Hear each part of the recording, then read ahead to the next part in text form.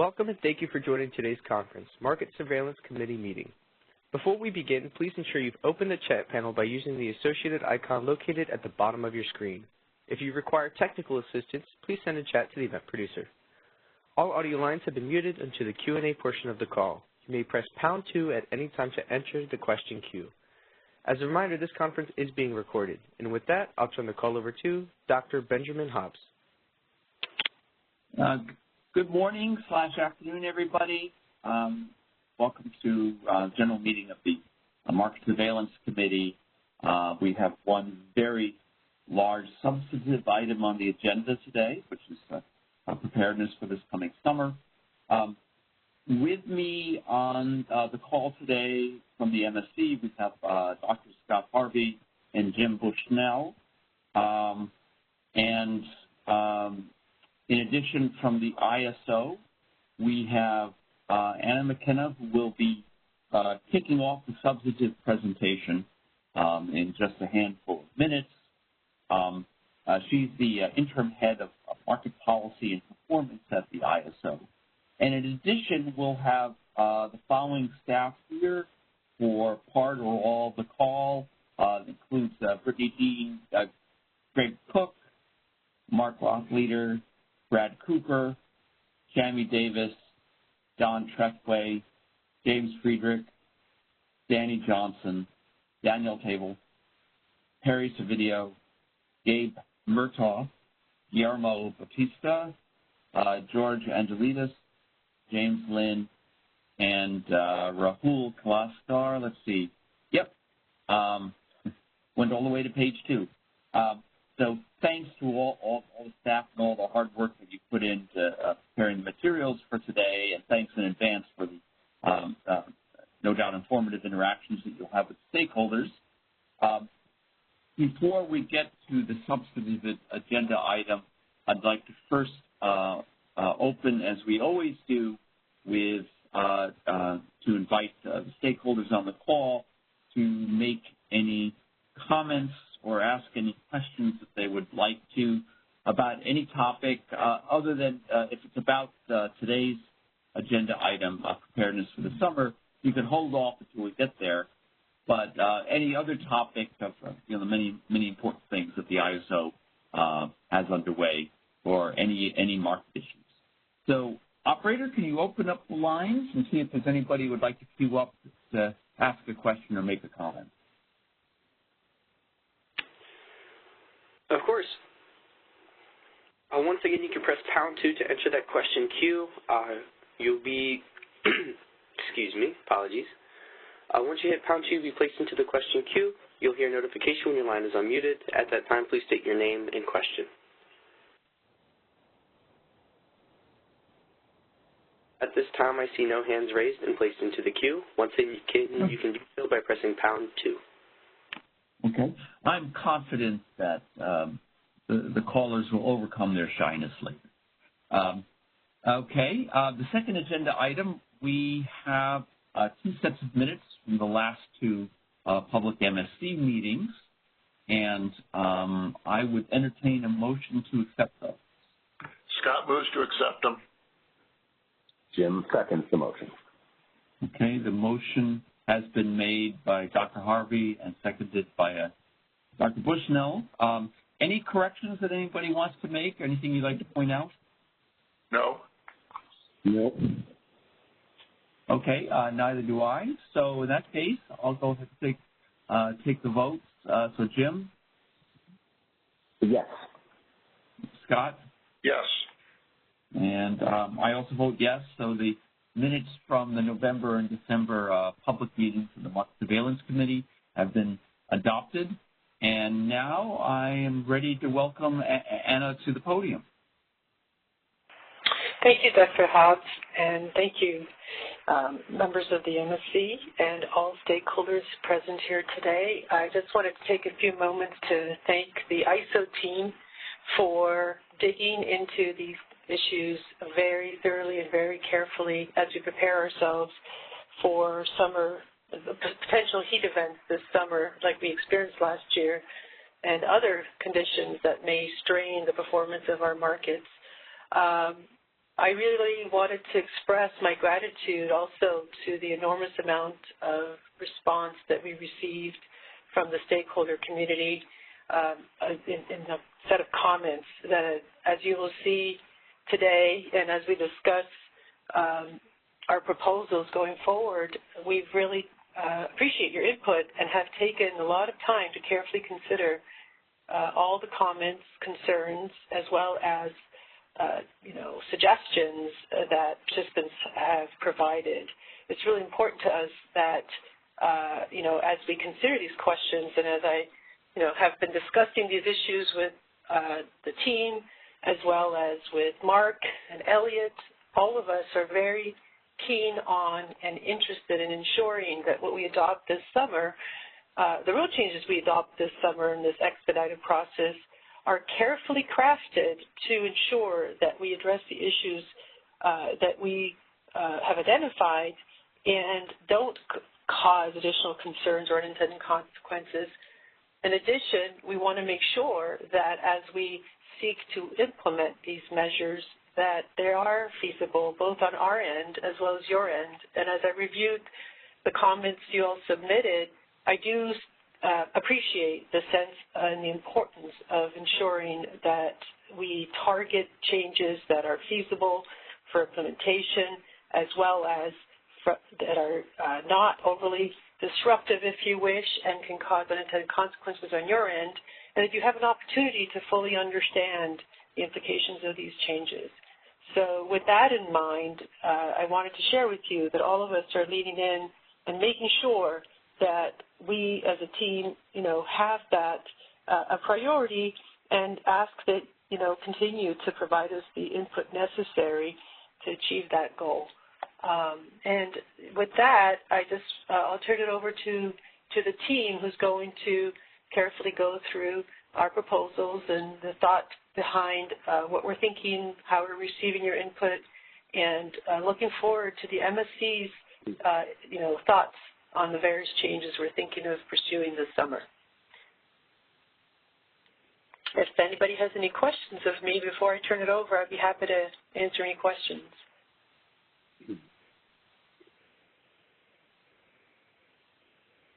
Hey, Anna, this is Greg. If I could add a couple of comments. Yes, I'll go ahead, Greg. I'll turn it over to you. Please go ahead. And I just wanted to clarify. I just wanted to clarify that we are under this very, admittedly, expedited process, and as a result of that, we're in a little bit of a different situation where normally we would have a proposal out and then bring it to the Market Surveillance Committee to discuss the elements of that proposal.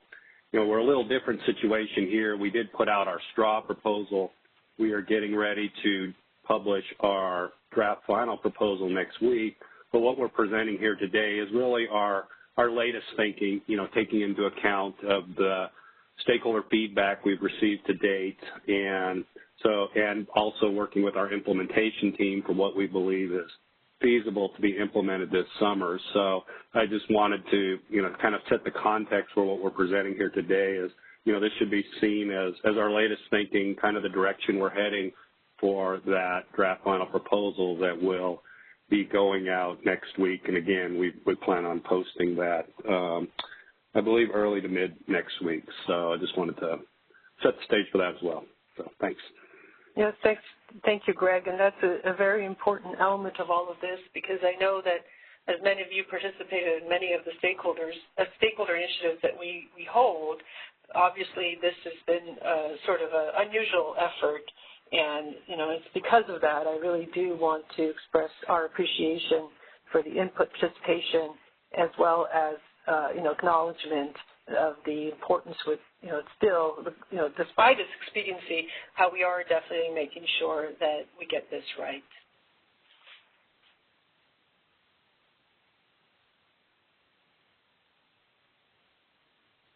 I think with that, if there's no questions and, concerns, we can proceed with the presentations, guys.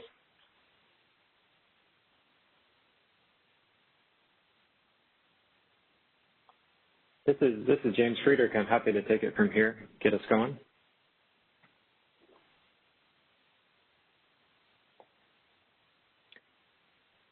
let's move to the next slide.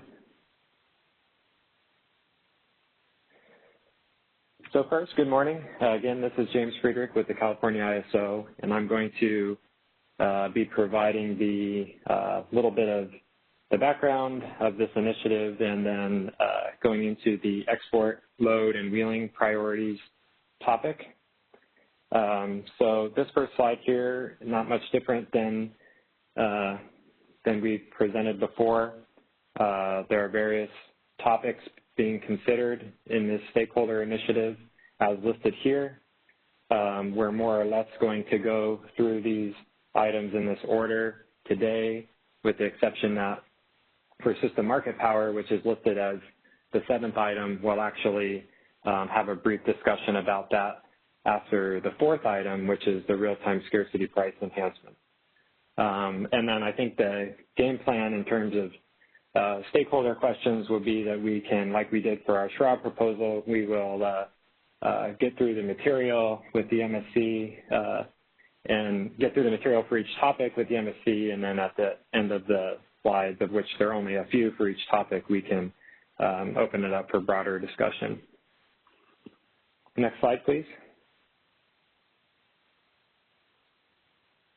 So first, I'd like to sort of play back some of the stakeholder comments that we got, and we're appreciative of the broad set of stakeholders who took the time to provide written comments, and there's a lot of interest and passion about some of these topics, and it's difficult to sort of whittle down so much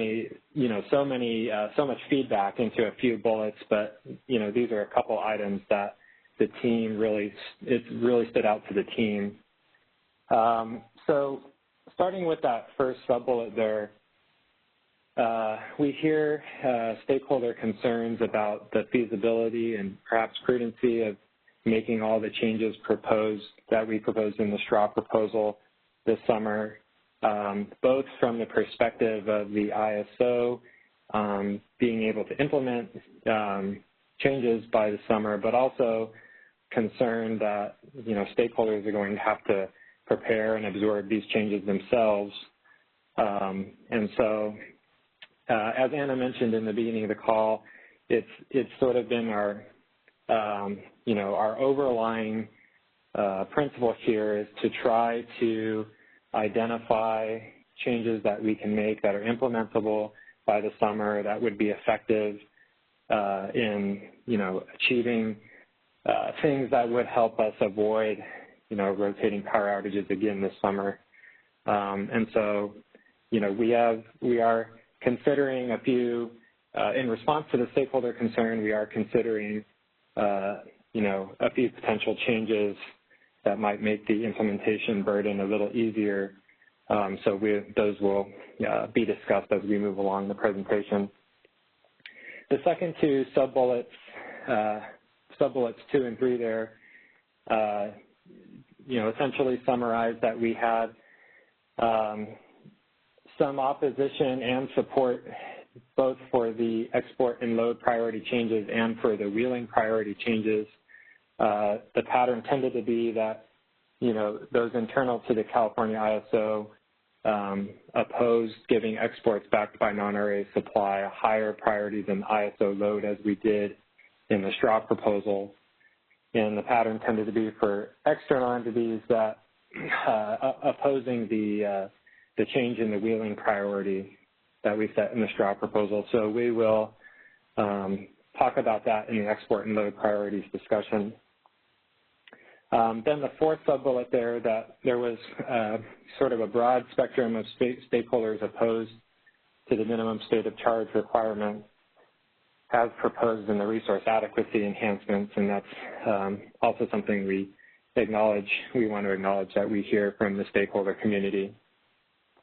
The second major bullet there, many stakeholders agreed the ISO should ensure the accuracy of the capacity and resource sufficiency evaluation this summer, while others strongly believe the ISO should also change the consequences of failing the test. I think our current thinking is, based on the implementation complexity and sort of the fundamental nature that some of these opposition viewpoints bring up, that we would consider those changes in the longer term and instead try to focus our effort in this initiative on some changes to the resource efficiency test that could provide some immediate benefits with implementation complexities that are more straightforward. Finally, that last bullet, suppliers and AIM entities tended to oppose implementing system market power mitigation and disagreed with the assertion that linking it to the pricing enhancements that we proposed in this initiative constitutes a balanced approach. While on the other hand, we heard from California load serving entities that who support implementing system market power mitigation, whether or not scarcity pricing is implemented. And so we will discuss in these slides how, what our current thinking is of balancing these viewpoints. Next slide, please. Okay, so I'm going to start the conversation off with going into the export load and wheeling priorities section. And of course, Ben, Jim, or Scott, if you have any questions, I'm happy to answer slide by slide. So first, for some terminology that you're going to see throughout the slides, it's helpful to go through these first so we're making sure we're on the same page. When we refer to a PT export or a price taker export, that refers to an export that's self-scheduled and has designated a supporting resource with sufficient non-RA generation bid into the market, which contrasts with an LPT export or a lower price taker export, which is also a self-scheduled export but does not designate a supporting resource with sufficient non-RA generation bid in the market. Then an economic export will refer to exports that are not self-scheduled but are supported by economic bids. And then a RUC export, when we say RUC export, we're referring to any export of the three categories above that are deemed physically feasible in the residual unit commitment process. So it passes through the day-ahead market's RUC process. Next slide, please. So we want to provide a summary of how our thinking has evolved since the straw proposal based on more internal discussion and based on stakeholder feedback. The first bullet there is in response to some of the concerns I mentioned in the stakeholder comment slide, in which we are now thinking to have PT exports and load have the same priority in all markets, which contrasts with our approach in the straw proposal where we had PT exports with a higher scheduling priority than load in all markets. And I just want to emphasize that when we say the words priority, we are not necessarily guaranteeing some sort of pro rata, distribution of priority here. This is simply how the penalty price is set and enforced in the market optimization, and so does not necessarily guarantee that, in an event where, load shedding were to occur, just because it has the same priority as PT exports doesn't mean you're guaranteed a sort of a one-for-one cut in those things. It's dependent on the market solution. So I just wanted to emphasize that part. The second change that we're thinking of is, we said in the straw proposal that we want PT exports to be contracted with internal non-RA supply. Now, there's a couple of things to touch on in this section here.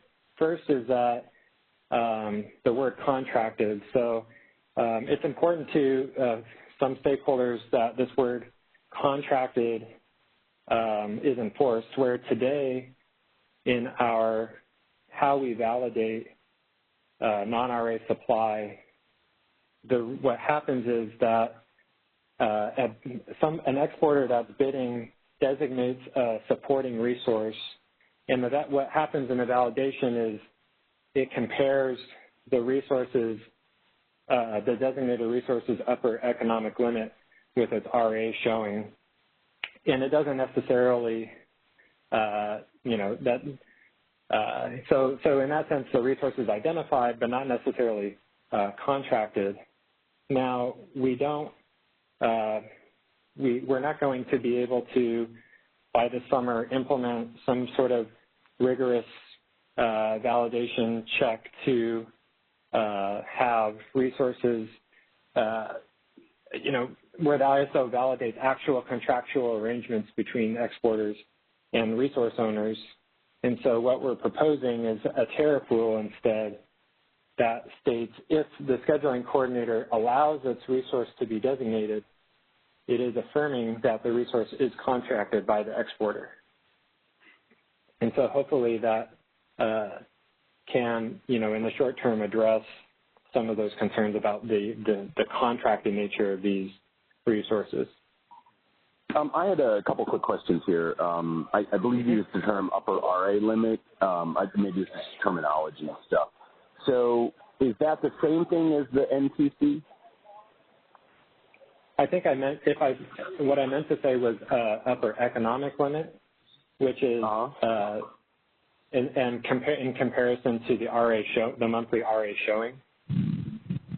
So if a resource was shown for 20 megawatts of RA that month and has an upper economic limit of 100 megawatts, then the validation shows that you can have 80 megawatts available to be designated to support an export. Okay, and so can you tell me a little bit about what an upper economic limit is then, and how it's different from NTC? Sure. So if George or Don want to add on to that, but I think for resources that are bidding, it's the resources that are bidding economically. It's the highest, quantity of economic bid received. Maybe Don or George want to clarify, or Brad. Well, this is Brad. I can clarify. Jim, it's mostly it's a concern for renewable resources. Where you might have so for example, a 10 megawatt wind plant might actually its PMAX and its upper economic limit can be 10 megawatts, but it only counts for 1.5 megawatts of RA because that RA value is based on it producing 10 megawatts sometimes, but then producing nothing sometimes, and then it's averaged out to come to the RA value. Okay, and so under this hypothetical, if there is a renewable resource that's sold its full NQC, but of course its upper output at any given point in time is higher than that, then is the difference would be allowed to support an export? No, the point is that difference wouldn't be allowed. Would not. Okay, that's what I'm trying to understand. So the upper economic limit is, all right, I thought I heard you say the upper economic limit was the sort of realistic how much you could put out at any given point in time.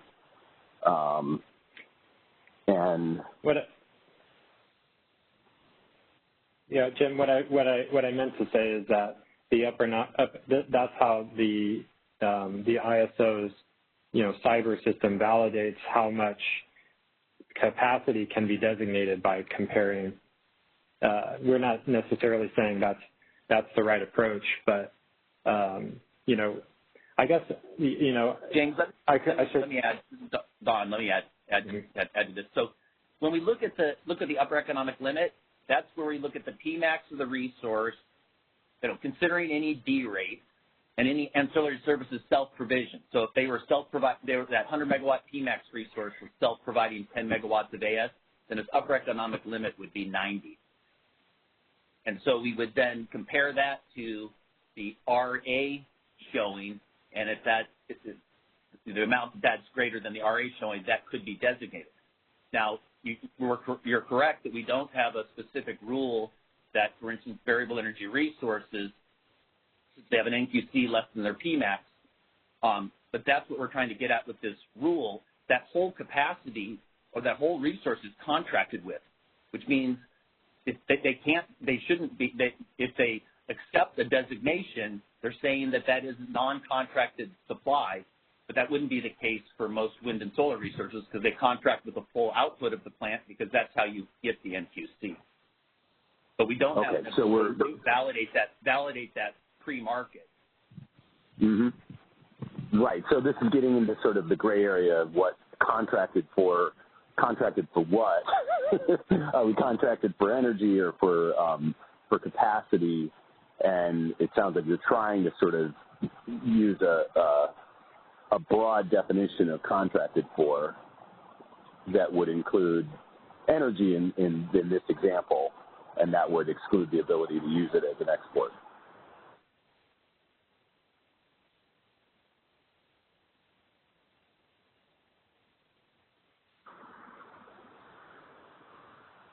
So I had one other question just about, it seems like there's different scenarios here. One is an RA resource that maybe has sold only part of its capacity, but may have other capacity that was not sold, that I assume under this circumstance would be eligible to support an export. And you should be able to track that. You kind of know what an NQC is, and you know, or at least it sounds like there's an ex post sort of approach to this where there's an attestation involved. But in theory, it's trackable at some level. And then what about resources that don't participate in RA at all? I don't know if there are such resources. But do you... So the idea would be, in order to get an NQC at all, is there a process of like getting validated and then just not having a customer to buy the capacity? Or are there resources that just don't even try to participate in the RA market?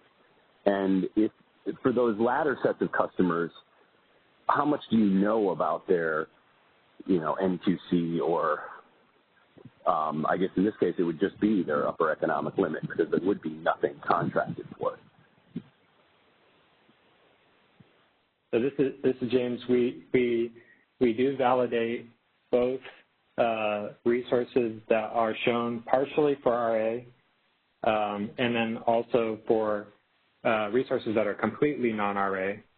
We validate that capacity supporting the export. And my impression is that even for these non-RA resources internal to California, if they're interconnected, I think we do have some sense of their NQC value.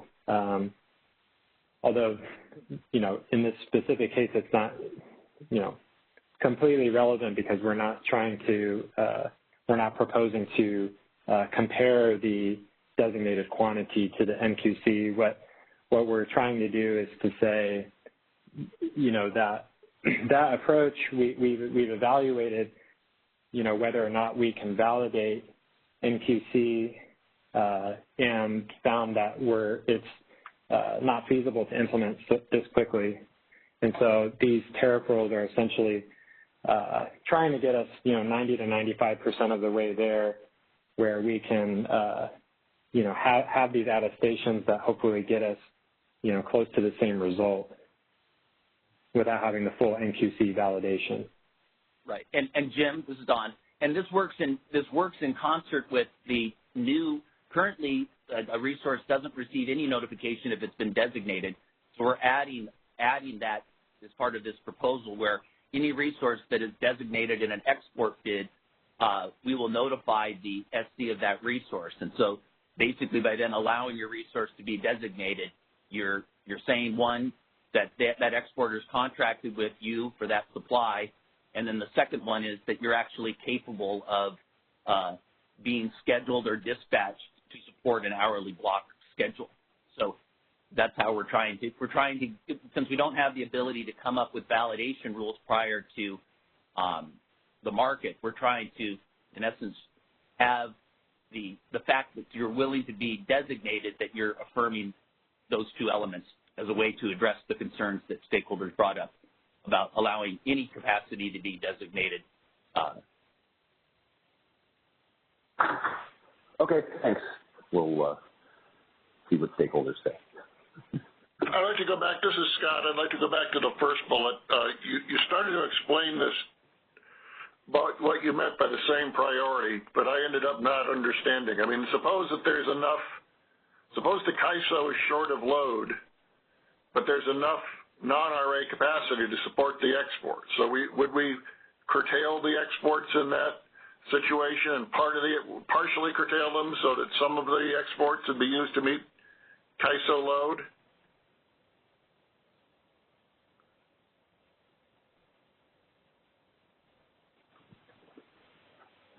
So Scott, I think the point we were trying to make is that it really, the way that when we're talking about priorities, what we're saying is that we'll be using the same penalty price associated with curtailing a PT export as we would with not meeting load.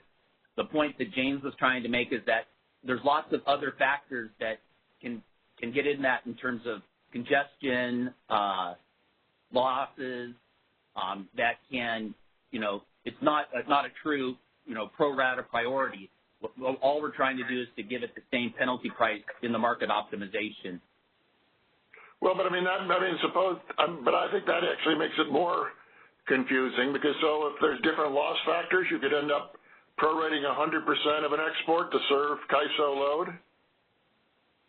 because of differing loss penalty factors.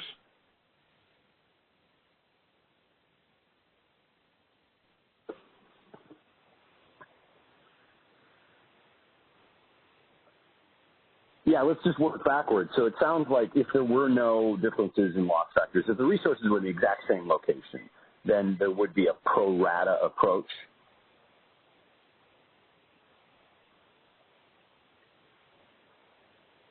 Is that correct? We're trying to confirm it offline here real quick. Okay.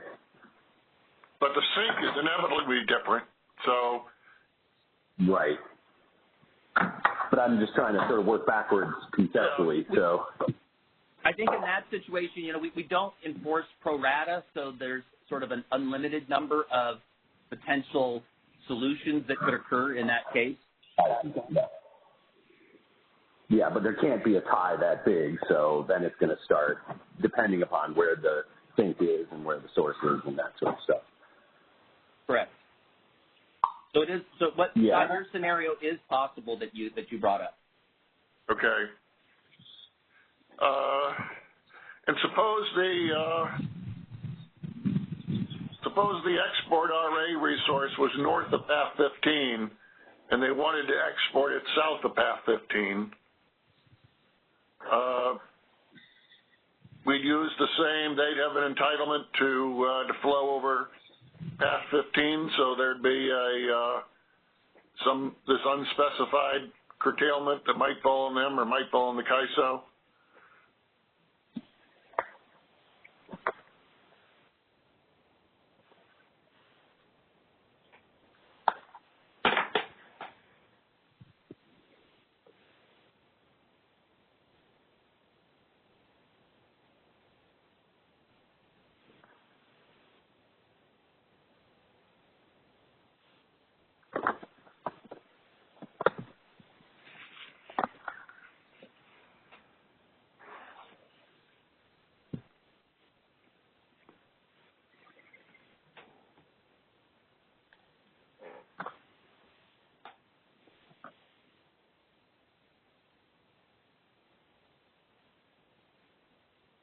George, could you make a couple? Do you have any comments on that? Yes, thank you, Don. This is George Angelis. Scott, theoretically, something that different costs that are put at the penalty, they may appear to have the same impact on the grid. Now, of course, all these modifiers because of losses and congestion will make them slightly different, so the optimization should be able to find a unique solution. It's not something exactly at the same cost. The locations are different. The load is spread all over the network.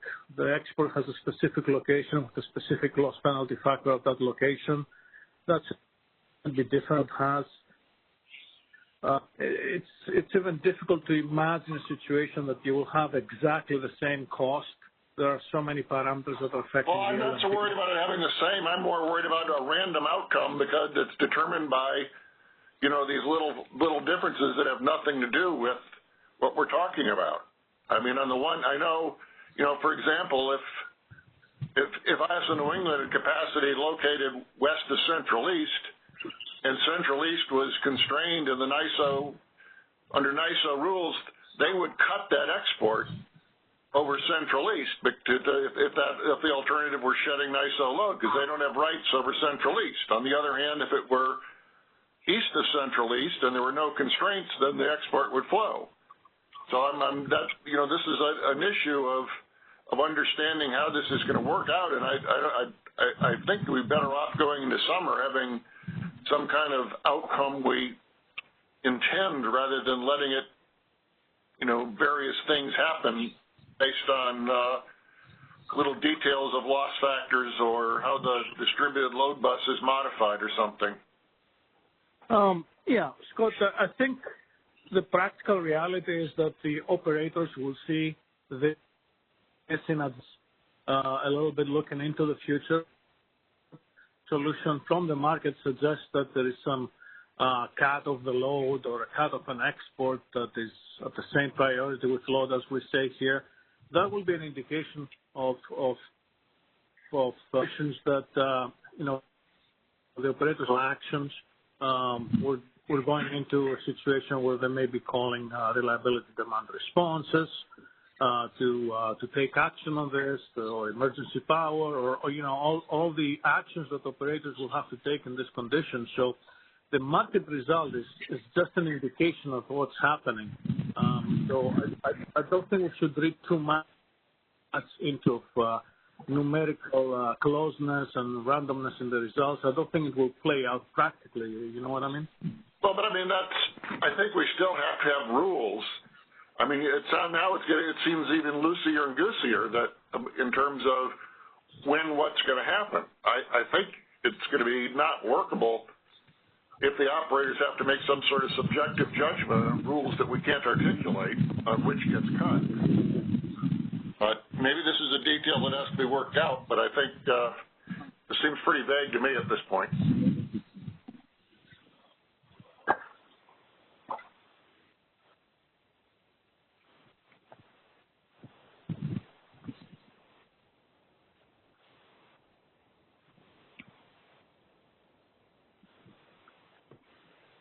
Why don't you continue, James? All right. Yeah, so I'm going to close the loop on this second bullet here because we did eventually get to it, but I just want to confirm that this second tariff rule about attesting that the resource is able to support an hourly block schedule is in response to concerns like Don had mentioned about resources being able to designate above their NQC, which we can't reasonably validate by this summer or feasibly validate by this summer. And so it's an attempt to, try to limit that from happening. Those resources that are able to support an hourly block schedule probably have NQC values closer to their RA showing as ones that cannot, like a intermittent resource.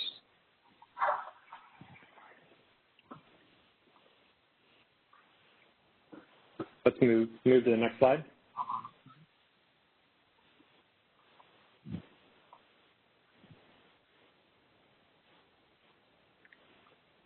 So we start this slide with sort of a general principle that we've been thinking that resources that are designated to support an export should have similar rules as RA resources. And I think maybe the term rules might be a little too general. I think what we're talking about are, similar reliability requirements as RA resources. So, for example, we're thinking that designated resources need to participate in RUC by submitting a RUC availability bid equal to or greater than the PT export quantity.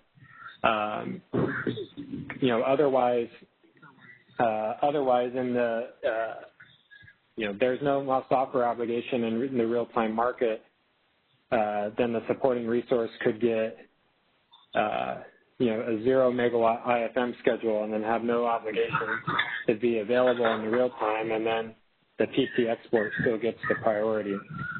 So at least by participating in RUC, we can prevent that from happening. And then even if the resource doesn't get a RUC schedule, our expectation would be that it still has a real-time must-offer obligation and needs to bid into real time in order to maintain its PT status. So that's still available in the real-time market. Then if the designated resource does not receive a RUC award, this is, it's kind of like I mentioned, it has to rebid it into the real-time market to maintain its PT status. And then if the designated resource does receive a RUC award, real-time bids will be generated for it if the scheduling coordinator does not rebid in the export.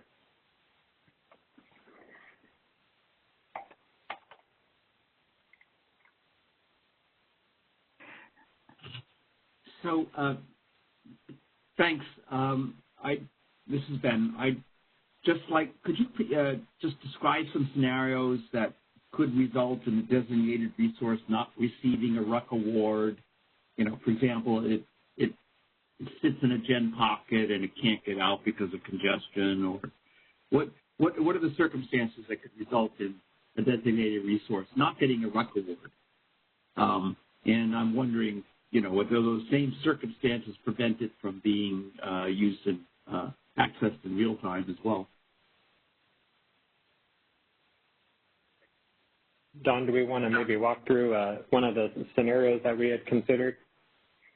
No, I'll just answer it more generally. So okay. Ben, there can be instances where there's just additional supply that's available and that resource isn't actually needed.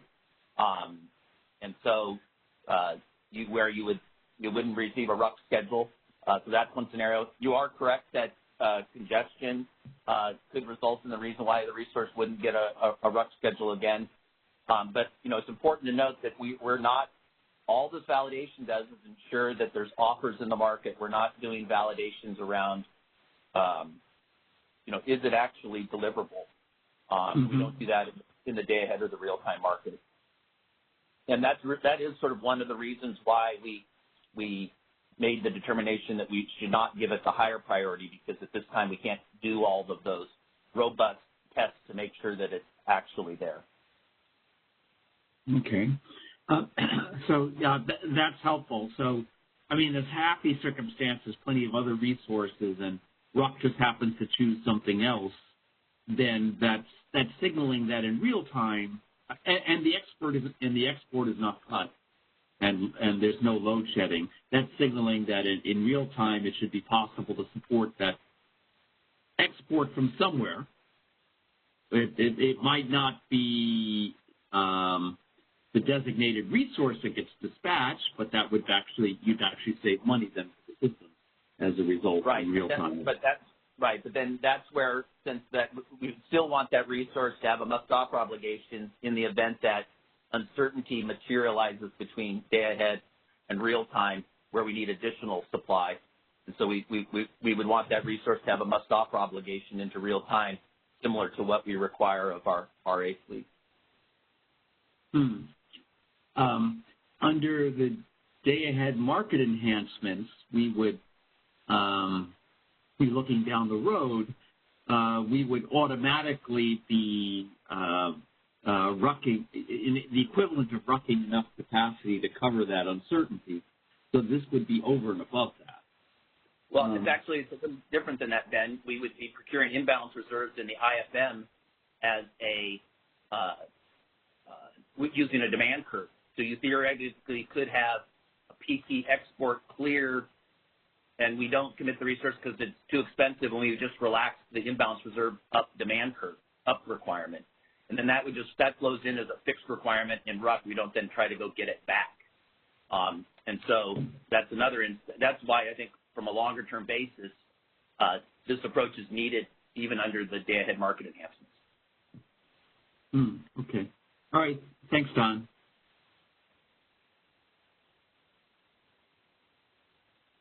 If there's no other questions, I can move on to the next slide. Well, let me ask, like in the case of demand response, I know this is a concern that's been raised, that a DR resource, even one that maybe hasn't been shown, could somehow be used to support exports. So do you envision the RUC requirements and the ability to support the hourly block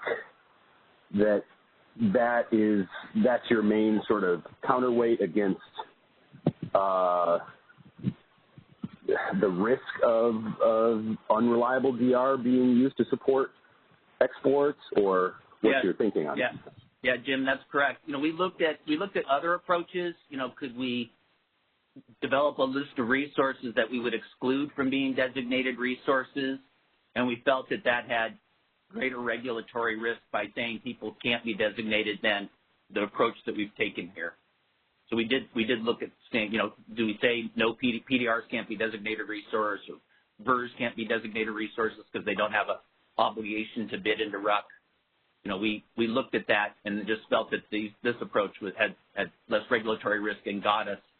What we're trying to get is that we want people to designate resources that are contracted and capable to meet that hourly block.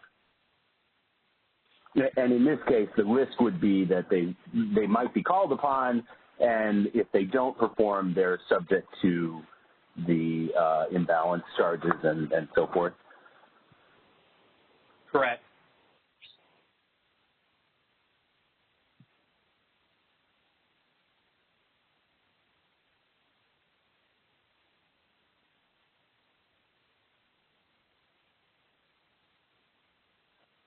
Okay, that's it for me.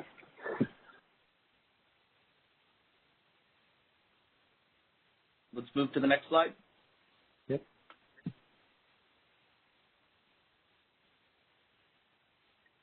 So this slide here summarizes our current thinking about the wheel through scheduling priorities. So we're thinking of having wheel through self-schedules receive PT export priority, whereas in the Straub proposal, we proposed that wheel through self-schedules would have an LTT equivalent to LPT priority, so lower than PT. This sort of enables the wheel throughs to compete with the ISO in accessing import RA, but it does improve upon our current implementation, which results in effectively higher priority than PT export and load. So today, a self-scheduled wheel has, by the nature of its implementation, has a higher priority than both PT exports and load. That's because there are penalty factors associated with both the export leg and the import leg of the transaction, and there's a constraint in our market where these, for a wheel through, that these have to be balanced, meaning that the import megawatt quantity is equal to the export megawatt quantity. And so effectively, in a sense, it sort of doubles up the penalty prices for the import and the export side to create sort of a super priority.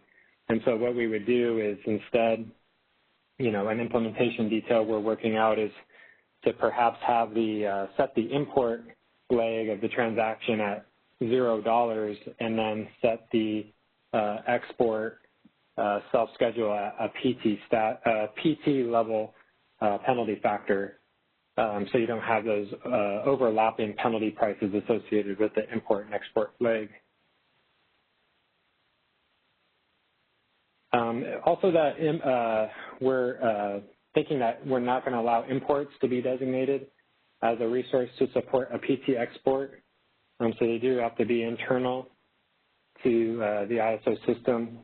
And the reason being that if you're using an import to support a PT export, we're proposing that this scheduling coordinator should be using a wheel bid if sourcing from an import. We did look at, and we spent a lot of time in the last few weeks looking at various ways that we could, in the short, or by summer 2021, establish different priority levels for wheel-through schedules. One, by looking at our existing out-of-balancing authority area load-serving entity process, see if we can leverage that to establish different priorities for wheels, but found that that wasn't implementable by the summer.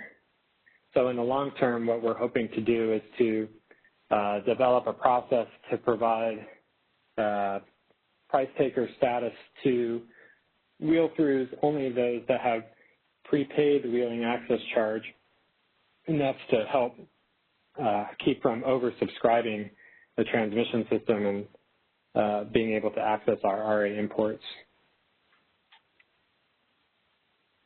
I'll pause there.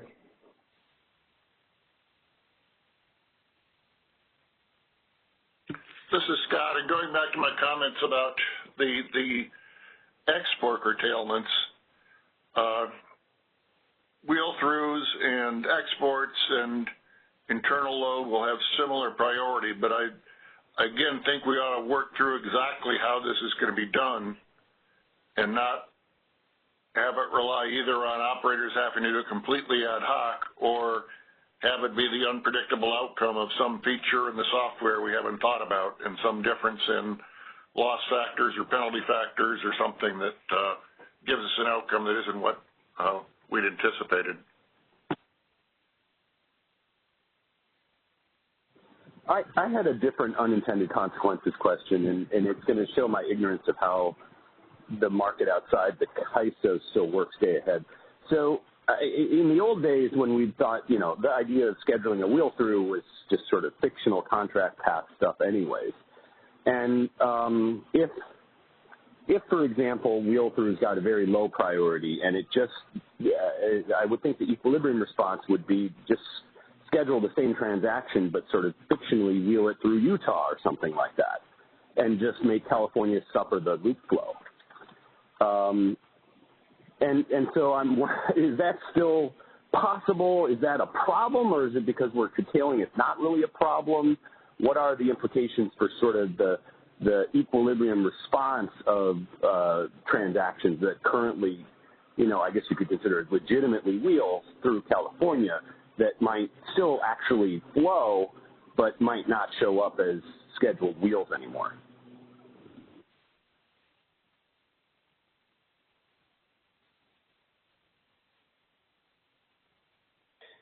Yeah, Jim, this is. Oh, go ahead, Don. No, go ahead, Brad. Well, Jim, I was just thinking. I think the concern is from the participants outside the Cal ISO that desire to use the Cal ISO system is that there's only so much transmission. Like for example, to get to the northwest or the southwest, and the transmission in Utah might be similarly used up for being competed for like the ISOs is. And then for the loop flow question, I think we would have that, we're going to have that loop flow anyway, despite who schedules it. Well, I guess another way of putting and I'm not sure this proposal would do it, but I guess another way of putting the question is, if you gave wheels a much lower priority than other types of transactions, could that make the loop flow problem worse or potentially much worse than it currently is? Not if that other transmission's already used up, I don't think. Yeah. Yeah. Which I guess raises the question of if I was an SC in, say, Arizona trying to ship to the Northwest, and I thought about what the risk of having my wheel curtailed would be in CAISO versus, say, one of these other control areas.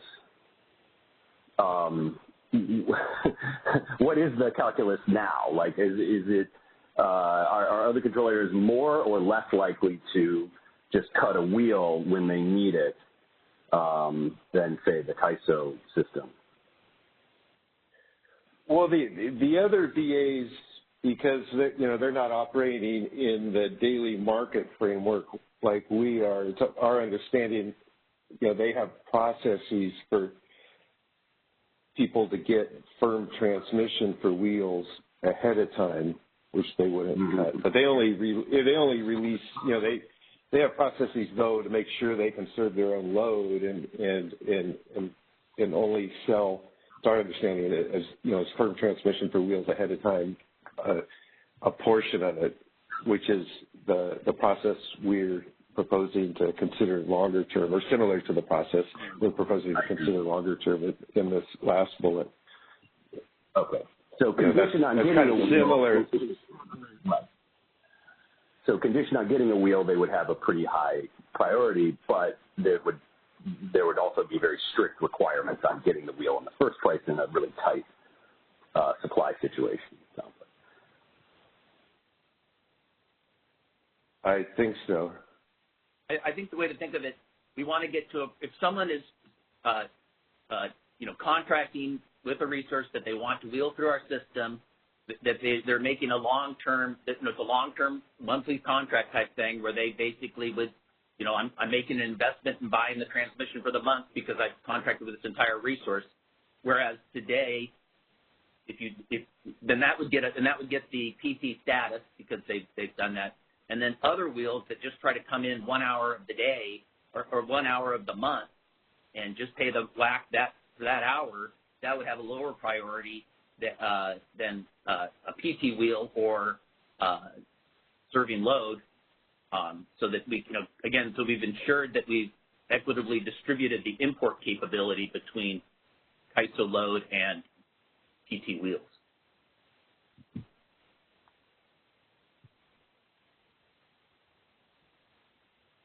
Okay, that's helpful. Thanks.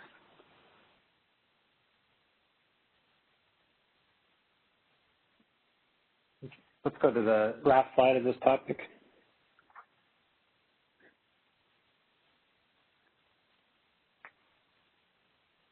So these tables sort of compare our current scheduling priorities to the ones that we're thinking of now.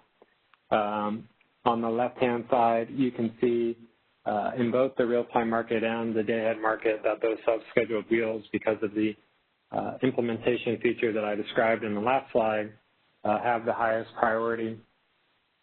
In comparing the day-ahead, the left-hand side day-ahead market to the right-hand side day-ahead market, we're proposing to keep PT exports and load at the same penalty parameters as they are today, except that for the change to the implementation of the self-scheduled wheel, which would effectively also put it into the same, give it the same penalty factor instead of having the super priority. Then going down to the real-time market, the major changes, not just, again, to the self-scheduled wheel, but also in today's current scheduling priorities, that any export from the day-ahead market that's found feasible through the RUC process receives the highest priority status in the real-time market.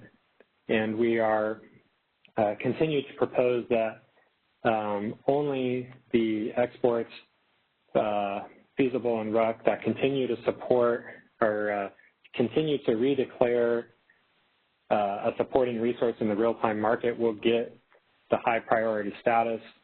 and those exports from RUC that do not have or do not declare a supporting resource in the real-time market drop to a lower priority. So those are the major punchlines of the changes.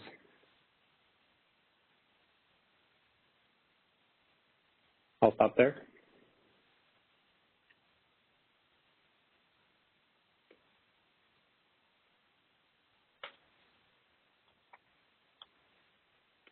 And I'll note this is the last slide that we were presenting for this topic, so I'll leave it to Ben on how he wants to open it up for stakeholder comments or however you want to do it.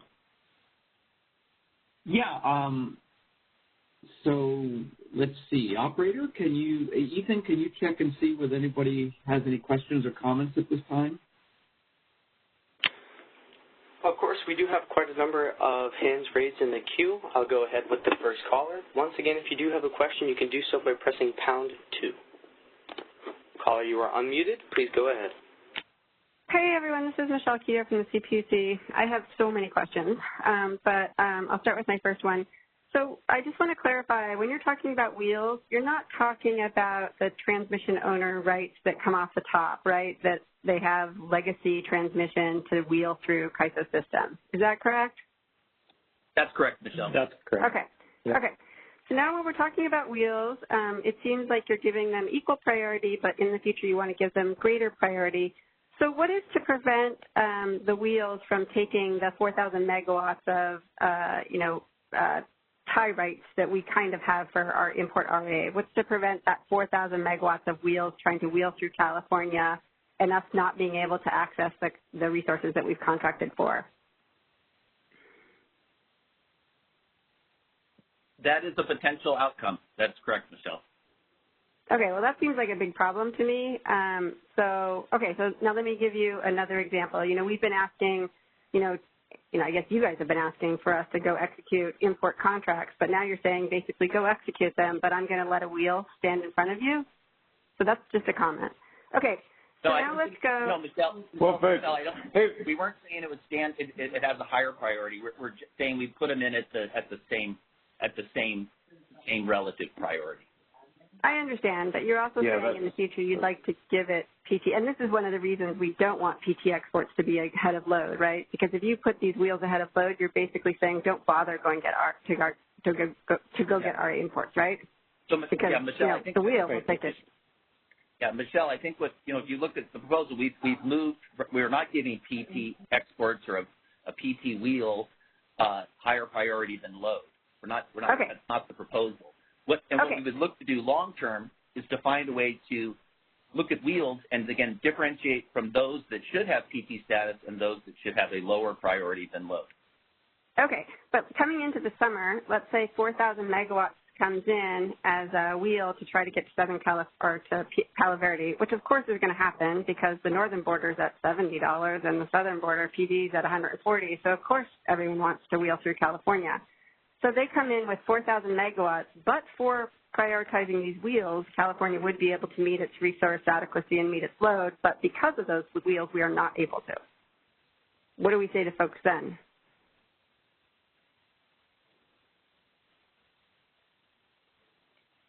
I think we would say that there's there's potential that the amount of wheels and the amount of import RA that are competing at the same point may result in both of those schedules being reduced below what they're trying to self-schedule through. Okay, and in your previous proposal, you had these kinds of wheels below that for precisely this reason, and now it's equal. So how do I go tell folks that this is an improvement? Okay, so let me just go, okay, what if there's you guys all know that past 26 north to south is constrained. Maybe there's 4,000 megawatts. Let's say 4,000 megawatts of wheels takes it, and we give them priority, and let's say we have 4,000 megawatts in the north that could make it to the south, but for the wheels. Wheels get priority here or equal priority?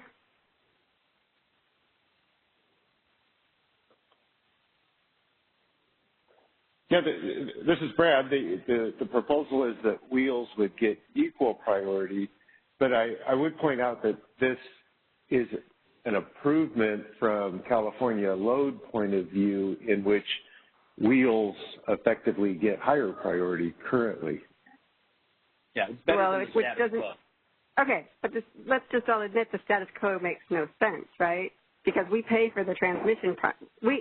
California Load pays for the entire transmission system, north to south. They pay for Path 15. They've been paying for it years. But you're saying, you know what? I'm not giving you priority. I'm only giving you equal priority. I'm having a hard time understanding how that translates. I'm quite sure that other balancing authorities would not do this. Well, other balancing authority areas have a process to release transmission capacity that's in excess of what they need for, you know, their RA requirements. You know, one thing we're weighing is if we were to propose we're going to change our tariff to give wheels now a lower priority and give load a higher priority, that we may well fail at FERC, because then we have no process at all to provide entities the opportunity to get some advanced wheeling capability like other BAAs in the West do. Yeah, advanced wheeling capabilities, but let's be clear. We built our transmission system to serve California load, okay? It's sized for California load.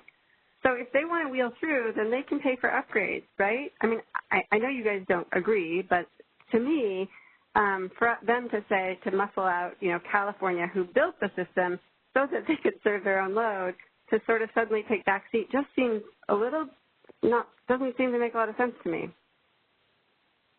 Okay, well, it does seem like we have some concerns about priority. So this is an improvement over what you had when you had PT exports above load, but I can't say that I'm pleased that we are only equal to load, given transmission and given access to the ties. Michelle, this is Anna. I just wanted to make a couple of comments. I'm sorry, Brad. Go ahead. Go ahead. No, I was just going to say, Michelle, we certainly appreciate your concerns. You know, this is a really tricky issue where we're trying to balance a lot of complicated regulatory concerns and interests, et cetera. But go ahead, Anna. Yeah, no, I just wanted to take us back a little bit, because some of the comments you're making, you know, sort of make me think of maybe do we need to at least establish a level playing field as to how our transmission service works in California. And as you know, we provide transmission service on a firm basis to everyone. And so even the wheel-throughs provide a payment for the use of the system when they use it. And so I don't think we can say that the wheel-throughs do not pay for the transmission system for their use. I think what is different, and I understand the concern, is that if there is transmission that is intended to serve the native load, that there may be circumstances under which you want to ensure that you reserve that capacity. But the way we develop our system and provide that transmission service has never been one where we reserve that capacity for native load under certain circumstances. So the evolution of that will require some significant work, because, as you know, although we do build and use the system to serve California and CAISO native load, we also have to abide by open access rules. So any excess capacity or transmission that people pay for, they have the right to use that as well if they pay for it. So I do think there's competing interests. Yeah, I just want to focus on the excess capacity question, though, but go ahead. Sorry. No, I was just trying to say that you have to balance those interests out. And I think what we're saying is we are doing, you know, what we're doing right now is providing an improvement to what we think today doesn't balance out those interests.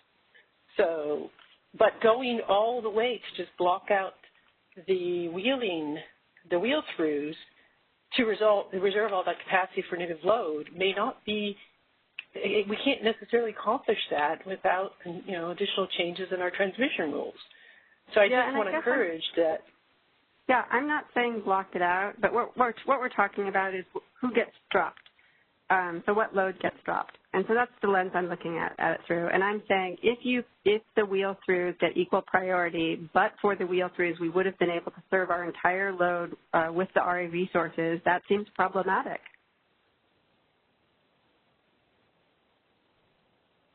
And I think that's why you guys started with the wheel-throughs at lower priority. And I get it that the Northwest doesn't like this. I get it. But still, I think that it's not about what, yeah, I think just going back to that principle, so I think what we're trying to say is that under the current rules and the construct as we have it, we certainly want to ensure that it's equal priority. And under the current rules, we don't think there's a good basis for having it at above priority. It has been like that for years. But for the capacity constraints, probably nobody would have cared about it. But recognizing the implications on a complete overhaul and redesign of this, that is probably and we're being transparent about the potential consequences of the existing rules as well as we evolve them. So maybe you could tell me how many wheels take place and how many wheels took place during the August load drops? We can look at that data. I don't have that readily available, but yes, we can look at that. Well, maybe it would be helpful to look at the data that occurred on August as well as, like, how many wheels we support on a general basis. Look, I don't have any problem if we have excess. But when we're trying to decide who gets cut, it strikes me that, the idea that the wheels, potentially because of some software error, or some loss, or that you've got them all self-scheduled and load is still bidding, they get priority, it seems wrong to me. Maybe I'm missing something, but I think you guys get my comment, and I'm sure we'll put it in our comments as well. No, we appreciate that, Michelle. I appreciate your comment. Okay. Thank you. So then, sure. I'd also like to go on to the idea of the resources that support self-schedules. I just want to start, can an energy-only resource support an export, a PT export? No, we're going to put that exclusion in. That's something we're also considering. We just didn't put it in this material. Okay. And then what if a resource fails to perform? So imagine that you have a 100-megawatt solar resource that bids 100. In the RUC, it still has 100. In real time, it still has 100, but then, I guess solar, I said wind. And then the wind doesn't blow and it's 0. Do we still support the export in that circumstance? And let's say it's a really, really, really bad situation. Do we support the export or do we cut load under that circumstance? So if we in the half run we saw that the wind forecast was 0, it would have an upper economic limit of 0, and then it wouldn't be able to be designated to support that export. But what if it was bid when still 100? Sorry? What if it bid 100? It still thought it was going to be 100, but it came in at 0. Would we support the export or cut load? We cap the upper economic limit of wind and solar to their forecast. Okay, that wasn't clear. So it's to their forecast or your forecast, and it's in what time? What time frame? So if it's an hourly forecast, you can drop. Everyone is pretty much using our forecast, so we should just focus on that. So it's our forecast. And it would be the forecast that we've generated looking out in the future for that operating hour for the 4 15-minute FMM intervals. Okay. Now let's go to 814 when wind dropped load sort of, unexpectedly. In that circumstance, if that wind was supporting a PT export, what gets cut? So if it supported a PT export and it made it through half, then we would, to the extent that any resource, whether it was wind or a conventional resource that tripped offline, we would honor that export and then deploy our contingency reserves. Okay, and if you had no contingency reserves? Then you're in trouble. Okay.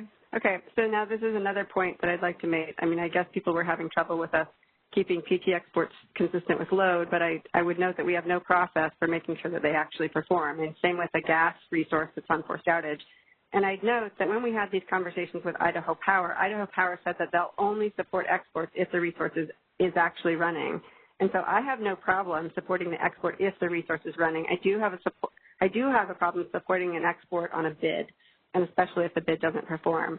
And I think that's why, DR resources are particularly problematic. So if they just have a bid but they don't perform, the same thing as I just went through here. They had a bid in day-ahead, they have a bid in RUC, they have a bid in real time, and they show up at 0, you're still supporting the export, and potentially we cut load in that circumstance, which does not seem like, the reliable or the, the least cost, or that doesn't seem like the right thing to do. Okay. So I would just like to say that I think actual performance is really important. And then, so the other thing I wanted to just raise as a question, you talked about redeclaring, I think on this page that we're looking at in particular, you're talking about redeclaring the RUC export with GEN so that it could make itself a PT export. And that seems just inconsistent with, to me, of this notion that this is a contracted resource. Can you guys explain what you mean by that? Redeclaring it to get it to be a PT export? How is that possible if it's actually contracted for?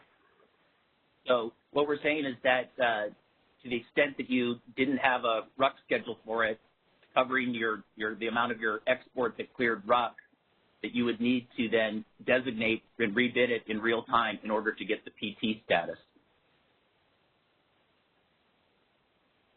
Wouldn't you have to rebid it with a resource that you supposedly contracted with already? Yes, I think you could have the scenario where it was a resource that they'd contracted with. Let's say they had contracted with 2 resources in California. They put one in the day-ahead market and don't put the other one in because they, need it for potentially in real time. Then they could come in and designate that other resource.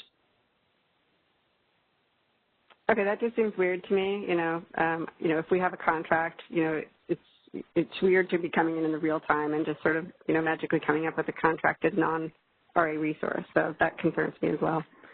Okay, I think that's all my comments for now. Thank you.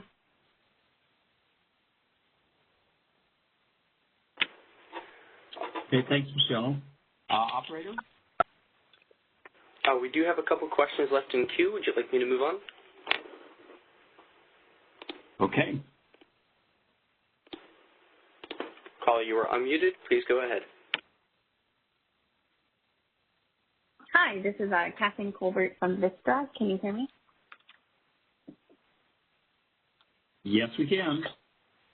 Awesome. I want to thank the CAISO for all the work that you have done on this project so far, and I know that we've spent a lot of time on this topic already, so I will try and be very brief. I have a couple of clarifying questions and a couple of comments. First, can you go back to slide 5, please?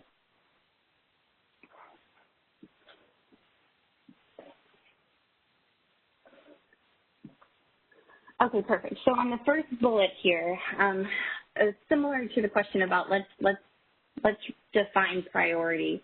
I just wanted to confirm that we are talking about the priorities in the scheduling run.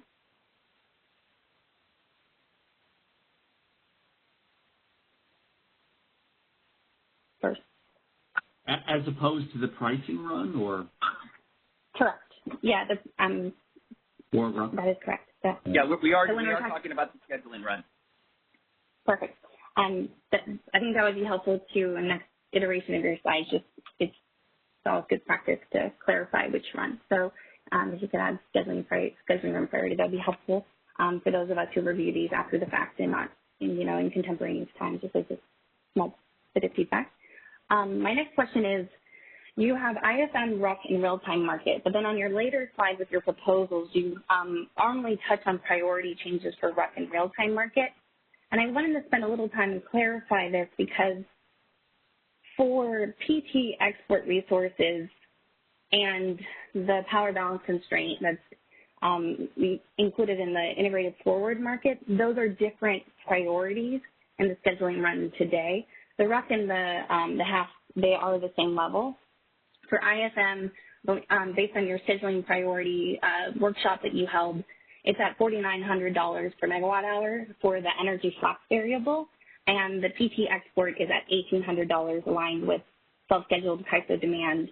I'm a little confused why we're making changes to ISM to, and whether or not you're proposing to take the PT exports to $4,900 per megawatt hour, which would put it above ancillary service requirements from a scheduling priority perspective. Can you talk a little bit about why you think that's necessary to support reliability?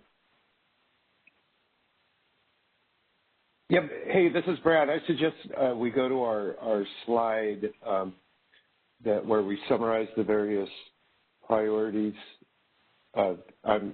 I'm getting confused, and I think other people may be getting confused. So we can all be looking at the same thing. Yeah. This is Ethan. What slide number is that? I think it's slide 8. 9. Or 8. 8 or 9, yeah. 8, yeah. Yep, 8. Or maybe Kathleen, could we table that question, and once James gets to that, we'll talk about that when we get on this slide. I think it'd be a lot more for discussion. Let me just, if it's all right with you, Brad, and assigned to table, I suspect you maybe, the way that your presentation reads to me is that you're not proposing, you don't mean to propose a change to the integrated forward market scheduling priority. It could also read that you are, because IFM was in that slide 5 list. So I would just ask if the CAISO team could take it back, look at that for IFM specifically, and just tighten this up a little bit and clarify later if it's applying to IFM and whether and what those levels would be. That would be a helpful ask. That's all right. So Kathleen, I would just clarify that the self-schedule priority in IFM would be the same for same as load in IFM. Okay. It's not. Okay, thank you, Don. Okay, so when you say load, that's another very helpful clarifying question. So when we look at kind of like the two options for load, I guess, if you're using the word kind of loosely, is either the power balance constraint, the energy slack variable, versus self-scheduled CAISO demand. So, and I think this would also help me clarify. I had been understanding that we were talking about the slack variable. Can you confirm that based on what you just said, that you're, when you say load in these slides, you're talking about self-scheduled CAISO demand? In IFM, we're talking about self-scheduled load. In RUC, we're talking about the CAISO load forecast. And in real time, we're talking about the CAISO load forecast. Okay, that's a helpful clarification. Just another, I think if you might want to take a look at these when you write up your presentation or your proposal and make sure that's spelled out clearly. These are in details, but they're important ones, and so thank you for clarifying. And if we could see that in writing, that would be really helpful. On slide 6,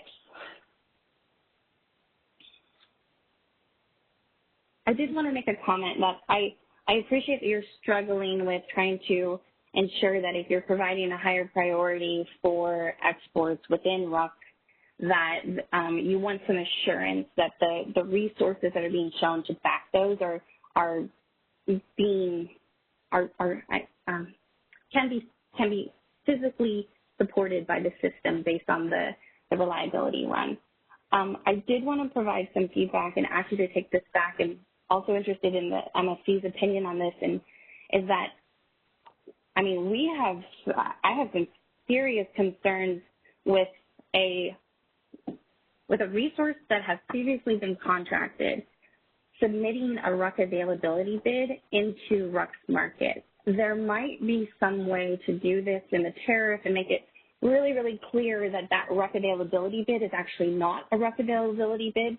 But from a marketer perspective, it is not acceptable to sell capacity twice.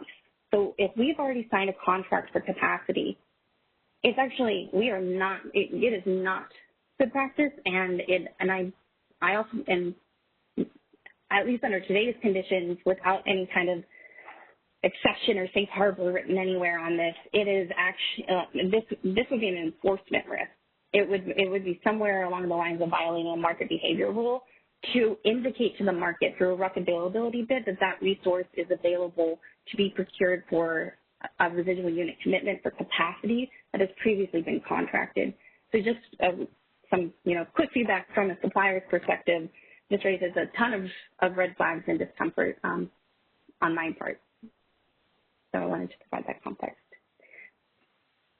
And I would just echo, for brevity's sake, that I agree with a lot of what Michelle Quito said. I do think that the right way to address open access is to, and within the open access orders at both orders 888, there are some pretty detailed prescriptions for reservation priority and curtailment priority, and the basis for differentiating in a way that is non-discriminatory. And it is our perspective and strong belief that the only viable way and realistic way to approach this is to sell transmission service and have that transmission be prepaid for. And if that, while I understand that that requires significant work and changes to the CAISO's transmission rules, open access is a key foundation to competitive markets and should be supported. If transmission service can be sold in advance and purchased, then an RE resource, RE import, can go out and buy that and pay the higher cost because they've been contracted to do so.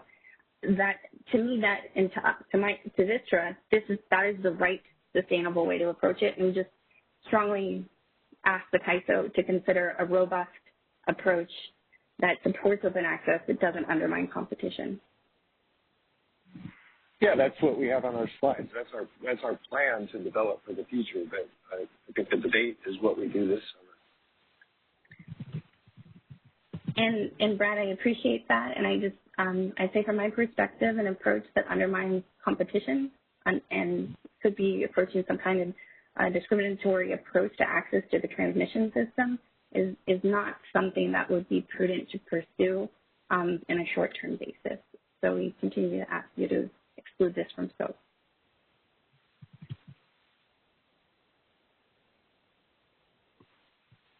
Okay, thanks.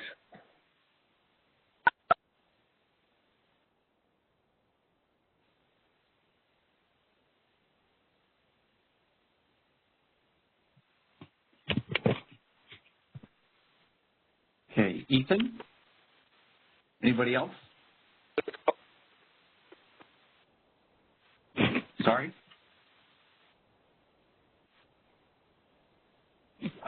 Ethan, are you breaking up?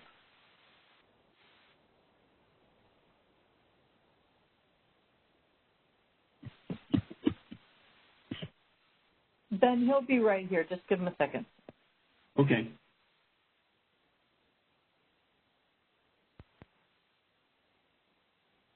Can you hear me better now?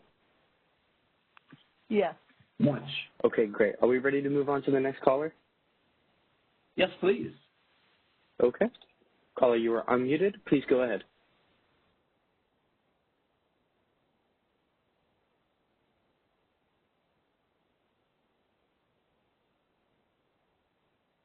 Caller, if you can ensure that your device is unmuted as well.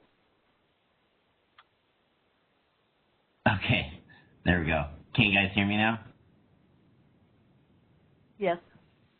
All right. This is Alan Meck from San Diego Gas and Electric. I wanted to probe a little bit more about this concept of non-RA resources supporting exports. So correct me if I'm wrong. What I'm understanding is that you guys are proposing an ex post evaluation of whether or not an RA capacity that was actually non-RA was supporting an export and deserved to get PT treatment. Is that right?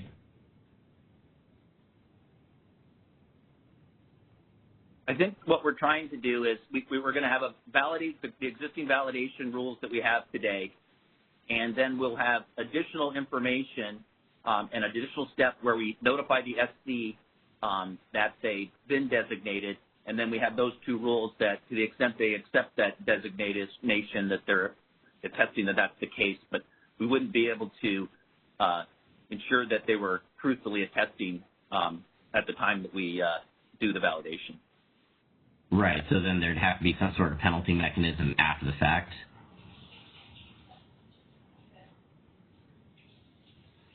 I think that we would look at that, and that's potential. If we did see something that was problematic, that would be something that we would potentially refer to FERC. But again, we would have all the data in terms of the designation and the resource and that it went through. So we can track. There's already various rules in our tariff and in FERC rules preventing false attestations to the ISO. Okay. Let me try a slightly different question. Are you aware of any capacity inside of California where generation has not fully contracted with a load-serving entity within CAISO?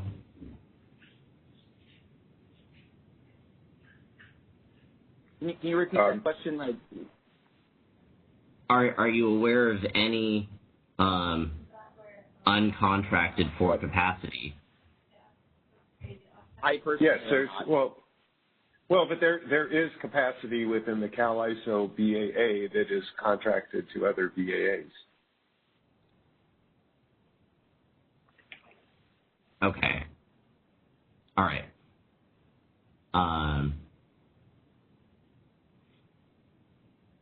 So my last question, I guess, going back to the first topic, what would the penalties be if someone were to designate a resource incorrectly for PT export?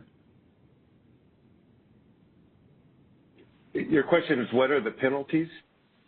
Mm-hmm.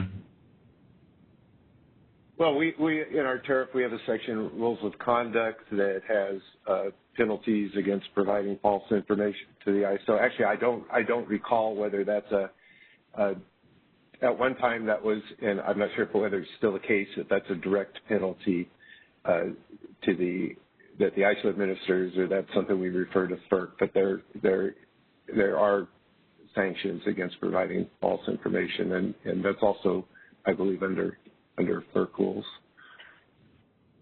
Okay. So the reason I'm concerned is just because if we don't have any ex-ante validation that we can do, then I'm just worried about what if we're in a tight supply condition like August 14th, August 15th again, and an outside balancing authority is facing the prospect of either having blackouts and then potentially facing the kind of political backlash that we're seeing right now, and, you know, California load-serving entities having to go and procure lots of extra capacity, which could cost who knows how much for the next, several decades, or just lie on an attestation and suffer the FERC penalties. Like, are those FERC penalties going to be commensurate with the prospect of having to go and procure lots of forward capacity in the future? Like, how severe are these penalties?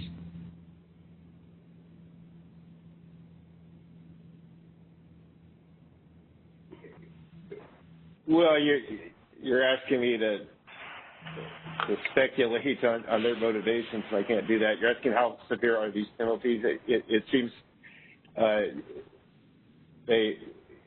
FERC has very substantial penalty authority, up to $1 million per day or something. So I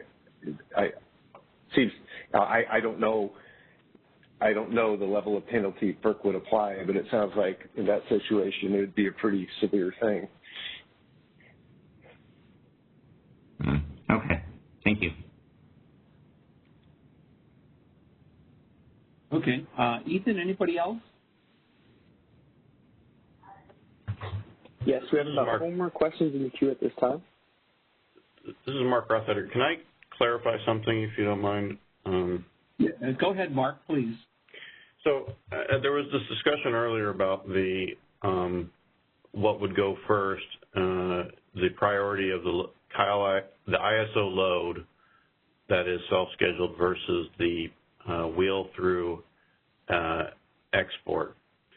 And I think what would happen is, because the RA imports, at least under the current rules, the RA imports would be self-scheduled, at least the static ones, the load and those RA imports would be clearing because the cost of reducing the load and the RA import that's self-scheduled is going to be more costly than the wheel-through itself. So I think it naturally results in the RA imports getting priority, and if there is anything above an RA import that is not self-scheduling, it will probably end up going to the wheel-through from that point forward.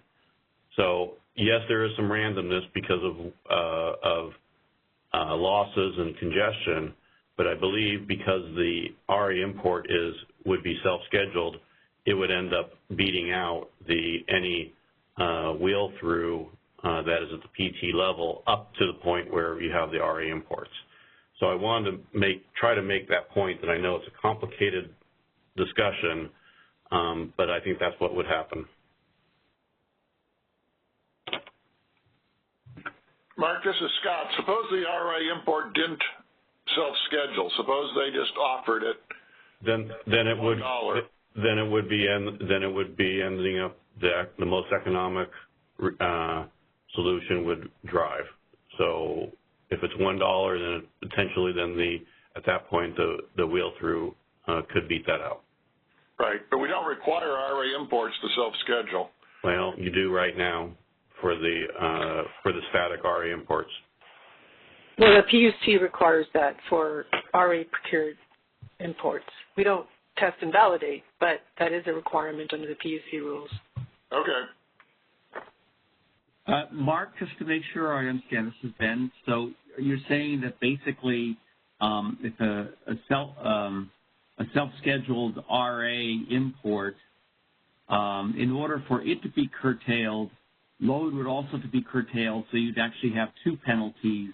Correct. Versus eventually, once the change is made, there'd be only one penalty associated with curtailing a flow through.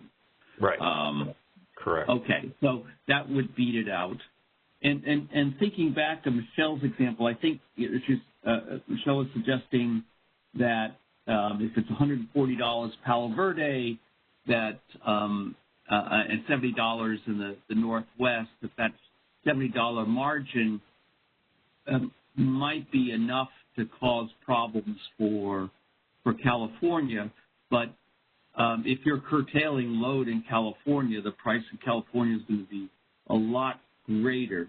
So let's say there's. I think Michelle's reference to those prices are the forward-looking prices, indicating that there is economic pressure that would potentially drive more wheel through the system than the past. So I think that those prices were not reflective of the day of price. Oh, okay. But then you're. But nonetheless, even if you were to do that, if the congestion differential is only $70 difference, then assuming there's no other congestion and there's not more wheel throughs than other imports, and those are the price differentials, they would all flow. If there's more congestion, then you're starting to get into you'd have bigger price differentials. Right, and of course we're in danger of curtailing RA and actually curtailing load. Then the prices within the ISO would be actually a lot greater as well. Like, so I guess my point is for 2021, I think this somewhat naturally resolves itself where the RA imports would be prioritized to serve ISO load. For future years, this notion of doing some kind of explicit transmission reservation or having the wheel-throughs that want that priority to secure some kind of transmission equivalent to what the internal load has historically paid, that could be considered, but I think that has to be thought through, and the implementation of that is more challenging as one can imagine. Mark, this is Scott again. Thinking about what you said, I thought the joint report said that some RA imports were displaced by lower priced offers on the August days. So is the rule you're talking about one that's going to go into effect next summer but wasn't in effect in August? Okay. That's a rule that's effective this summer that was not in effect for last summer. So. Okay, great. Sorry, you can continue on. I just wanted to get that try to get that clarity in the discussion. Okay, so when a document comes out, then which has this table on the equivalent table of page 8 that says that PD export load and SS wheel have the same priority, there should be at least some discussion or footnote that makes the point that you just made, Mark, about if the load involves a transaction with an RA self-scheduled, then the penalties for curtailing that versus the wheel are going to be lower. And so de facto, the load would have higher priority in that case. Yeah, the wheels are tied together. The RA import to the load are not tied together, but I think the natural economics would drive that outcome with a self-scheduled RA import. Okay, a point worth making then in the proposal when it's available. Okay, so thanks for that comment, Mark. And Ethan, are we all done with the queue? We do have quite a couple of hands in the queue still. Would we like to proceed? We have about 5 in the queue. Okay, we're going to be breaking for lunch, hopefully not too long after the hour. So we'll take these questions. Hopefully they'll get right to the point, and then we'll have a break for lunch. So Ethan, go ahead and take the first one in queue. All right. Caller, you are unmuted. Please go ahead. Yeah, thanks. This is Parthanel Vadkar from PG&E. I wanted to follow up on the conversation on the wheel-through priorities, and this is maybe 2 questions. The first one is maybe continuing on the discussion that Michelle Keto was having from the CPUC, and I'm not going to reiterate all of her concerns with respect to the priority level, but I was going to ask maybe 2 questions. Has the ISO reviewed practices in other RTO markets with respect to this? Dr. Harvey had raised sort of an example involving the New York ISO and ISO New England, where I think Dr. Harvey, you indicated that those wheel-through transactions would be cut before load if it was crossing over the system. I was wondering if there was a parallel that we could consider here. They were going over a binding transmission constraint so that they wouldn't shed load east of on the binding side of the transmission constraint in order to accommodate an export. But they would accommodate an export that was on the unconstrained side of the constraint. Yeah, that makes complete sense. What I heard from the priority level here is that now the ISO did get equal priority even if it's crossing a constraint within the ISO system. And so that might be a policy difference between what we're proposing to do and what the Eastern ISOs are doing. Is that the same way you understood, Dr. Harvey? Yeah, I think that's what the ISO is saying, that they're going to work on a more complete strategy for future years, but they don't have the ability to implement another rule right now. Yeah, and I can certainly understand the need for a longer-term solution. My own take is I think that what they're doing, to the best of my knowledge, is really unprecedented both in RTO and non-RTO areas. Where in any non-RTO area, there's a certain priority process, and it's clear in advance in terms of the people who pay for the transmission service on a longer-term basis get a higher priority. And the same thing I believe is likely true in the RTO areas. And I was just wondering if the ISO had done their homework in terms of what the practices look like. For me, this didn't seem like their original proposal was that controversial a policy. It might have been what FERC has already accepted in every other region. And so I just was wondering if that had been examined.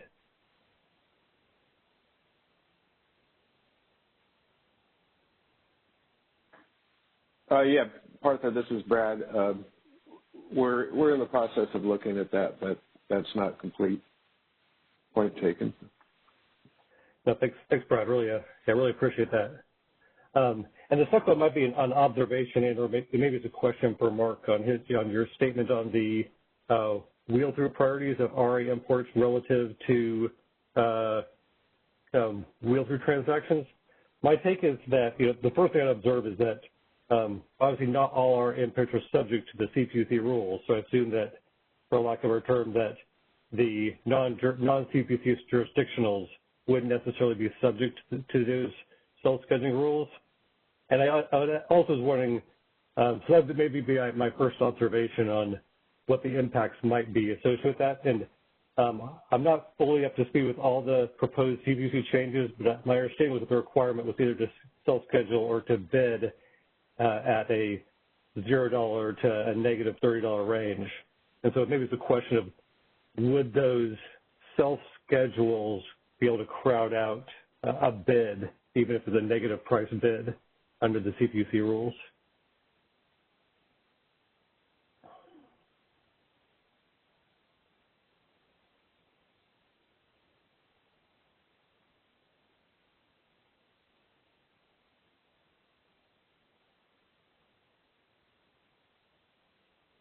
This is Brad. Since we're not in the same room and we can't look across the room and give each other the eye to what's going to respond, I'll answer that. Partha, yeah, we're still looking into the theory that Mark was proposing there, and we'll also consider the effect with low-priced economic bids, like you bring up.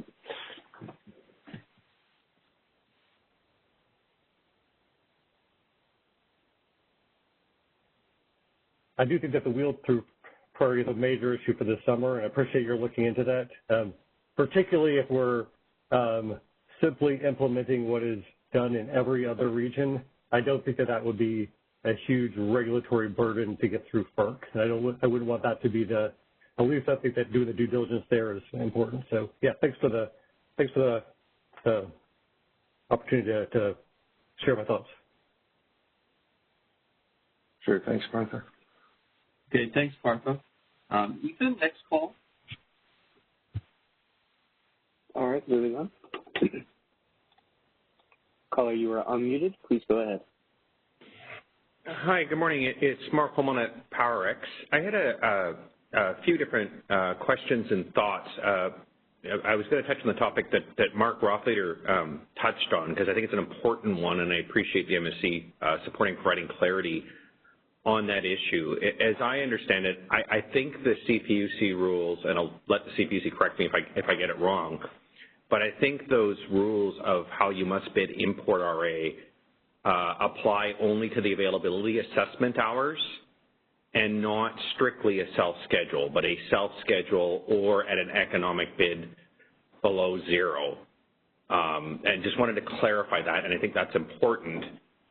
The second component of that, though, however, is you can also self-schedule a wheel. And so it's really important to provide clarity on how the penalty prices will interact with each other. If, for example, you have a self-scheduled wheel, which is a linked import and export, will that be treated at the same penalty price as a self-scheduled RA import together with a load curtailment? Or will one win out over the other? And then similarly, if there's a self-scheduled wheel and you have a load curtailment, let's say with an RA import at minus a penny, who will get the flow and how will those be resolved? And I think that ties a little bit in with your proposal as to how do you treat the import leg with the wheel. I do think that it's important until you have an open access forward procurement framework.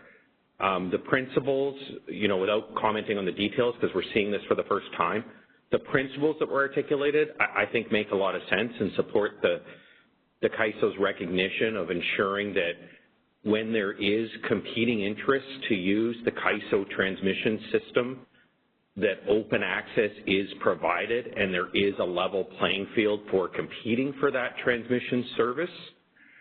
I think there is some misunderstandings of how the transmission service and open access is provided outside. In the external OAT framework, LOAD often were the entities that funded the build of the transmission system, but they do not and cannot just claim priority to import space and tell wheel-throughs that they have a lower priority. They actually have to compete on a level playing field for forward procurement of transmission. And particularly in the circumstances that if, you retire generation inside your BA and you want to look to another region to import replacement resources, including for resource adequacy purposes, you need to compete through open access on a level playing field with entities wanting to wheel through your transmission system. You do not get to simply claim priority because you are the ones who built the lines. And that is at the heart of open access. And in fact, for many years up to this day, transmission providers are providing wheel-through service to the CAISO to serve load in the CAISO BAA at the same time that they may be struggling to secure imports to meet their own load and resource adequacy requirements. But again, I do want to say that the principles that were articulated, the CAISO seeking to understand what is happening in the external transmission service providers and to provide a level playing field for this upcoming summer, as well as to seek to provide a forward procurement framework. I think from a principled perspective, that makes a lot of sense. And it's something we support those principles, but the details really do matter. And it's important that we continue to maintain open access across the West and competition in the forward markets for both energy and transmission. Thanks.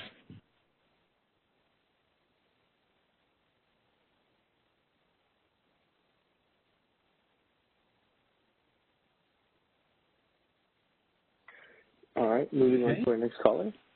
Or should we? Sorry, I had a similar question. I didn't want to ask it in case everybody knew the answer, but it was this question about a self-scheduled wheel versus a self-scheduled RA import. Are they basically on equal footing, or would the RA import have some extra penalty associated with it?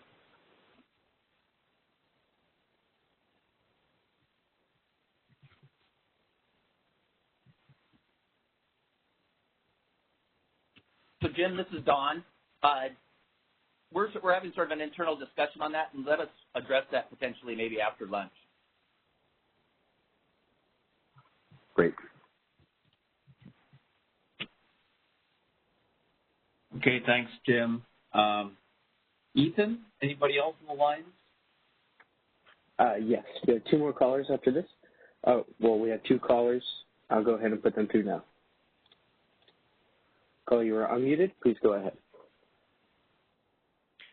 Hi, this is Weiter from ACE. I think I heard a lot of open questions and concerns about priority for wheels. I'm not going to repeat them. But I do have another question about the rock availability bid for the designated resource. I think earlier discussion kind of touched on this, but it's not clear to me. So if that resource, supporting the PT export get cleared in RUC and paid at a RUC clearing price, would the cost be paid by the PT export? Because I think they were concerned about double selling the capacity. I think which should be prohibited. So that wasn't clear to me. The way that's an element we hadn't looked at changing, but I think what you're recommending is that the designated resource would have an RA must-offer obligation, or sorry, a RUC availability obligation to bid zero. Is that what you're trying to get at?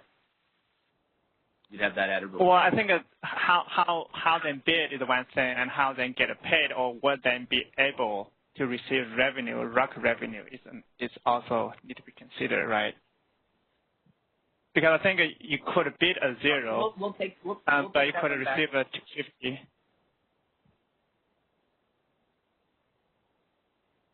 we'll take that one back and look at it before we put the final proposal up.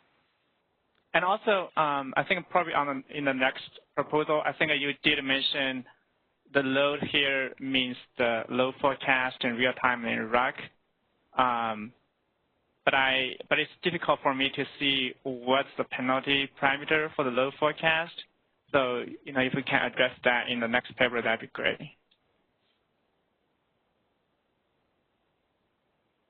Okay. Thank you. Ethan, let's take that one last call, and then we'll break for lunch. All righty, moving on. Caller, you are unmuted. Please go ahead.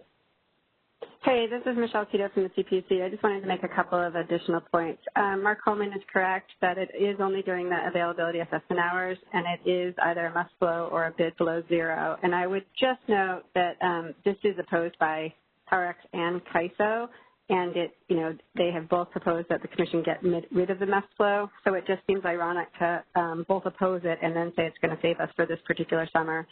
In addition, I would note that PowerX and CAISO also want CPUC jurisdictional entities, or maybe all entities, to buy firm transmission service to get to the border. And again, it would be ironic, and then bid at the border, not self-schedule.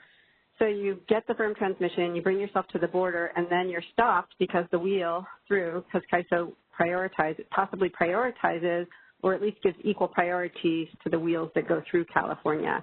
So it just seems odd that we would require the firm transmission and then we'd prioritize the wheel through. So I just want to make that point. So that's it. Thank you. Okay, thank you, Michelle.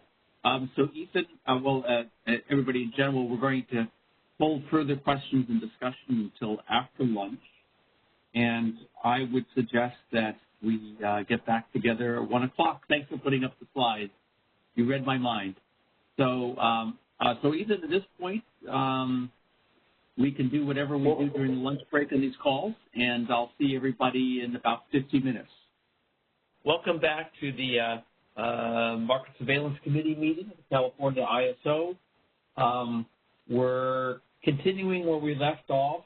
We're going to take a couple of minutes to have some wrap-up comments by Don Trethway and Mark Rothleader about scheduling priorities, see if there are any more calls. We're a little bit behind time, so we're eager to get on to make sure that there's enough time for all the topics. I did notice that some participants in the calls in previous weeks were unhappy that their favorite topics got squeezed to the end of some meetings and got less time than they would have liked. So I want to make sure that we have time enough for everybody. So Don, please take it away. Yeah, so I just wanted to respond to Jim's question at the end of the hour and to make sure that everybody understands how these things can interact.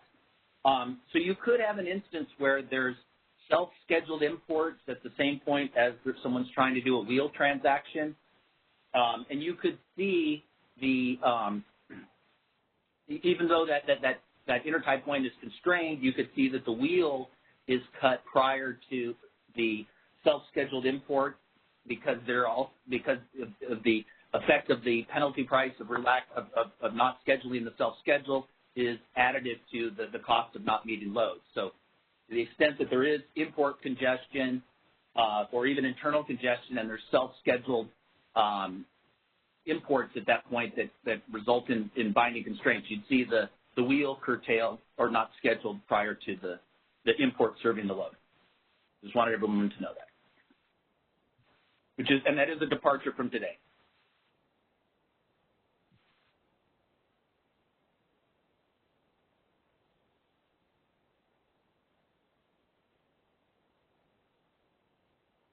So with that, if we wanted to wrap up with export and load priorities, or do we want to move to the next topic?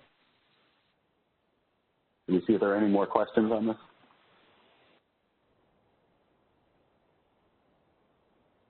Ethan, anybody else in the lines?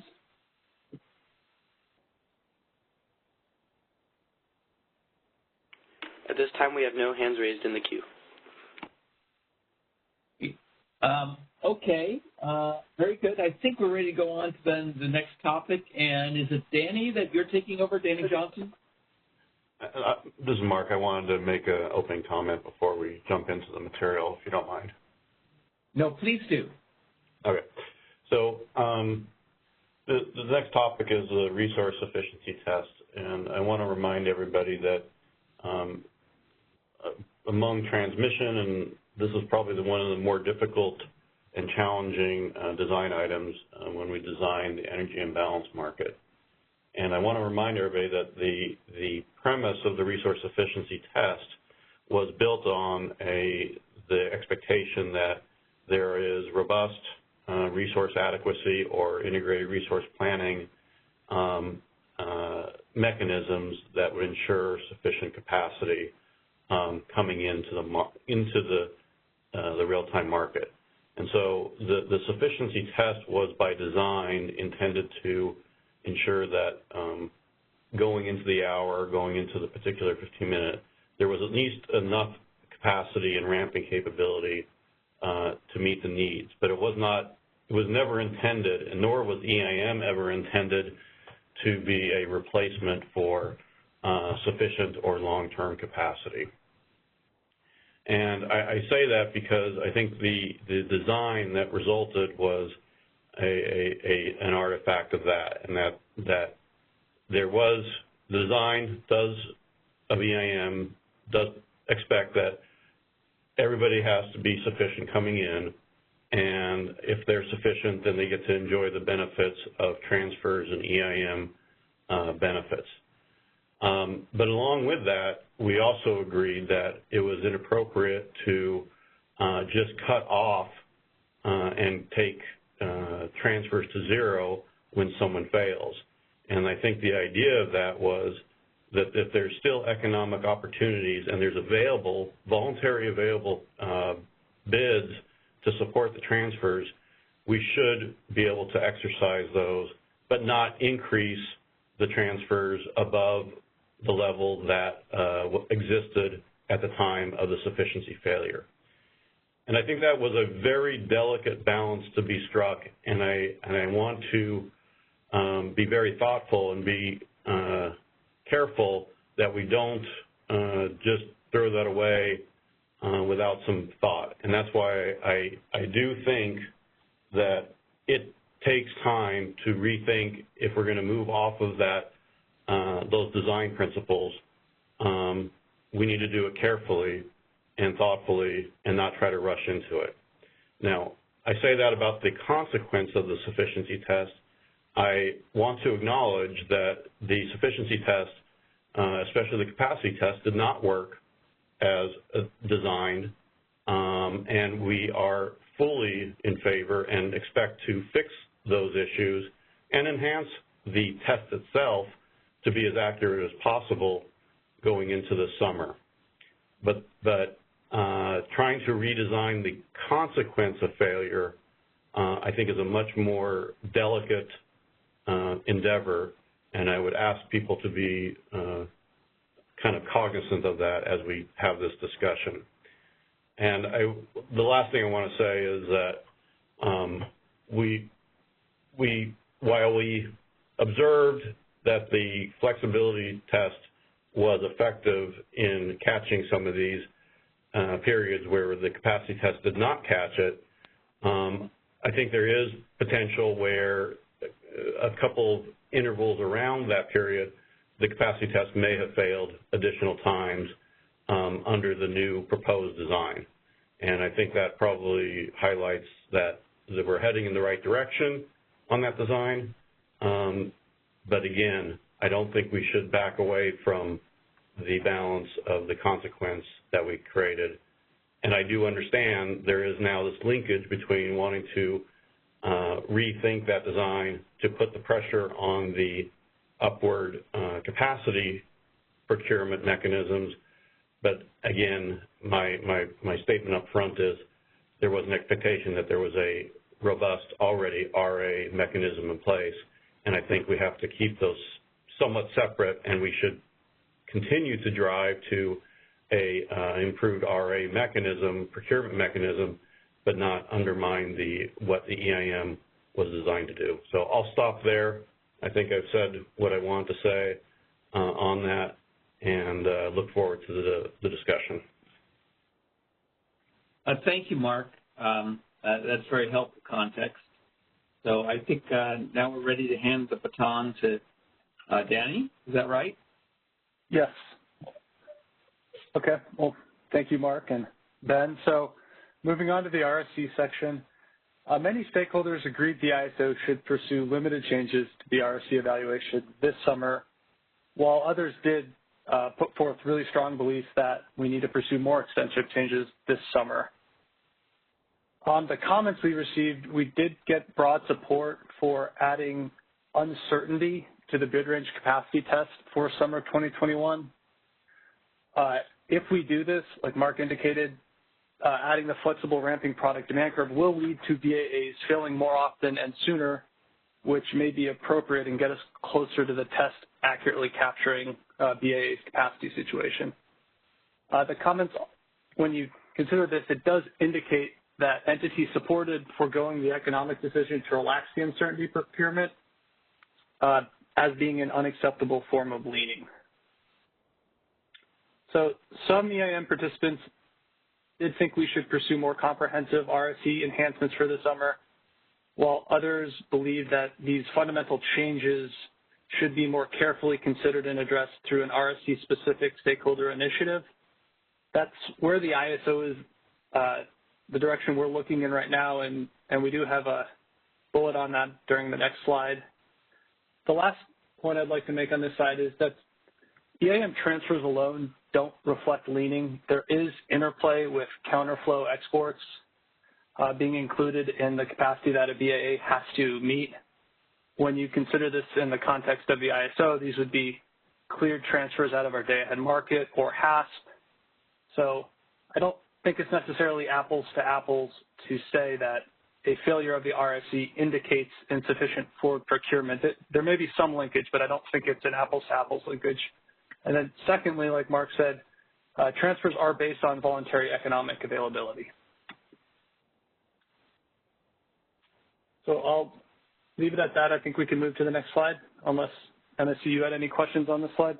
Just on that economic availability, I just want to add that economic availability means that people put in bids and there's still opportunity to get benefits of those bids, both providing energy to the even the balancing area that may be short, but also that balancing area that's sending is getting value out of those at that point. And I'm not suggesting that we ever try to do transfers above those available bids that are offered. That should be the upper limit, and I do agree that where the design is today, that the transfers that occurred prior to the failing of the test is also another bound on that.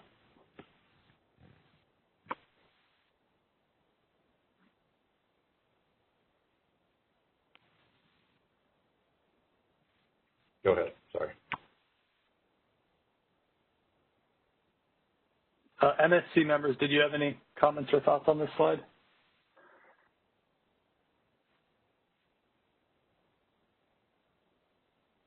We do have one hand raised in the queue at this time. Okay, thank you.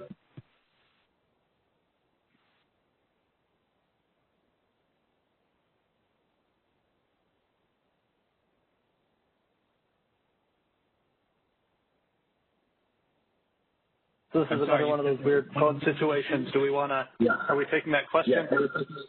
Yes, let's take the question.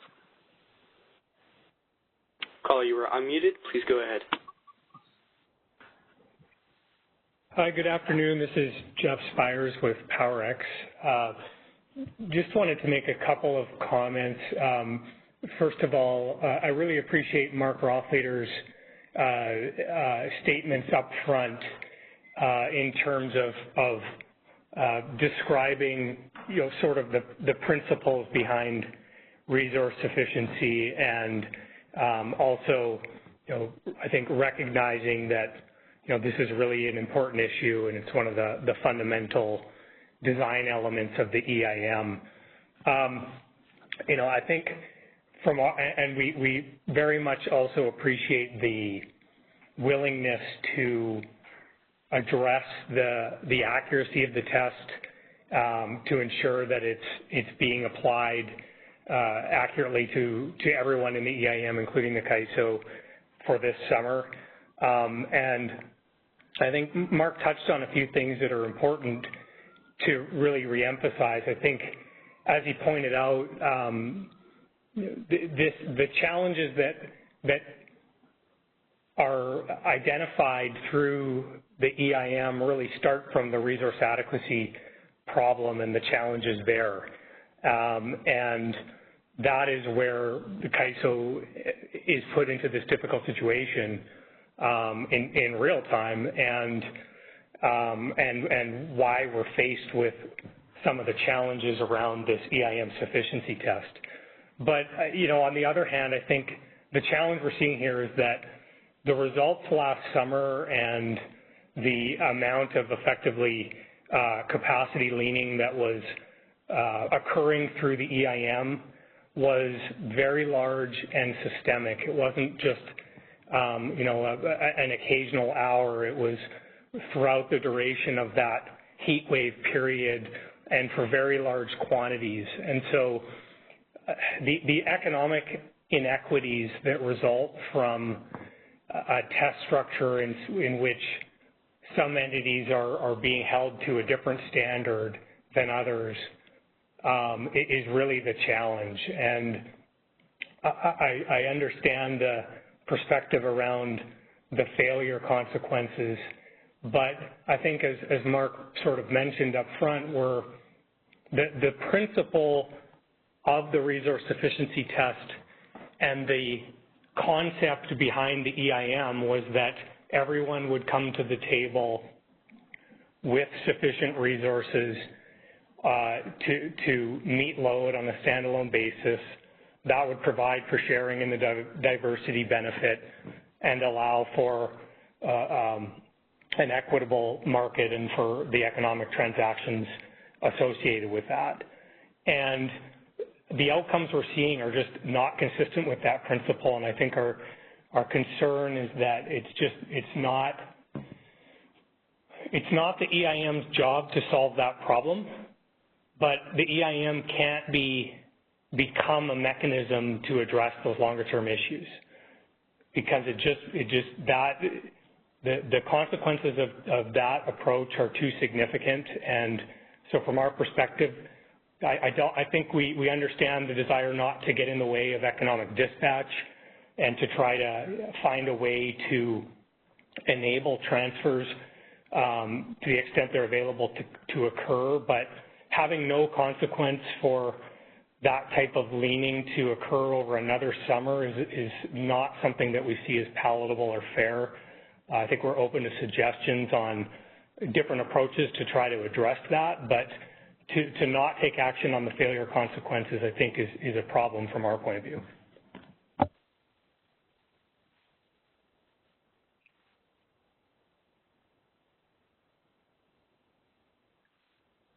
Okay, well, I think your concern has been noted. I think if there was a really straightforward solution that had broad stakeholder support that we could implement by summer of 2021, obviously we would look into pursuing that. But the reality is that we got from our stakeholders is that there are unintended consequences if this penalty isn't really well thought through and applied. And we think it's appropriate to take the time to see that process through to really figure out, if we do change the penalties for failing the RFC, what is the intended objective of those changes, and do they actually resolve any forward procurement concerns? Good. I think the comments provided by the majority of the EIM entities were pretty clear that this is a high priority, and that having that dialogue now in an effort to get something in place immediately is a top priority. So I'm not suggesting we need to sort that out on this call, but I think the message or the desire was clearly communicated to take that step as soon as possible. I think we might come back, but can we move to the next slide? Because we actually have a bullet that I think addresses that point. So if you go to the last bullet, we do agree that there is a lot more work that needs to be done. So we would be moving to have a comprehensive RSC stakeholder process to get these changes in place if we need them as soon as possible. So we do plan on starting that dialogue as soon as possible. What I'm reiterating is on this call or this summer readiness process, we don't think it's feasible that we're going to be able to complete that dialogue and then implement whatever design changes come out of it in time for June 1st, summer 2021.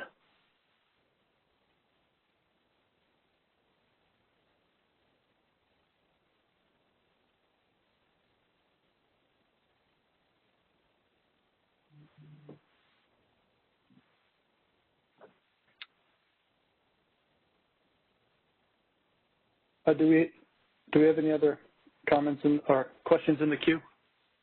We do have one other hand raised in the queue. Would you like me to put them through now? Yes, please. Yeah, thanks, Dr. Hobbs. Caller, you've been unmuted. Please go ahead. Hi, thanks. This is Kathleen Colbert from Volkswagen. How's it going, Danny? Hey, Kathleen.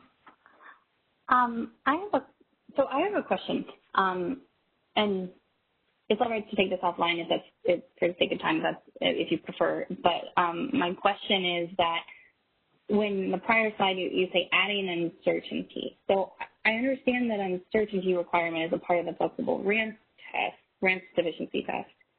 Adding it to the capacity test, is it a different approach to establishing uncertainty requirement? Are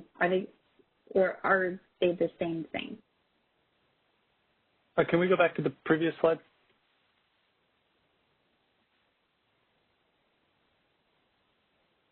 So I think if I understood your question correctly, Kathleen, you're wondering, is this the same uncertainty that we're looking at within the flexible ramp test?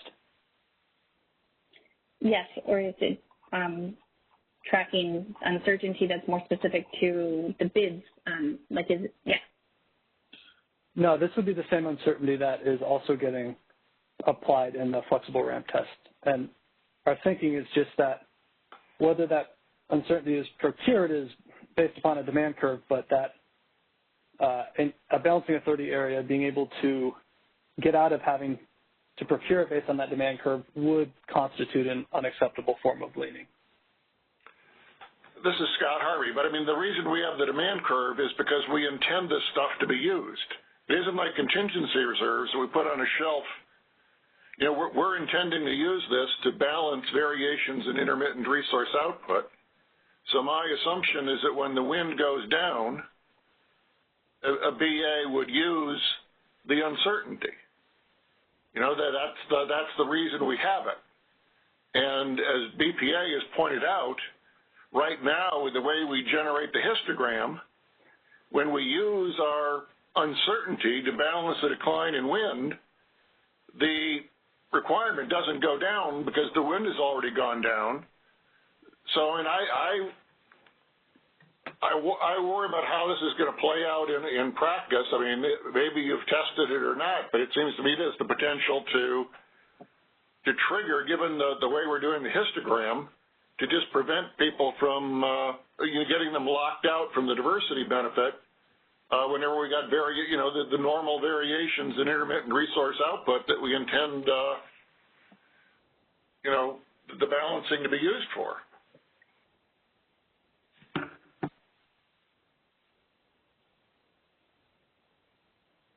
Yeah, I think those are fair points, Scott. And we haven't done testing on this to date because we're still trying to figure out from a technology perspective how we'll even do this by summer of 2021. I understand that. I understand you don't have much time, but I think we need to do a little bit understanding how this is going to play out to make sure we don't do something that no one intends.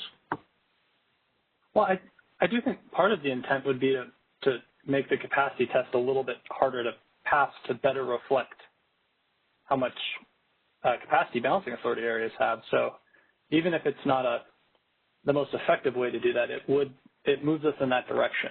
But I do take your point about it having potential unintended consequences.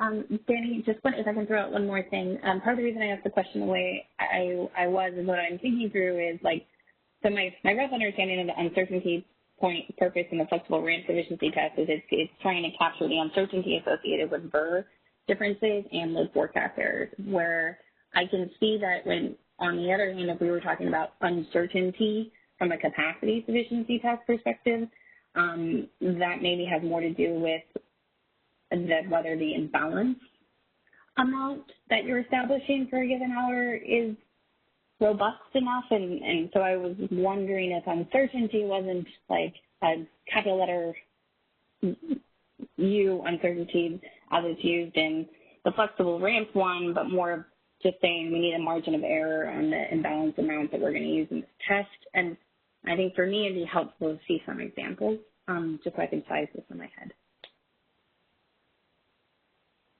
Okay, I think I understand your concern, Kathleen. We'll see if we can provide an example going forward of how this would work.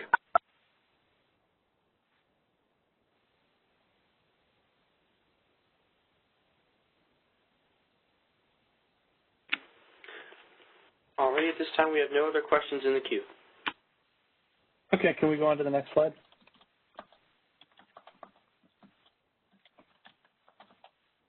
Okay, so I guess going back to the top of the slide, the big change that we have coming out of what we put forward in the straw proposal is to not include the offline capacity in the resource capacity test. As a principle, I think this makes a lot of sense. You don't want to include any capacity that you won't be able to access within that RSC horizon. But from an implementation perspective, this gets a lot more complex. If you want to accurately apply this, then you're going to have to retain previous interval data to determine should you be using the warm start or the cold startup time for resources. You'd probably have to exclude cycling resources whose startup and min run times are longer than our RPTD horizon. You'd also have to figure out how to handle, what was the other one? Resources that have received the advisory RSC dispatch letter offline, so you'd have to account for that.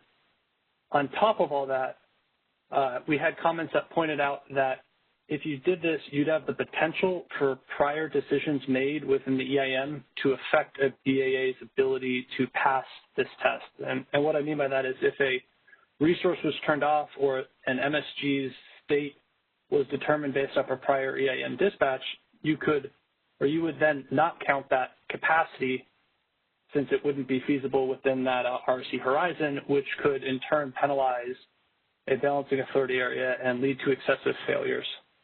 So when you take all that into consideration, we don't think that by summer of 2021 we'll be able to work through both the implementation details and then how we would treat that that capacity that may be unavailable due to prior economic decision by the EIM. So I think this would be another item that would be up for potential discussion in the comprehensive resource efficiency evaluation, which we will be moving to get started in the near term. Danny, this is just a wording question from Scott Harvey, but so you will be including the offline capacity this summer, right? That's what the yes.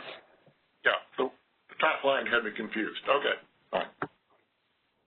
You weren't the only one, Scott.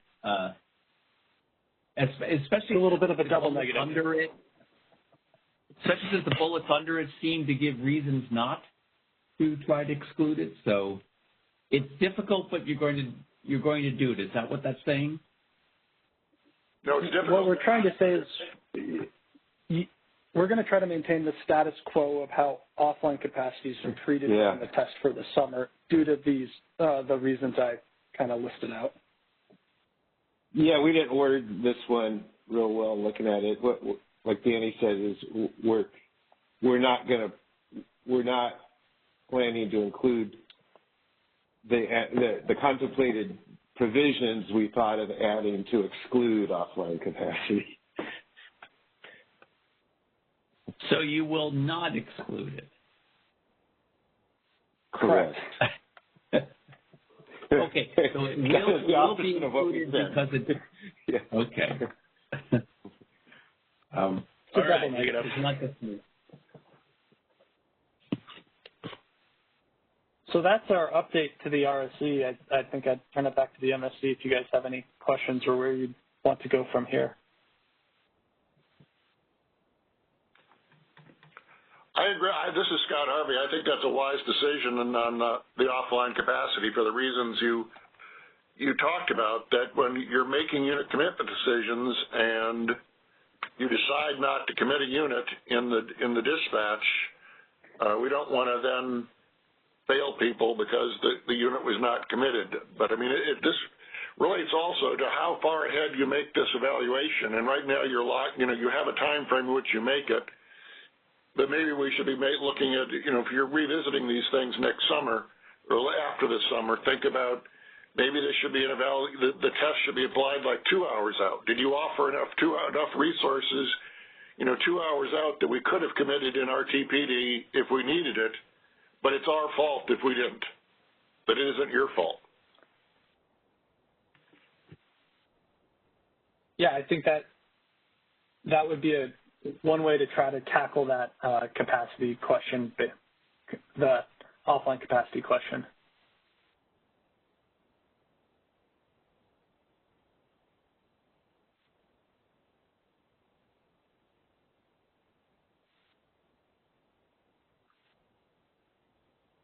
So one thing I wanted to respond to, I do see a question in the chat.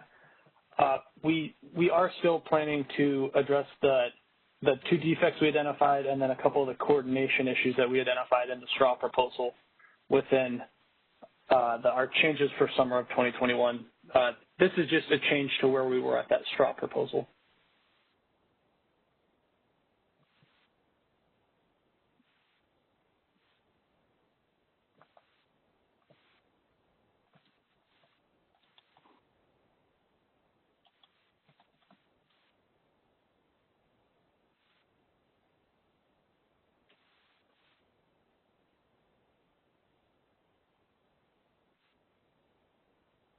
This is Scott Harvey again. One of the threads in the stakeholder calls and comments is, how the CAISO passed the test. And, you've redone it and shown with these fixes it wouldn't have passed it during the hours in which it was shedding load. But the slide still showed it would have passed the test in the hours in which it was, using load shedding, counting as reserves to meet its requirement, and was and importing a lot of capacity. So, I mean, I think there's still a question that the people would like to understand is, how did that happen, and are the changes that are proposed for this summer going to fix that? Because it sounds like the 2 things you've identified don't really account for what happened, and that there's something else, or more than one something else, that also contributed to the outcome of the CAISO passing the test when they were well into the stage 2 emergency. And I think it'd be good to, maybe the CAISO knows what it is, or if they don't know what it is, I think it'd be instructive to figure that out, even if you can't figure it out for when you file the next iteration of this proposal, to figure it out by next summer. Yes, Scott, I completely agree with what you just said. I think we're still trying to work through where we would have been if we implement the changes proposed in this test, but I do still think there's the possibility that we may have passed the test during intervals where a reasonable person would think that we were capacity deficient and we shouldn't be passing the test. So I think our goal is trying to work through this as quickly as possible and ideally understand if there was additional reasons why the ISO as a BAA passed when we shouldn't have, to use those to inform this follow-up stakeholder initiative on the design changes that might be necessary to ensure that doesn't happen.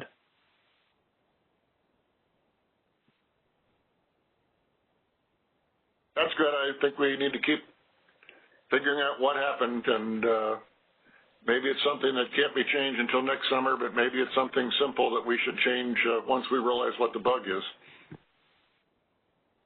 Yeah, I agree.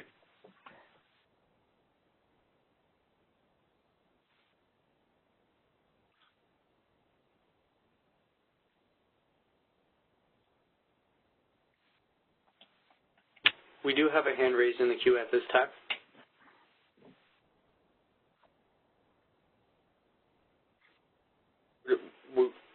Would you like me to unmute this caller or proceed?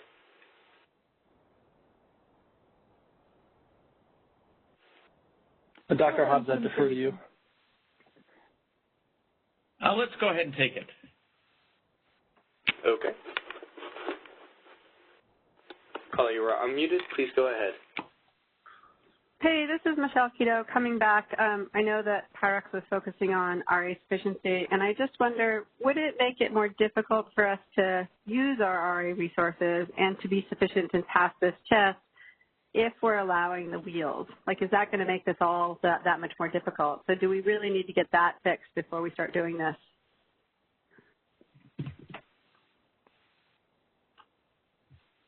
Well, I think, Michelle, that the point you bring up is valid, and that's what I think Dr. Harvey was trying to illustrate about if we should have been passing these tests, and the changes that we're making within other parts of this initiative, especially to how exports are treated, I think will inform that as well.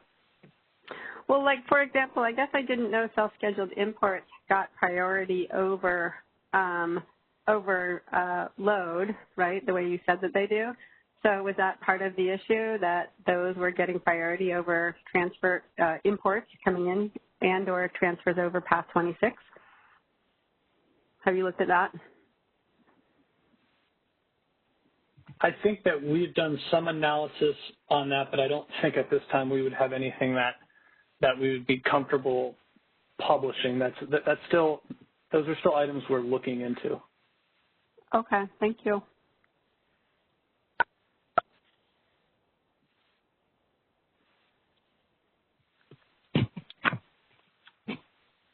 Okay.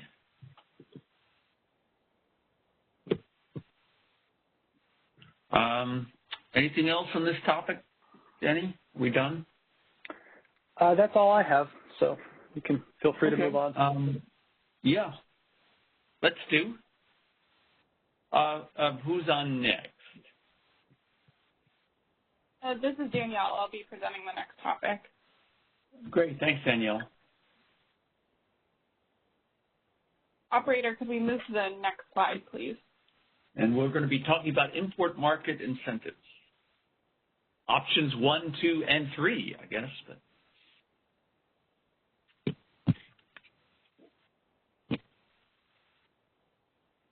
Operator, can we advance the slide?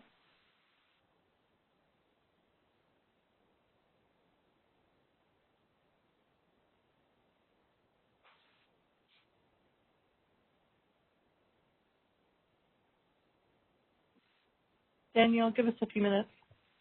Okay, thanks. There we go. All right, here we go. Okay, so as far as the next topic goes, for import market incentives during tight system conditions, I'll start by discussing our reasoning for the changes we've made from the straw proposal, and then I'll get into more details regarding our draft final proposal. So in the straw proposal, we put forward two options for stakeholders to evaluate that are focused on improving incentives for imports during tight system conditions when supply is needed the most. The first option considered modifying the settlement of real-time market imports and exports based on the hire of CASP or the FMM price during tight system conditions. And the second option provides a make-whole payment to the bid for real-time market hourly block economic imports during the identified tight system condition intervals. So after considering these two options in more detail and after receiving stakeholder comments, we're proposing in the draft final proposal to pursue option 2 for a few reasons. The first is that it incentivizes import offers by ensuring they're paid at least their bid price. And with this option, make-whole payments would be provided on an hour-by-hour basis when there's a positive difference between the bid price and the hourly average FMM price. Secondly, there is minimal concern for potential anomalous outcomes when you have overlapping import and export bids that result in a large uplift payment for not delivering to the CAISO. And we think this is a minimal concern with this option because having real-time market export bids during tight system conditions is unlikely. So we ruled out option 1 because incorporating HASP prices would require extensive system and process changes that are not feasible to implement by this coming summer. And further, we ruled out this option because there's a concern with regards to how option 1 would interact with virtual bids. For instance, you could have a scenario where a day-ahead market export is settled at the higher of the HASP or the FMM price, and it did not clear in the real time. And the virtual supplier is settled at the FMM price. Well, then the virtual supplier would be paid any time that HASP price is higher than the FMM price. This concern isn't present with option 2, so I think that's another reason why we're going forward with option 2 as opposed to option 1. So if we move to the next slide, we'll get just a second. Could I have a question about that? Because I thought that this was also going to be paid to dam exports that didn't flow in real time. So isn't that the issue that was raised, that you could have a virtual supply bid in the day-ahead market and an export bid in the day-ahead market, and then when the export doesn't flow in real time, the virtual supply would settle at the FMM price and the export would settle at the higher of the HASP or the FMM price? So this is not an issue with option 2 because option 2 doesn't include using the HASP price, because using the HASP price is by the center. But I mean, you're not the HASP price, but the uplift. You're going to pay the uplift on the export bid, right? So it wouldn't be the HASP price; it'd be something between the HASP price and the FMM price, the bid. So it wouldn't be as easy as under option 1, but it would still be possible for the offsetting prices to make money if you submitted HASP bids that were in excess of the FMM price, right? Yeah, Scott, this is Brad. Like you said, one reason we would have ruled out option 1, if we could have implemented it, it's not really feasible to implement like the slide says because of using HASP prices. But we thought through that game, and we thought it was a lot more unlikely than under option 2, just giving the make-whole payment to the bid rather than paying the higher of the HASP or the FMM price. Right, I agree it's going to be harder, but I mean, I don't think we should say it doesn't exist. We don't want to overstate that. And I think there are a couple other possibilities that I think you ought to be thinking about. Suppose I have a dam import bid, and it doesn't flow, and I submit a real-time import bid, and it does flow. Would I settle the deviation on the import that didn't flow at the FMM price and then get uplift on the real-time import? I'm sorry. If they're two separate resource IDs, then there's potential, Scott. Yeah. Hey, Scott, can you repeat that again? I wasn't quite following your example. I just want to make sure I'm understanding. So that if you clear an import in the day-ahead market, as indicated from one resource ID, and then it doesn't flow in real time, so you have to settle that at the FMM price, but then you submitted a real-time import offer from a different resource ID in real time, and it clears, but it clears at a higher price, because you only do this when you think the prices are high. And then if prices fall in FMM, you get the additional uplift. That might not be worth it, but I was just thinking there were a couple of these cases like that. Yeah, you would get the uplift on both, and you're saying I'm not. Oh no, you wouldn't get uplift on both. You would get uplift on the one that didn't flow, but the one that didn't flow would settle at the FMM, and then the one that did flow would settle at the FMM plus whatever the additional as-bid cost was. Oh, okay, right, yeah. I was thinking of that you said they had export. So yeah, Scott, I think we got to think that one through. Yeah, this is James. You have to have pretty good insight into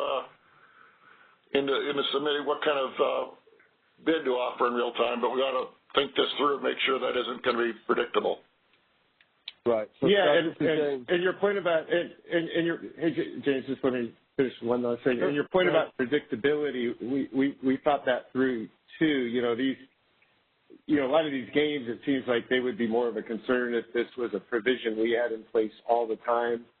But any game with virtual bids, the tight system conditions may not even necessarily be known, or you might not know exactly whether it's going to end up meeting the conditions in real time for these make-whole payment provisions to apply. So they seem to be, we think they're less of a concern given the very infrequent use of this. Well, the one about imports you have to think about a little more, because anybody that's got more than one source of imports, if they see things have changed, they've already got an import in the day-ahead market, they could have it not flow in real time and submit another offer from another resource at a higher price. I see what you're saying. Yeah, I see what you're saying. And so you're thinking the day-ahead import, when you say not flowed, they buy it back in half? Well, yeah, they don't. They don't offer it. They just don't offer it. And therefore, it'll be bought back, and therefore it'll be bought back at the FMM price. But we got those rules about intertie deviations. I haven't worked through all the rules that would apply to this. I was just thinking about these possibilities, but it may be that the intertie deviation settlement would roll into this too in a way that I haven't taken account of. Okay, thanks. Sorry, James. Go ahead. Oh, no, I was saying that's why I was going to raise the portion where we're going to use hasp reversal and intertie deviation settlement as a qualifier on whether or not these resources even can get the make whole. Okay, that's good. Yeah, we're going to say if they get a hasp reversal, they're not eligible for make whole, and if you have intertie deviation settlement kickoff, that resource is also not going to be allowed for make whole. So we are trying to direct the deliverability and the fact that they don't show up in HASP. Right, but it's not just the resource, it's the owner of the resource. So that you have, but anyway, we don't need to solve this on the phone, but it would be something to think through how this will be applied with those rules and whether there's still a real potential. Okay. But for the day-ahead export, Scott, you're saying they get a day-ahead import. They get a day-ahead import scheduled, and then they bid at the bid cap, for example, in real time, and it gets decked to zero, where then they're also bidding a separate lower price real-time import that gets dispatched, and they're eligible for the make-whole payment on that separate real-time import. Right, that could happen, yeah. Yeah, which, that's not subject to either of the HASP reversal rule or the intertie deviation. So.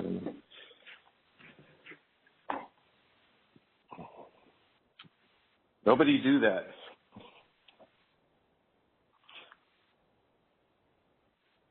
Did the MSC have any other questions, or are there any questions in the queue?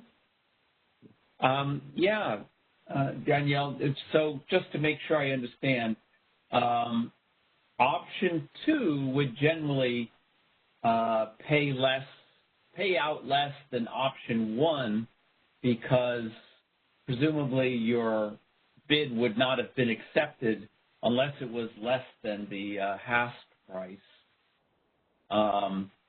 So if it turns out that you do need some bid cost recovery, it will bring you up to your bid, but that will generally be less than the HASP price. So option 2 is a little less expensive, and so that might deal in part with some stakeholder concerns that this gives an unfair advantage to imports as opposed to internal resources. It slightly lessens that advantage. Is that a reasonable interpretation of another advantage of option 2 relative to option 1? It's not going to pay as much?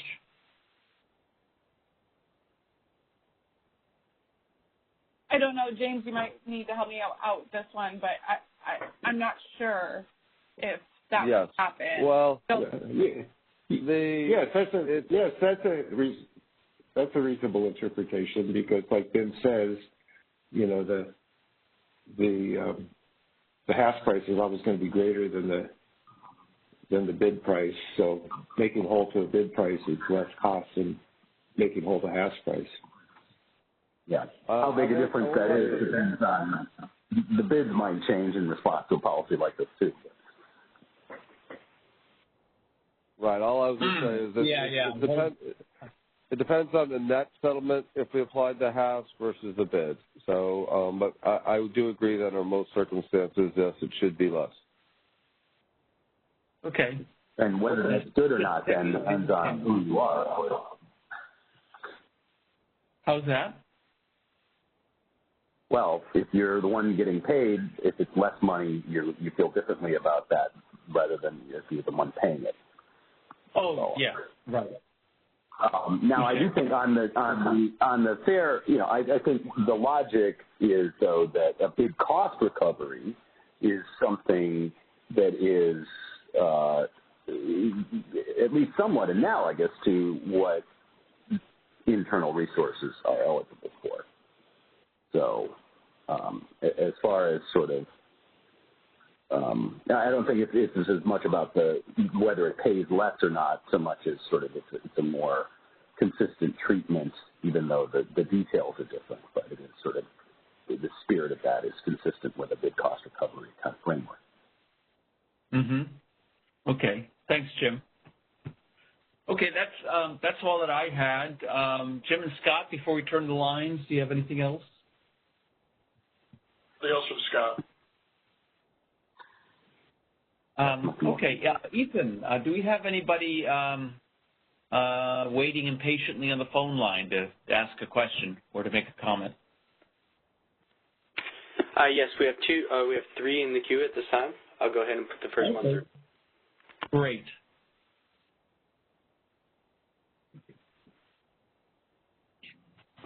Hi, good afternoon. It's Mark Coleman. Just a few thoughts on this one.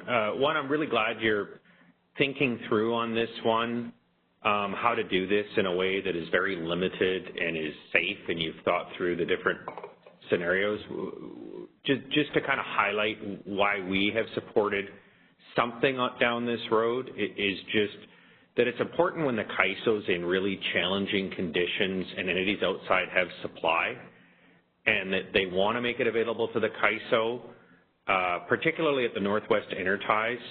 You can get circumstances where you have the supply available, you make it available, you get dispatched in the HASP, and then, as an example, the CAISO may be going out of market and exceptionally dispatching someone else afterwards and then self-scheduling that in, and we even saw the prices at the Interties go negative after you're being dispatched. So it's important to do something here, but really do appreciate Dr. Harvey's and the MSC's and the CAISO's careful thought on this to really contain it to those critical conditions, to make sure you've thought through the safest way to to implement this.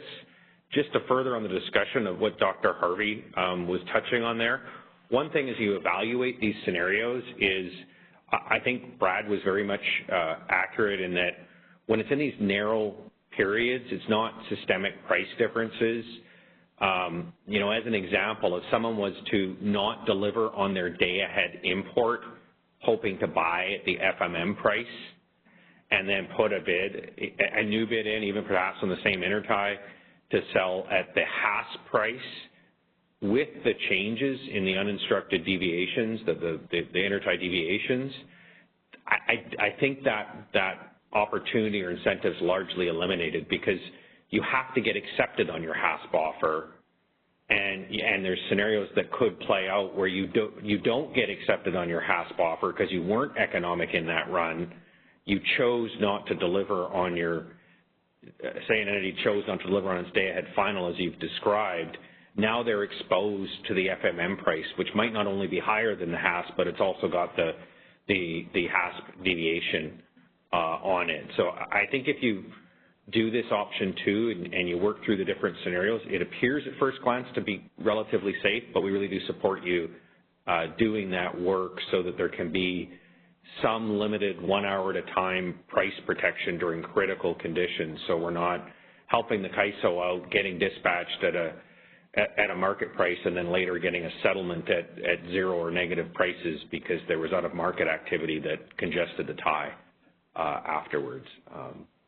So again, support your careful thought on this.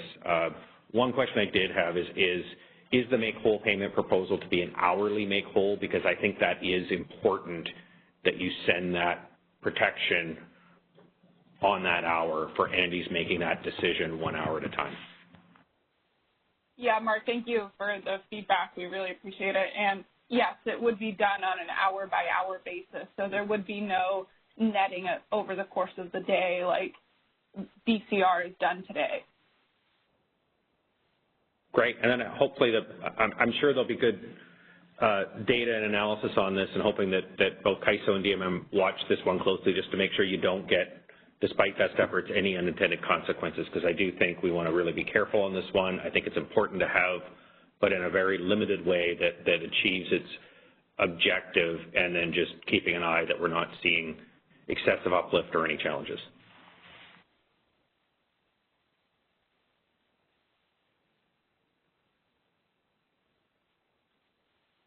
Okay, thank you, Mark. Ethan, we have somebody else on the phone line? Yes, I'll go ahead and put them through now. Caller, you are unmuted. Please go ahead. Hey, this is Michelle Keto from CPC. Just a couple of questions. So alerts occur the day before at 3 p.m. and they are generally for larger swaths of time. Are you proposing that the alert would be the hours, or would it be governed by the warnings?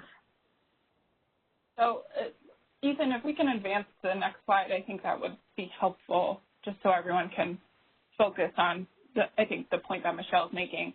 So what we're defining as tight system conditions is, let's say we have one of those day-ahead alert notices that's issued by 3 p.m. the day before, or we could have a real-time warning notice, or we could have an emergency stage 1, 2, or 3 issued.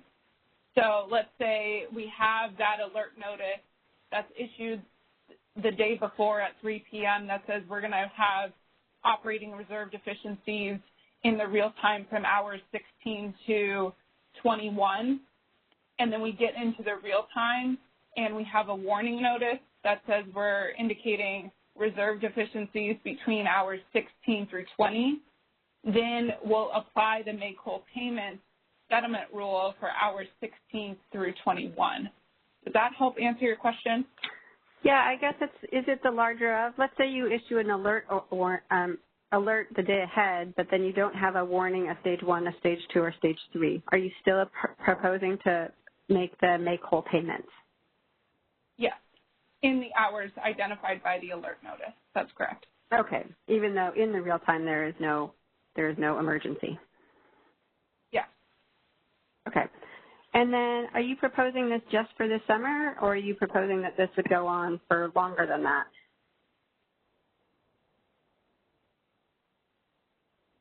My understanding is it would be a permanent change.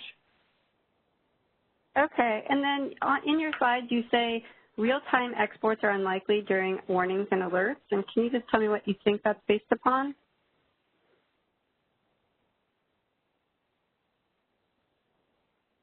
I think, you know, with the changes we're making to the export priority changes, that we won't have many real-time market export bids clearing during these tight system conditions. Brad, maybe you can elaborate a little bit more on this. No, I don't have anything to add.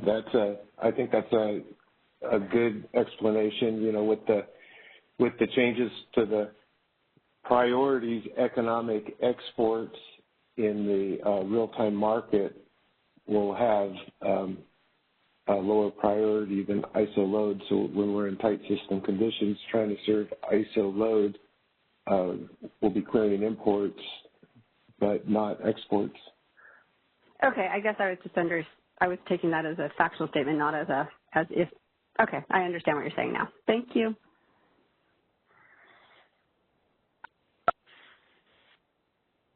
Do we have any other callers in the queue? Yes, we do. I'll go ahead and put the next caller in. Caller, you are unmuted. Please go ahead. Yeah, thanks. This is Parker Malvadkar with PG&E. I just have one follow-up question on the timing of this, as well as the potential to sunset these provisions. So I just heard, I guess, that KICE is looking to make this change permanent. But I also heard earlier that part of the rationale for not considering other solutions was maybe an implementation timing concern. And so I guess my punchline is, like, for us, PG&E didn't think that either option 1 or option 2 was the ideal proposal, and didn't understand why a third option of just settling hourly block intertie transactions at the hash price instead of the, for lack of a term, the higher of the hash price or the 15-minute market price wouldn't provide the right incentives to the market. And so, like, for lack of a better term,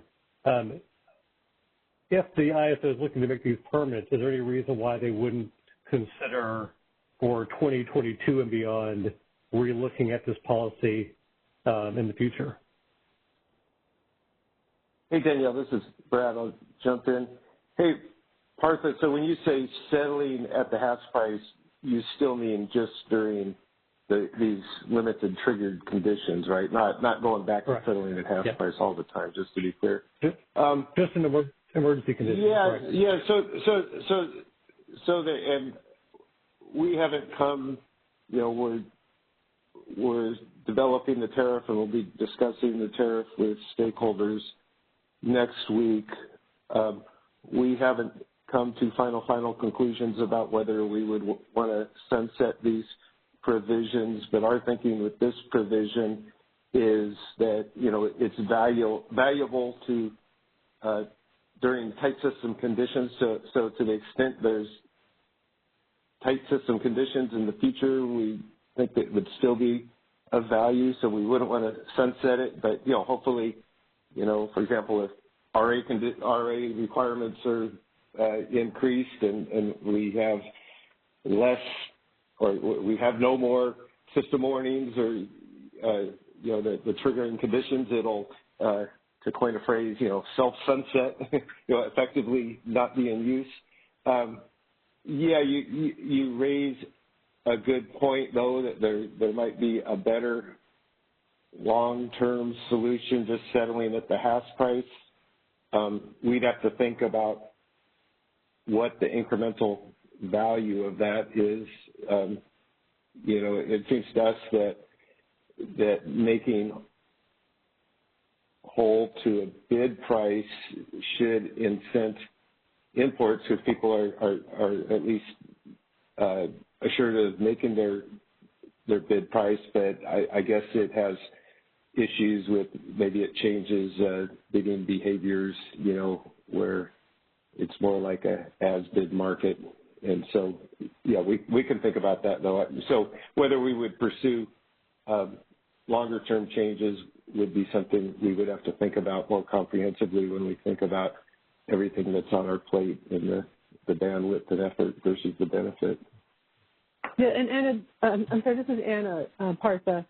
I just wanted to add that, I think as all rules, when we implement these rule changes, we'll definitely evaluate how it's performing once it's in. And I don't disagree with you that observing how these things play out may lead us to consider other changes or even having to, stop doing this. So I think it's a fair point you raised that, after we implement it, that we wouldn't just set it and forget it. We obviously would definitely look at the performance of it, and we can definitely commit to and looking into how we provide you information on that if it's not otherwise transparent.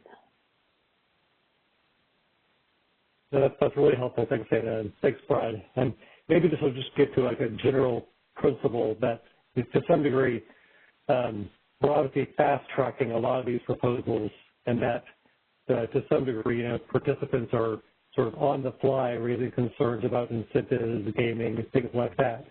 And so from a process standpoint, I think for us it makes a whole lot more sense to explicitly have a sunset provision that sort of requires the ISO to relook at them rather than to have sort of a assumption that they're working right and then sort of need to reinstitute a stakeholder process to correct them if not. So that. Thanks, yeah. Thanks again. Really appreciate that. And that's where Partha, honestly, I feel like when we say we'll sunset this in a year or two, well, what happens in the meantime? You just let it go if it's not working correctly. That's why I want to offer that we definitely evaluate all these measures, obviously, over time, because we do recognize that some of this is being done on an expedited basis, but sometimes sunsetting something isn't the only solution. Actually observing and making sure that it's working as intended. And that's where I want to go with this, is that we'll look into making sure we provide that kind of visibility. And we'll talk about whether the sunset is appropriate for this one. As Brad said, we certainly are considering stuff as we go through that. Yeah, that makes sense. Yeah, thanks for those. Yeah, thanks for the thoughts, Anna. I really appreciate it.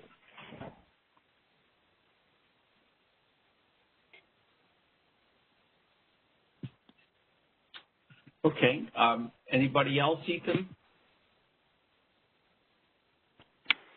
We do have one more in the question queue. Would you like me to put them through? Please. All right. Caller, you are unmuted. Please go ahead. Thanks. This is Kathleen Colbert from Vista again. My question, actually, that was a perfect segue. Thanks, Bertha, for starting our line of conversation up. I also want to thank Anna and Brad for putting out there that if implemented, you provide some analysis and make some performance information available to market participants so that we can see how it performs. My question or my request is I'd really like to see some upfront analysis showing that this is needed. The reason, just for some context, is I'm struggling with a couple data points that I do have.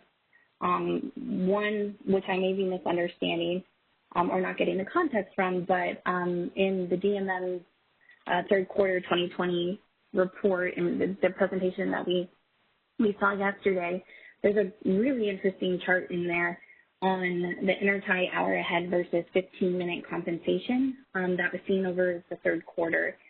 This may be too expansive of a data set for like what you're trying to look at, and maybe you need to restrict it, but this chart this is helpful information that would help me see that this type of proposal would provide a benefit, where when I look at the entire third quarter and what I see in here is that at least for hours 13 through 21, on net, hash prices would have been lower. So if you look at that and you make an assumption that the type conditions that you'd be notifying would occur kind of during that net peak time period, which the hours that this chart shows the FMM prices are higher than those hash prices, there isn't any support for a statement that there's a disincentive for imports to offer in because there's a worry of being undercompensated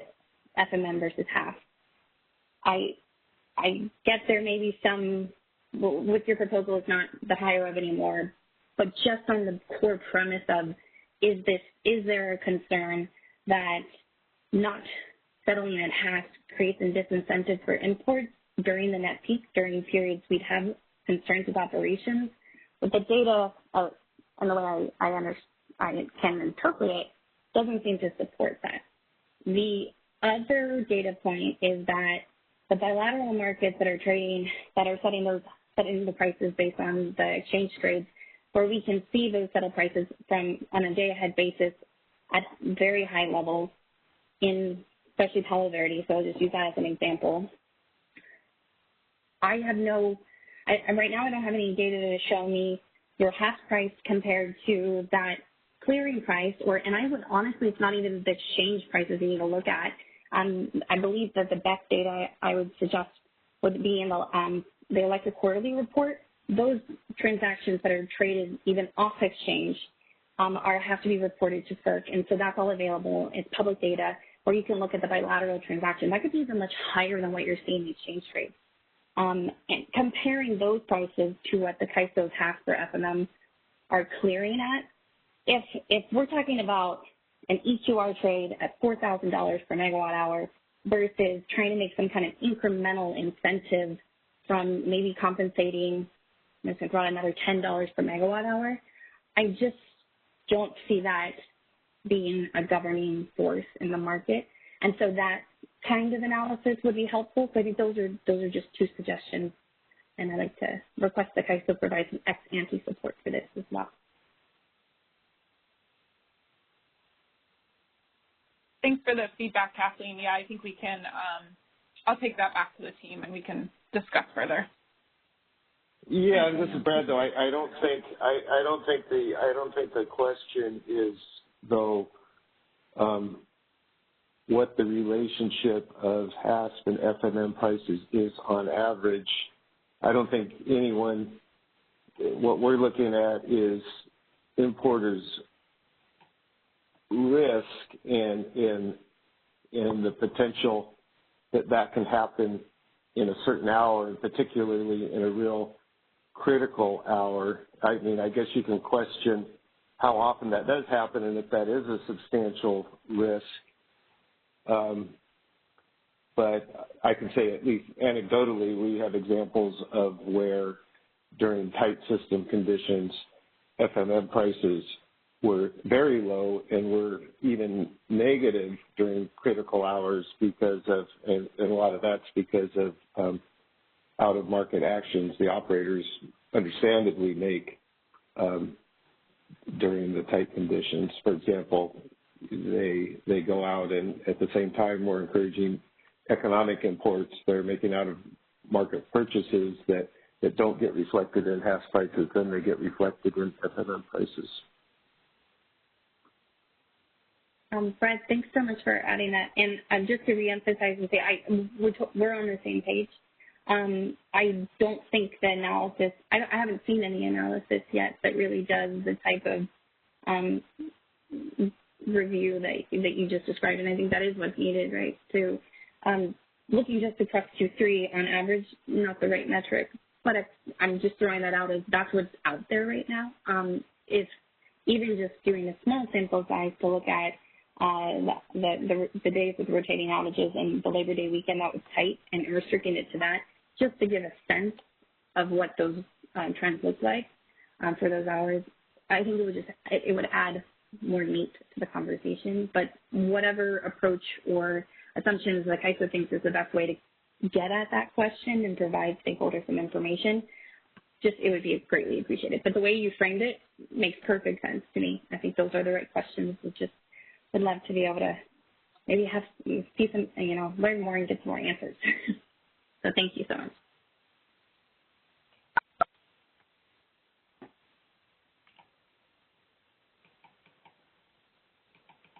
Okay, I think for the sake of time, I'll move on and discuss the other couple bullets on the slide, and then we can field other questions if there are any. So I've already talked about how we would only apply this make-whole payment settlement rule for the tight system conditions based on when we issue alert notices, warning notices, or emergencies. As far as how we're proposing to allocate the uplift, this would be a similar methodology to and consistent with how real-time market bid cost recovery uplift payments are allocated between balancing authority areas. So be allocated to load, exports, and EIM transfers out.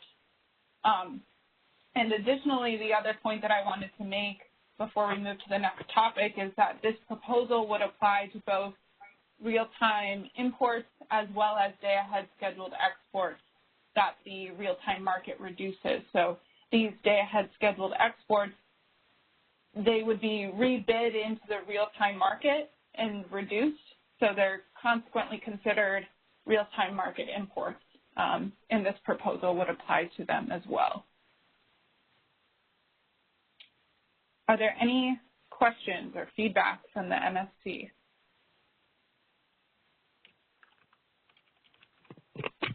Not for me. Not from Scott. No.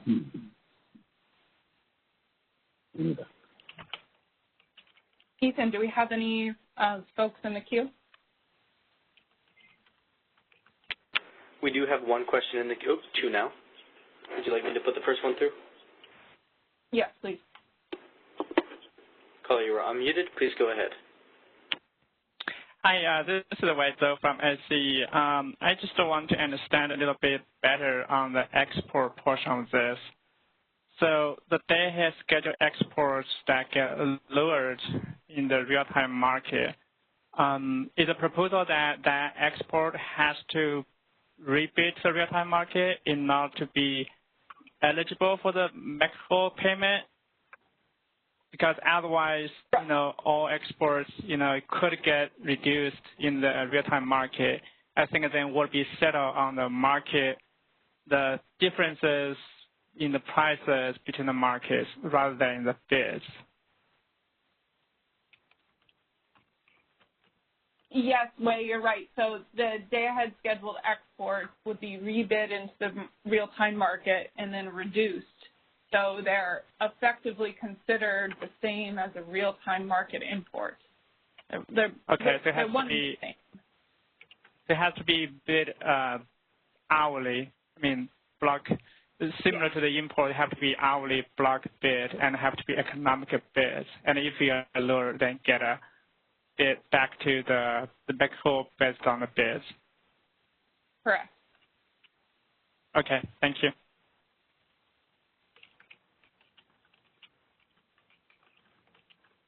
Okay. Was there another question? Yes, there's one more question in the queue. Oh, they appear to have put their hand up.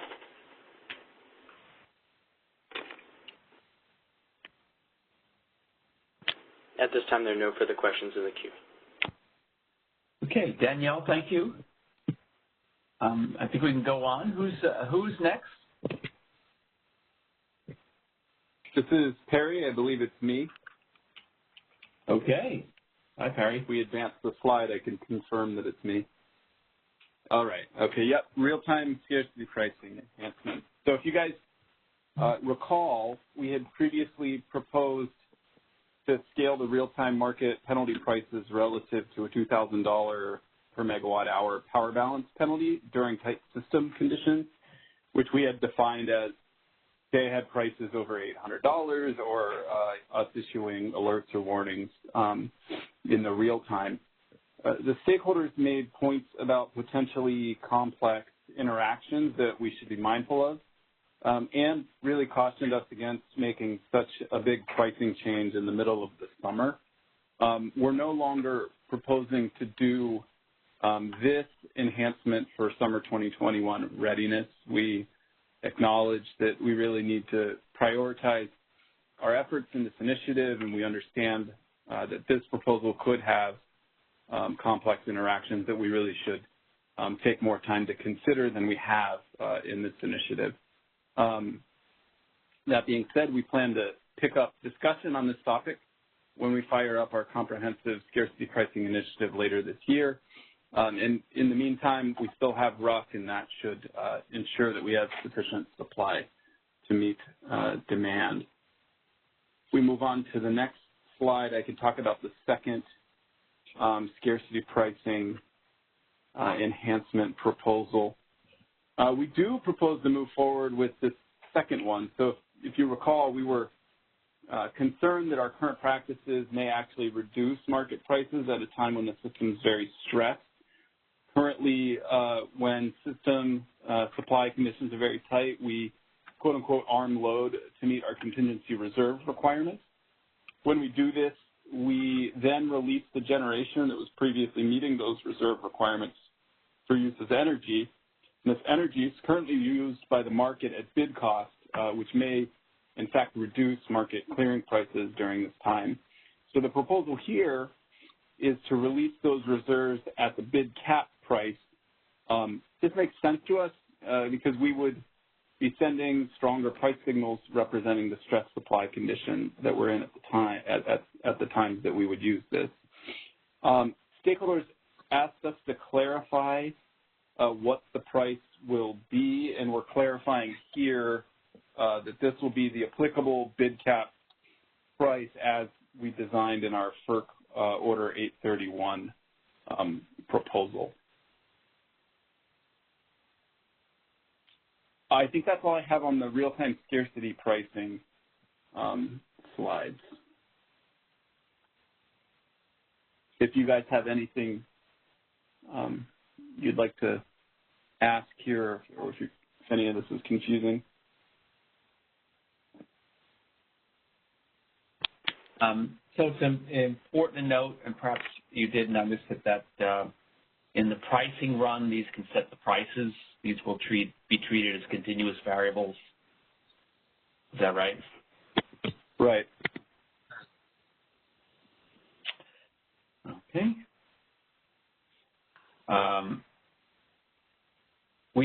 There haven't been any. I imagine there haven't been. It hasn't been time for any market simulations to see what difference that would have made in August or any other time, right? Was it no, we something that would help a chance to do that? Yeah. As some stakeholders noticed that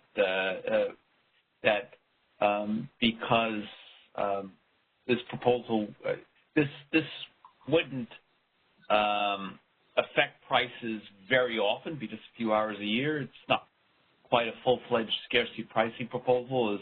As much as it's appreciated, that's a step in the right direction.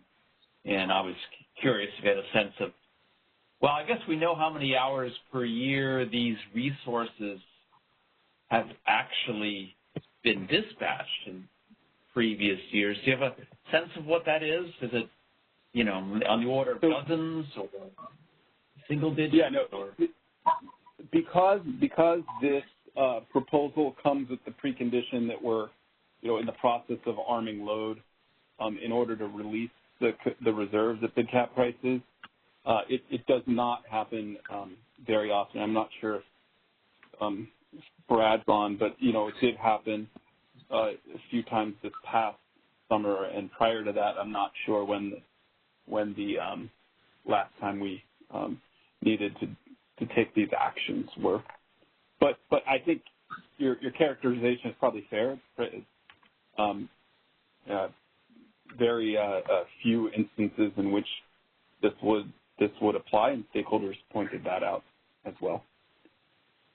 Yeah, as you put the draft final proposal together, it would be helpful if you did have some data on how often this, looking backwards, would have applied. Thanks, Ben. And when. Yeah. I guess more importantly, whether it applied in times we would have wanted it to. Yeah.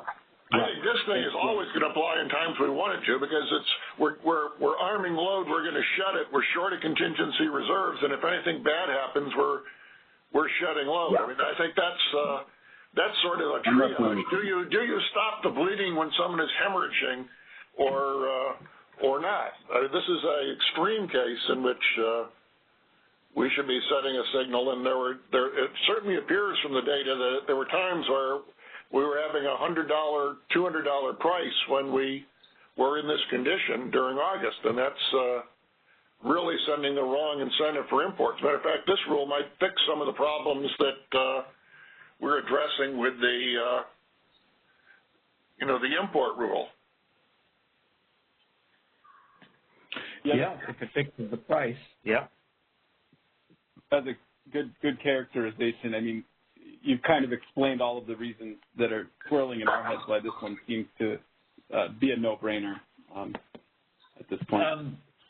I don't remember any objections from stakeholder comments. Am I or maybe just some concerns about whether there might be some unintended consequences in terms of impacts on particular consumer groups or something. But am I correct in remembering that there weren't really any fundamental objections to this? Yeah, I didn't see any fundamental objections. There were people asking, like I said, to clarify what do we mean by bid cap price, because it's one thing if you do current practice today, it's another thing under 831.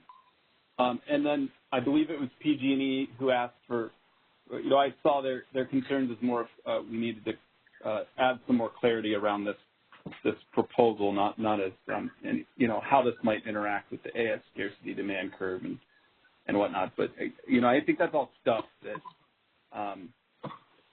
they're not major once you have a handle on exactly how this is going to work. Yeah, on the deferral point, I do, just as what Scott was saying with the arming demand, there is this link between the stuff we were talking about this morning, particularly the wheel-through RA competition and the level of and frequency of scarcity prices. So, part of the wheel-through problem is coming from the fact that prices in Arizona or wherever were higher than, or could get higher than what they were in the CAISO, and the congestion prices at that border weren't, or at the border into California weren't high enough to sort of make a wheel-through unattractive. And although I don't disagree with that trying to do something quickly ad hoc is a step too far, but there is this link here.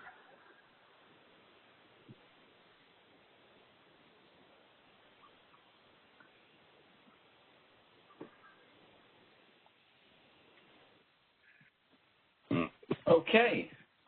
Let's see. We should check the phone lines. We do have about 3 hands raised in the queue at this time.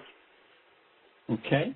I'll ask the questioners to beat to the point, please. Let's go ahead and take the first call. Caller, you are unmuted. Please go ahead.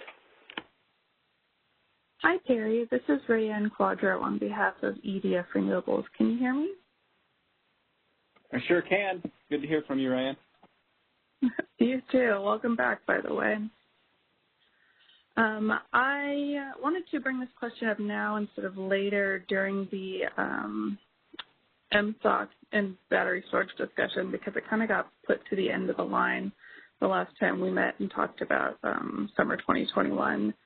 Does it make sense to implement the CAISO's minimum state of charge constraint on storage and the scarcity pricing proposal together? It seems like together they'll have the effect of excluding storage from responding to those scarcity price signals in real time, considering their must-offer obligations. I see that the MSOC proposal has been pared down in later slides, but I still kind of been envisioning an overlap between the two proposals.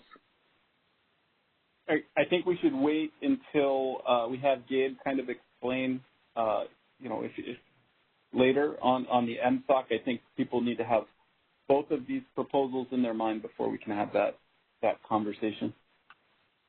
Okay. Well, I'd like to really, when we get there, then make sure that we have feedback explicitly on that pricing item. Appreciate it. Sure, I'll take the note.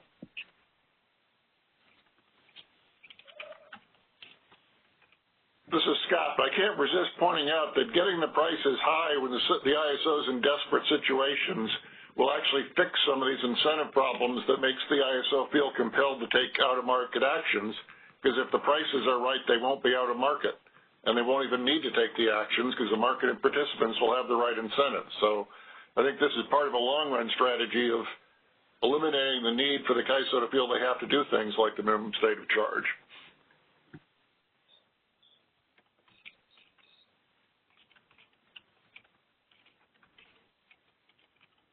Okay, let's go on to caller number 2. If we can, Ethan. All righty, moving on. Caller, you are unmuted. Please go ahead. Hey, this is Michelle from the CPC. A couple of quick questions. So just so I understand it, releasing reserves when you're arming load, so you're at 6%, you're going down to 5%, but you want the actual resources, but you actually just call on demand, load to drop in 5 minutes. Is that right? So you can release the reserves to provide energy. So basically, load is providing some of that. At a high level, that's right. You have to remember that the reason we're holding those contingency reserves would be for if we lost the generator. So no, I understand. I understand. That's not my question. Yeah. Okay. Now here's my other question. Ahead. So let's say I have reserves that are internal versus you can have imports that are providing reserves, right? Right? I mean, there are import resources that provide ancillary services. Okay. Well, let's just assume the answer is yes. So under Order 831, an internal generator can only bid at the cap, which is $1,000, unless they can cost justify. But right now, as it stands, unless you guys file the other tariff amendments, which I understand you will, imports can bid at $2,000. So is there some question about what reserves you release and what the bid cap would be? I kind of have two answers in my head depending on what you're asking. First, on the imports, yes, the imports can provide reserves. I don't think they can bid $1,000 to provide those reserves. I think the AS bid cap still applies to the import resources. Maybe someone from the 831 initiative can correct me if I'm wrong on that. Yeah. Perry. Hey, Perry. This is Brad. Let me just interrupt. I think she's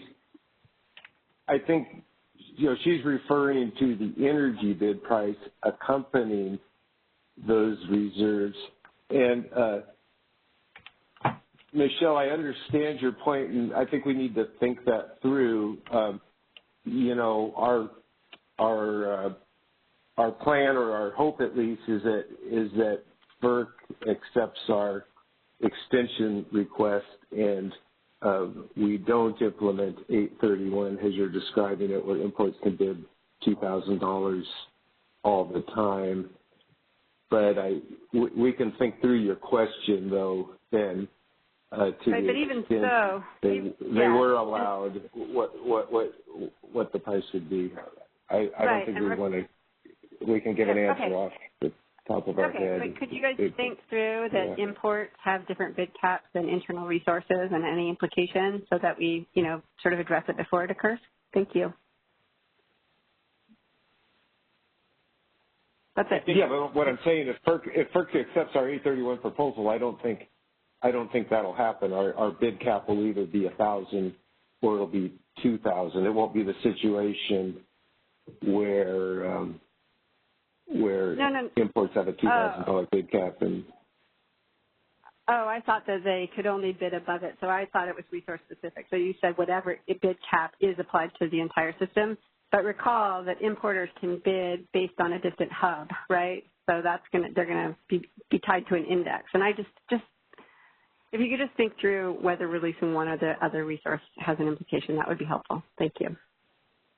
Yeah, I'll clarify here what we mean. Just the words on the slide. This means what it means is that whatever the bid cap that is in effect at the time that we are taking this action is is the price that the reserves will go into the market at. Okay, so it's not going to be a resource. Okay, so it's not the resources bid cap. Okay, exactly. Right, because different resources have different bid caps. Okay, thank you. That's a helpful clarification. So, sorry, does that mean then that if the 831 triggers, assuming the proposal is accepted, if we're under conditions where the 831 triggers have been crossed, then we're talking $2,000, because there would be some resources that would, I'm trying to remember the final version of the proposal, that would either be 2,000 or it would be this scaled index import bid index thing. Yeah, so it would be, at any, as I understand it, at any, under 831, under our 831 proposal, at any point in time, there will be a bid cap. That will be either $1,000, it'll be a bid cap that's set by the highest cleared import price, and that's when we're in that little middle ground before we get the full power balance constraint violation, in which case then the bid cap would be considered $2,000. So it's going to be either the $1,000, whatever the import clears at, or the $2,000 under this proposal, whichever one is applicable at the time that this is triggering.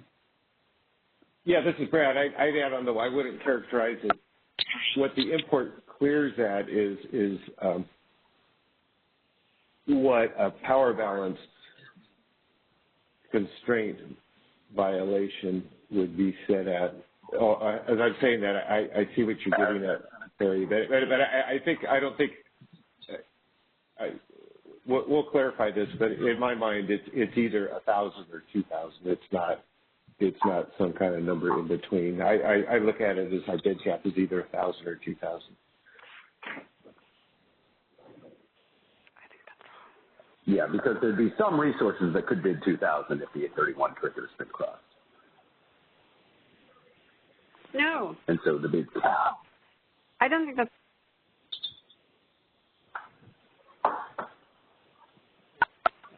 The bid cap. I think separate. I think the confusion is that under FERC 831, the bid cap, in effect, is really the $2,000 price when it comes to whatever administrative price you're setting, because there isn't any rules under 831 otherwise. So whatever your tariff has, we've we've developed policy that's going to modify those rules, but that doesn't come in until we actually implement the version of 831 that we, stakeholder and the board, approved.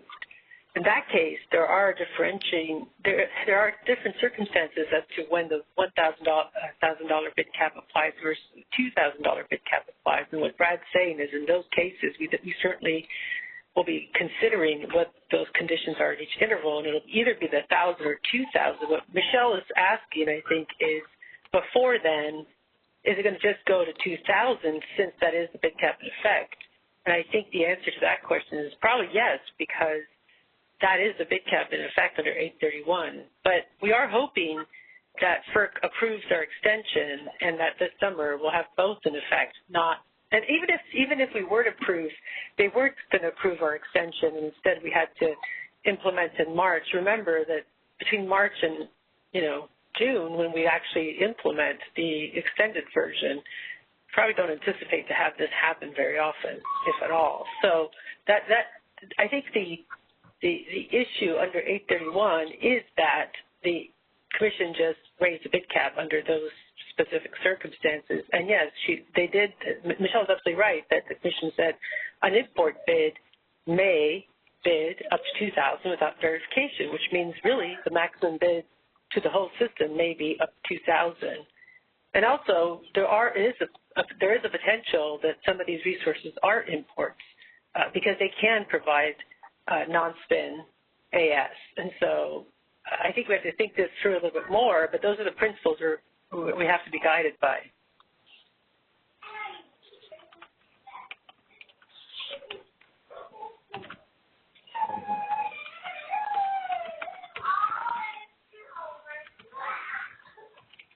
So I think I'm capturing that the issue is with our use of the phrase bid cap price tier, and we should clarify in the proposal exactly what we mean by that.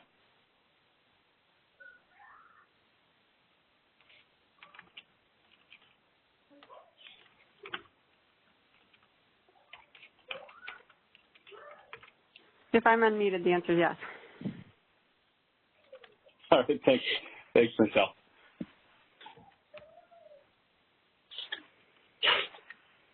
Okay. Do we have one more question? Was there a third, or are we done? Michelle, you might want to mute, though, I think.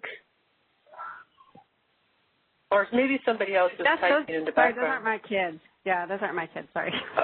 I've got my mute on. Thanks. All I have is dogs.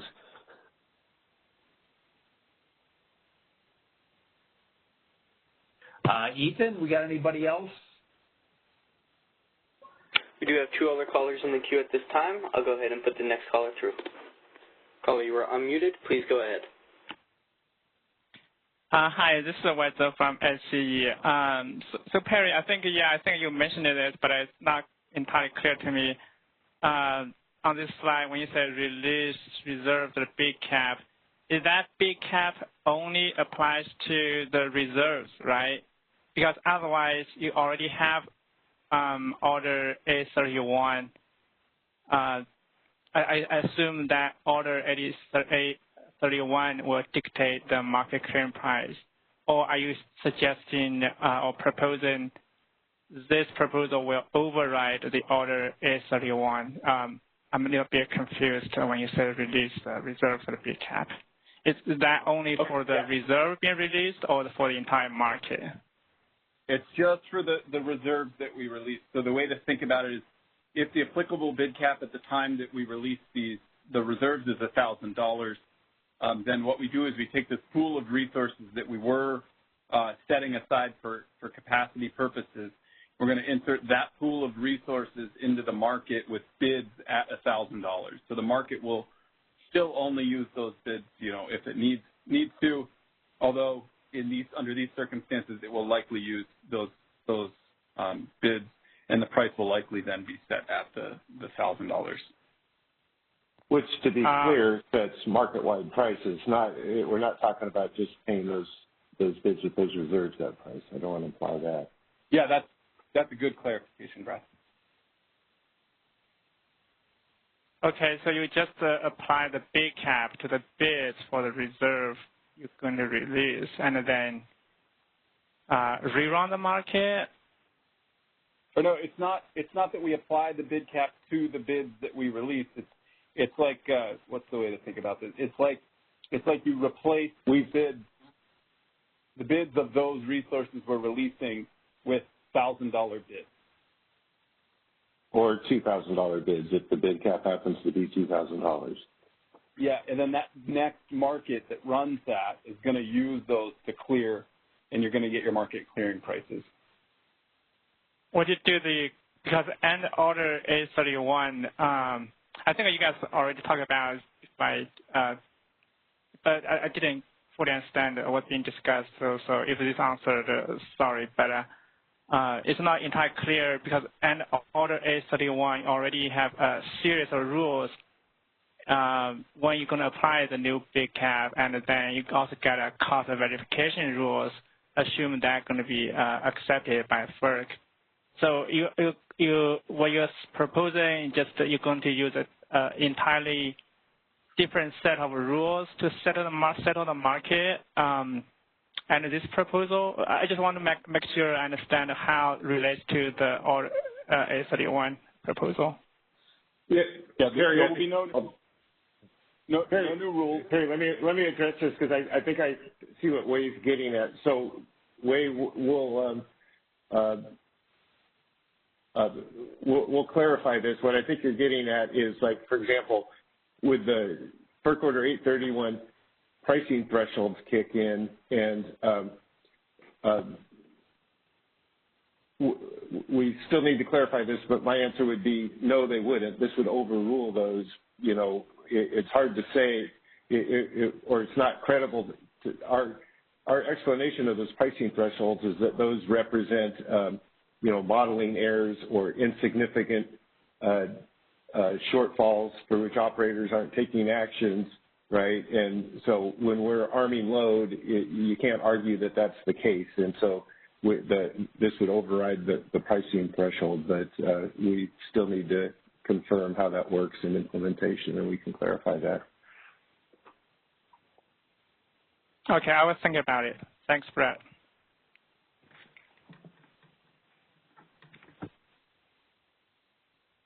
All right, we do have another question in queue. Should we go to them?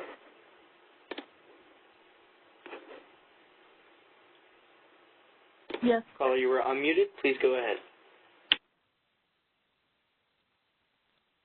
Thanks, Brian Perry. This is Partha Nalvadkar with PG&E. I had two questions. My first question was, and you might have been addressing this in the conversation with Wei, but if not, maybe you can clarify for me. What would happen if there was, for lack of a term, congestion, let's just say for E, say north to south, where there was a shortage in the south, but for lack of a term, plenty of energy in the north? How would this process work in terms of setting this the scarcity pricing? So I'm going to try to clarify this one last time. We're going to run the market with these generators that used to be capacity with energy bids at the bid cap. We're going to run the market. It's going to clear the same way it does every 5 minutes. It's just going to have additional bids on resources that are at, say, $1,000. You'll have the congestion. You'll have everything. Okay, that helps a lot. So for lack of a term, you could have a scarcity pricing set in one area, but not in another under this proposal. That's helpful. And so then let's be careful about that, because this is not a congestion.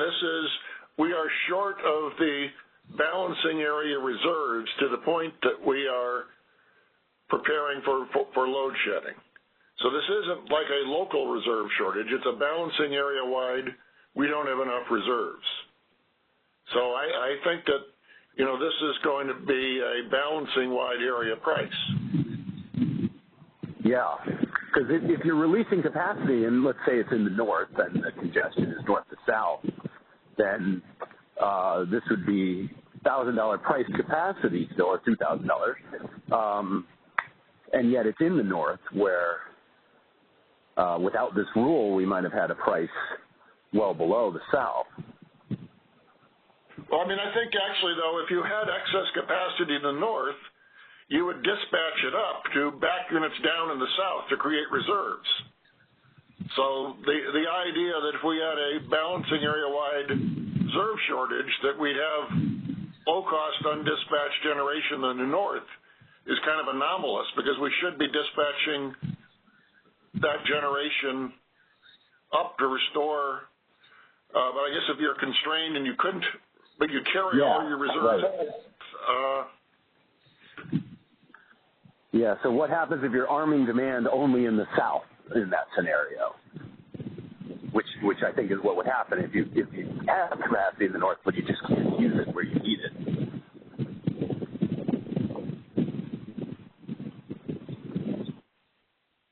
I'll have to confirm. My first thought is they don't just arm demand in the south. I think they spread the arming among the major territories in our BA. Yeah, but if the shortfall is in one BA, I'm not sure why you would bother to arm it in the place where you don't have the shortfall. And secondly, I'm not sure that's the right pricing outcome. Yeah, remember, this is a shortage of reserve, balancing area. The largest contingency might be in the north. So you could be, so that reserves in the north could meet the contingency. But I guess you could get some kind of pathological situation where you've got enough 30-minute reserves in the 30-minute dispatchable capacity in the north, but you don't have enough 10-minute dispatchable, and you can't back any generation down in the south because it's on the other side of an energy constraint, but still the price should go up in the north because you don't have enough reserves. But maybe we should work through all these permutations, but I think that because it's a balancing area, we have to keep in mind it's a balancing area-wide reserve shortage. This is Anna. Scott, that's right, and I just want to make sure that, we're not intending to change how the operators arm load to meet contingency reserves. This whole proposal is just the consequences of that. But I do believe that we arm on a system level when these kind of shortages occur, and so it wouldn't be only in the South. So we can confirm that further, but that there's definitely no intent to change the policy by which we manage the reserves in the real time.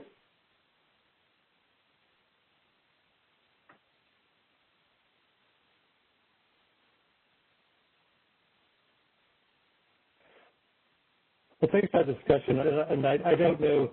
Under my theoretical example, I'm not sure I understand that policy for lack of a term. If for lack of a term we had an infinite amount of generation in the South, just congestion such that you needed to curtail, or infinite amount of generation in the North, but had some sort of congestion where you needed to curtail in the South. I'm not sure why. I'm not sure the example, but maybe we can follow up on that one later. My second question, and this is sort of more of a question on the incentives and the interaction between Order 831 and this proposal. I think partly it depends on sort of what price level you're talking about setting the penalty at in these situations. Obviously, both for internal resources and for intertime resources, part of what the CAISO has done is create a process in terms of verifying bids over $1,000. It's like these are basically the type of showings you have to do based on, for internal resource, actual physical cost, and for intertime resources, hub prices. And so for lack of a better term, I don't know if the CAISO thought about this or not, but is there a way that really there are sort of incentive issues that could be created where there might be more of an incentive to physically withhold and create scarcity because particularly if you were to arm them at the $2,000 level, but they couldn't price justify. I think that type of interaction might be something that the CAISO should consider, and at least sort of walking through examples of why that's not the case. I'd certainly appreciate that.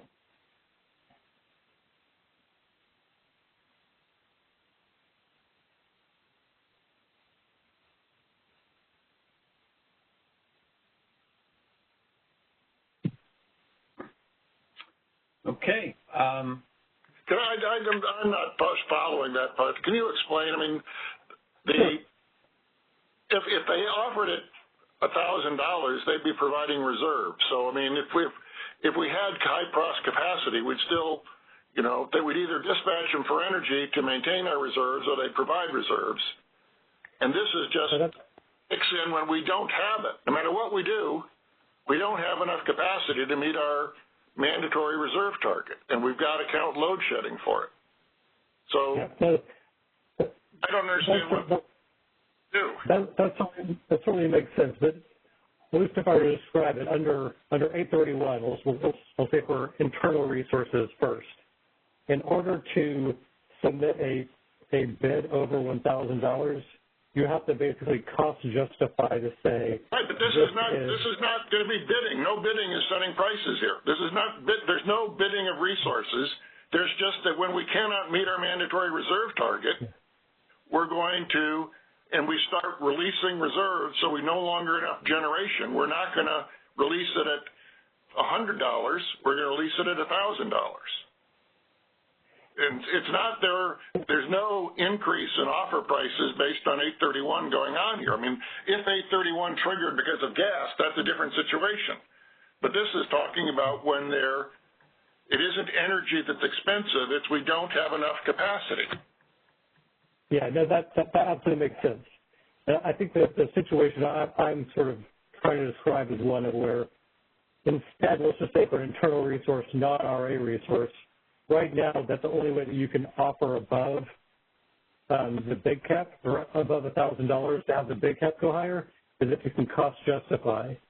Under this proposal, if you were to physically withhold from the market and the ISO was to cut reserves on another resource, it could be, you could effect trigger the higher $2,000 scarcity price. So it really matters to me if the ISO is saying we're going to set the price at $1,000, that would be one scenario. If the ISO is saying in this situation where we're curtailing reserves, they're going to set the scarcity pricing level system-wide at $2,000, I think that there might be an incentive issue in terms of is there actually an incentive to withhold capacity in order to drive the higher scarcity pricing levels.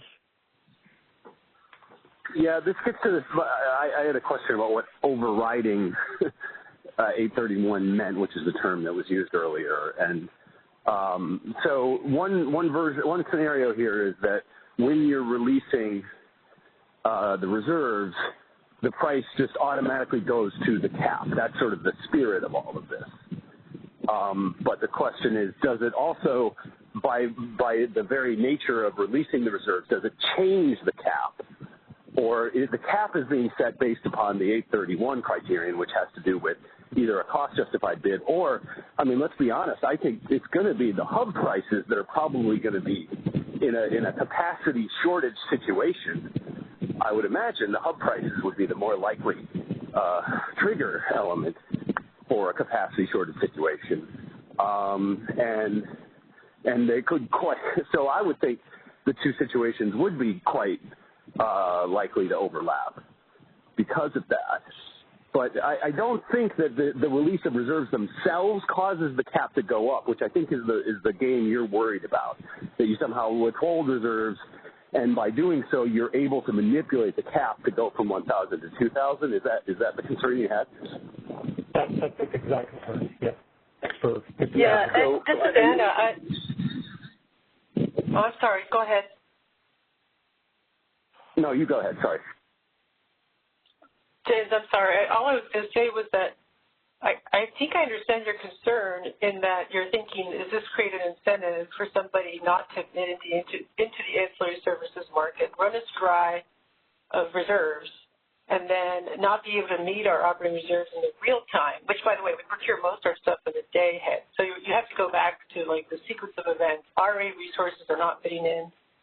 I just don't see how the generators would be motivated for one interval or two to create all that. I mean, they're foregoing lots of other opportunities for compensation for their reserves in order to do that. So I just, especially since we said this would only occur, we would only do this when we're arming for load. You know, if this was a different scenario, which is we'll go to 2,000 every time we go short on reserves, maybe there's a different case there. But when we're arming for load, you're what I think you're concerned about may not be, I don't think the incentives are completely aligned where everybody would just forego all the other opportunities the rest of the year, you know, to just create these situations, go to $2,000 prices.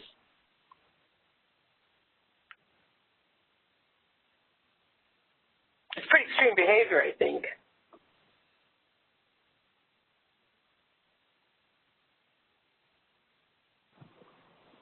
Well, just to clarify, does arming of load to release reserves, if none of the other 831 criteria, that hub prices are low and gas prices are low, would the arming of load in and of itself change the bid cap from 1,000 to 2,000?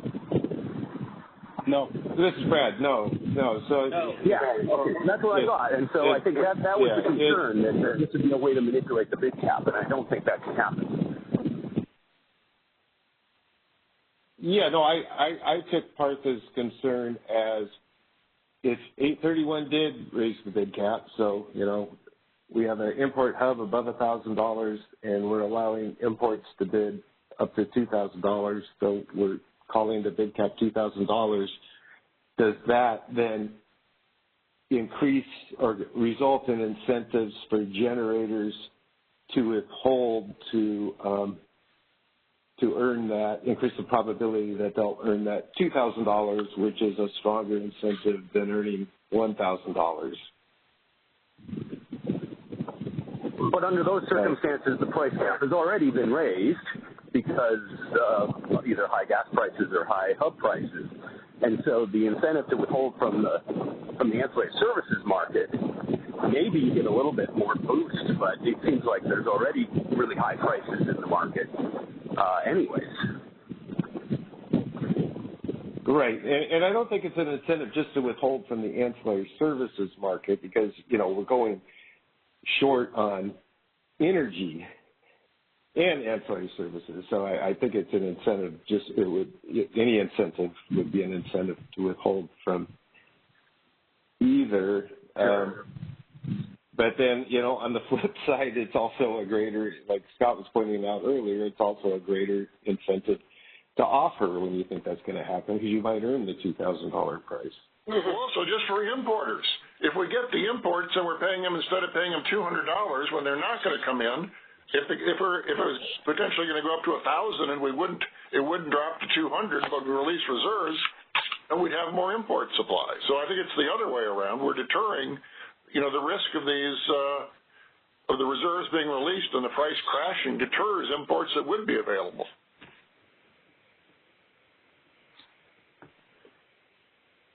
I'm just not seeing how we're incentivizing withholding through this. I guess I'm not really seeing that part.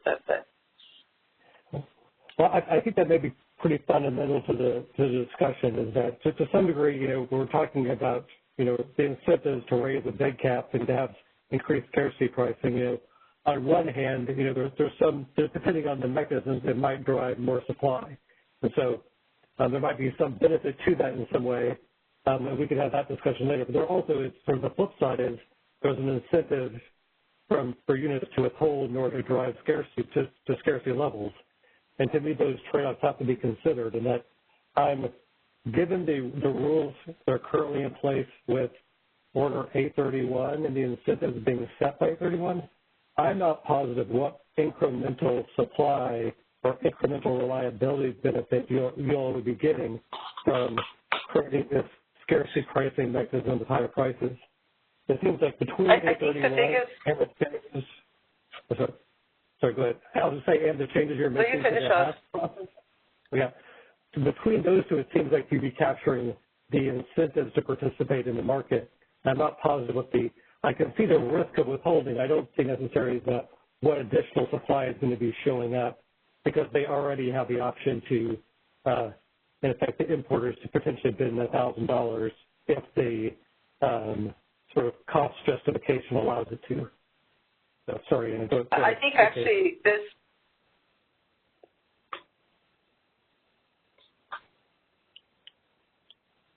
Somebody was trying to speak, and I'm sorry if I overspoke.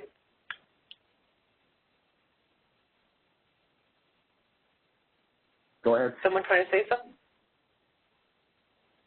No, you should finish.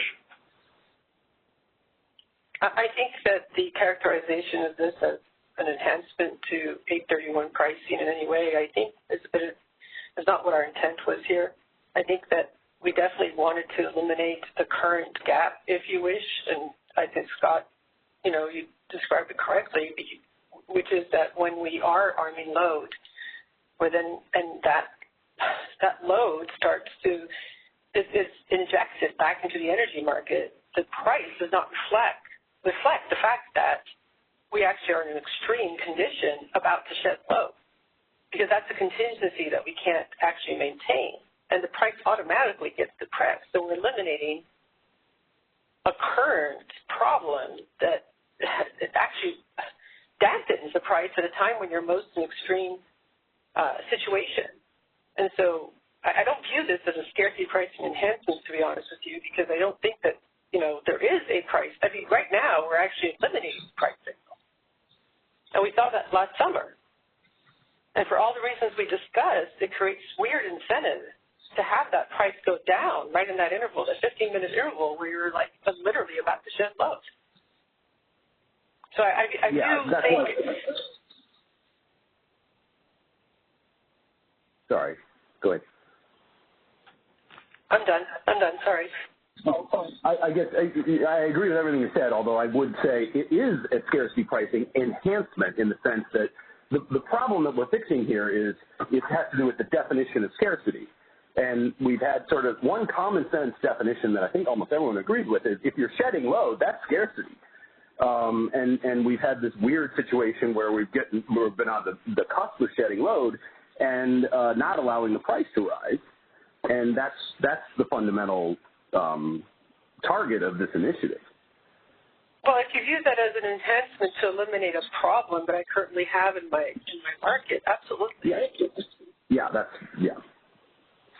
It doesn't change the scarcity price in and of itself, but it does affect the conditions under which scarcity arises, or it changes the definition of scarcity somewhat. It allows the price to reflect the scarce condition during that time, and I suppose that's a definition of scarcity price. But I'm not changing. Yeah. No, this is really helpful. I think. Sorry, I was just going to say I really appreciate the clarification that, in fact, it's not what this is not doing is allowing a trigger of automatically jumping the pricing from $1,000 to $2,000. Those 831 mechanisms will still work correctly. So that was my biggest concern. So yeah, thank you for that, that clarification. Absolutely. To reiterate, nothing about this proposal changes the determination of what the bid cap is.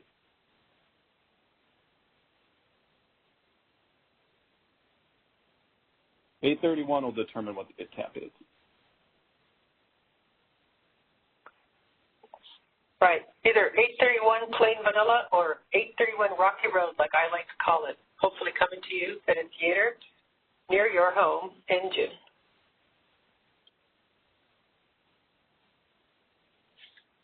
Yeah, except we really don't want to characterize it as a rocky road. I wish you'd find another. That's true. That's true. I just like Rocky Road ice cream.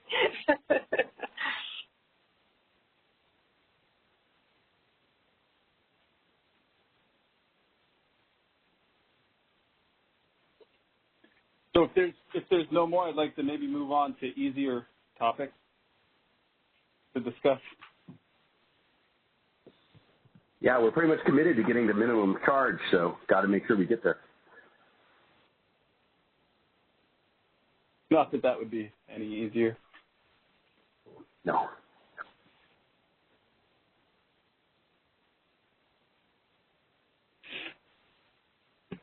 Okay, moving on. All right. Should we go ahead and advance the slide then? Oh yes, this easy topic. Now we're moving on to system market power mitigation policy. In our straw proposal, we proposed to implement the system market power mitigation policy along with the scarcity pricing enhancements that we were just talking about. We are thinking of no longer moving forward with the system market power mitigation in this initiative. We're still reviewing the data from last summer, but our larger concern is the implementation feasibility for this summer. That being said, while market prices remained very competitive in Q3, even during the heat wave, we continue to be concerned about the increasing instances of system-level pivotal supplier test failures that are reported by our Department of Market Monitoring. And we will lay out our plans for the system market power mitigation policy after we complete this initiative.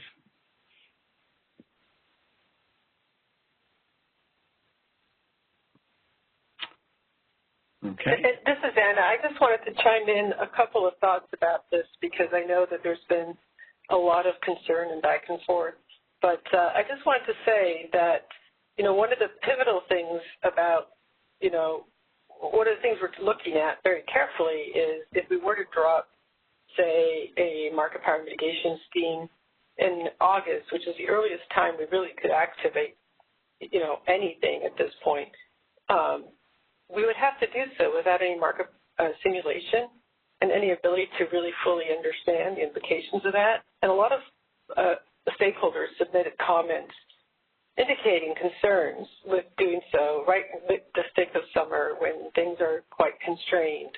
And so we're looking carefully to make sure that if there are no indications, and as Perry noted, even under the Q3 report, there's no indication that mitigation would have changed anything under the Q3 constraints, that we were experiencing.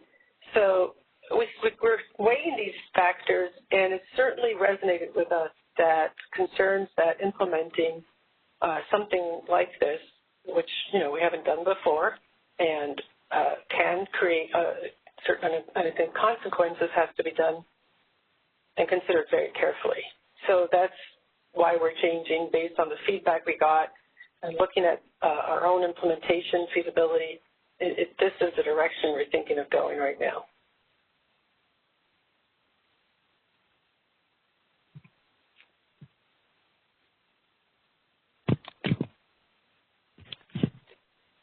Okay, thanks, Anna. Thanks, Perry. Do we have any questions or comments on the phone lines?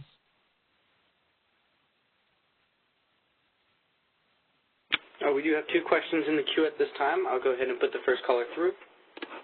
Caller, you are unmuted. Please go ahead. Hey, this is Michelle Keto from the CPUC. I just want to say that we're disappointed that CAISO decided not to move forward with this. I'll note that we spent over a year doing this in a stakeholder process, and it's disappointing that it's now, it was supposed to go to the board in October, and then it was going to be delayed till November, and now you're saying it's not really feasible. And we get that it's hard to, implement things that are complicated.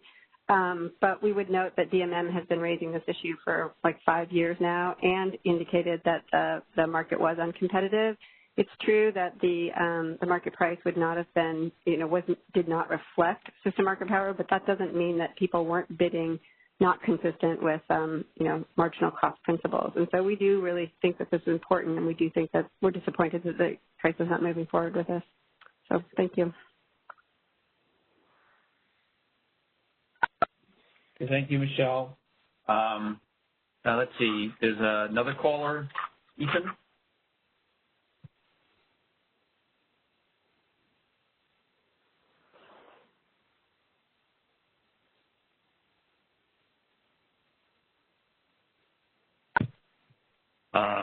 Ethan, operator? I apologize. My phone line had disconnected for a moment. Could you repeat what you had just said previously? Oh, yeah. Yeah, thanks, Ethan. Do we have anybody still waiting on the phone line?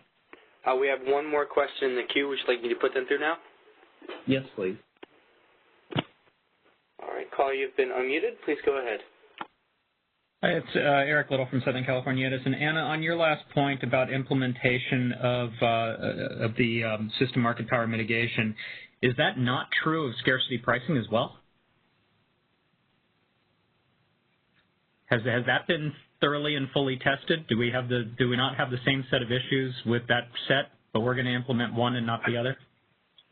Are you talking about the measure we were just talking about 5 minutes ago? Yeah, your commentary was that the reason you didn't want to do system market power mitigation was you were concerned about not having tested it in an environment before implementing it on such a short scale notice. I'm just asking, is that not also true of the implementation of scarcity pricing? I'm not suggesting that implementation is not without issue, and that's why we're looking closely and trying to prioritize what's most important, given what the conditions we expect over the summer and given the concerns we have. The trouble we're having right now, Eric, is that if you look at the situation when you're arming load and the price continues to be depressed during those times, it really works against us to incentivize the supply we need during those hours. And I don't want to rehash all that. So that's really an important element of this summer for us to get, ensure that we have capacity we need and our market reflects the right pricing when you're literally arming load and about to shed load on your system. So we feel strongly about that. We are looking for implementation. I will say this much, though, that the implementation of that mechanism is, I would say, not as robust as implementing the system market power mitigation mechanism. Also, what we're proposing to do is actually something that, I would say others do, and whereas the system market power mitigation scheme is an entirely new market design, if you wish, that, you know, we would really have to understand what the implications are during a time when the system is quite constrained. So, yeah, I think you're right to say, hey, Anna, everything else has implementation challenges, but the whole point of this effort, and as you know, I tried to share this with you guys earlier today, is that we're really looking and leaning in to say, trying to prioritize and minimize the amount of disruptions both on our end and your end to absolutely ensure that our market does what it needs to, you know, incentivize the supply that we need. Now, you know, what are the things we've been looking at? And I'll share this with all of you because, I mean, I've struggled with this. You know, everybody keeps coming up and saying, well, somebody can exercise market power at the system level. And I have, you know, we definitely are looking and will continue to observe trends to see what's going on. If there isn't a risk based on what we saw last summer, it's very difficult for us to say we're going to disrupt everything this summer, do nothing else, and impose system market power mitigation. So these are the things we have to weigh is, you know, with all that's going on, where do we put our efforts, your efforts, everybody's efforts? And what is going to be the best thing for the summer? So if you're asking me, hey, Anna, you should only do system market power and nothing else, don't do anything else, I think that's an unfair question because Anna, that was Anna, I'm sorry, that was not what I was suggesting. Your original proposal was to put both of them in at the same point in time. Your proposal now is to put in scarcity pricing without system market power mitigation. That's the way I'll clarify one thing.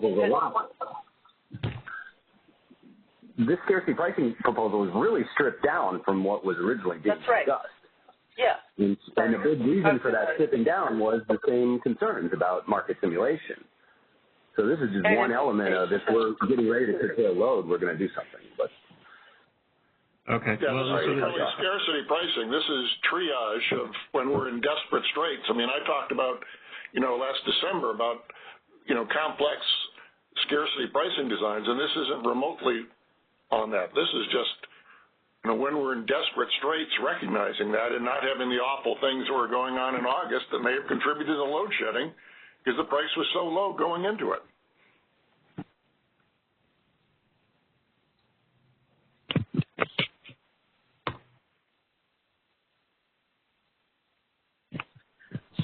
So to summarize, Ben, if I understand what you're saying, Anna, is that this is not a full-fledged scarcity pricing proposal. This is narrowly focused and doesn't involve implementation issues, and that the big scarcity pricing effort is going to initiative is going to come next year.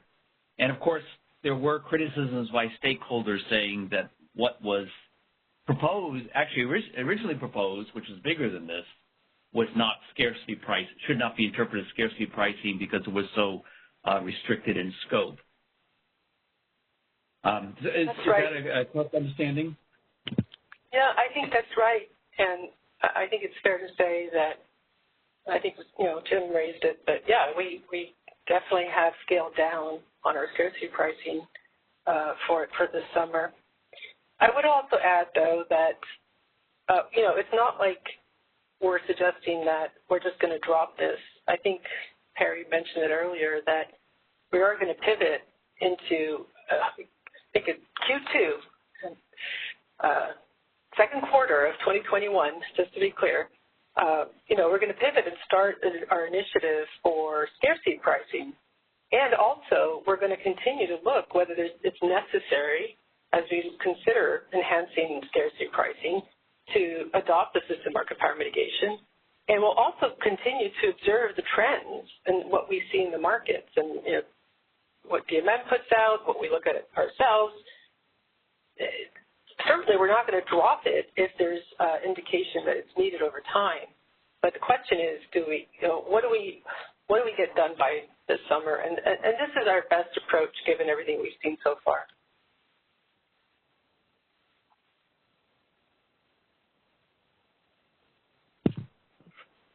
Okay, thanks, Eric. Thanks, Anna. Okay, are we done then with this topic? I believe we are. Okay. Look at their questions.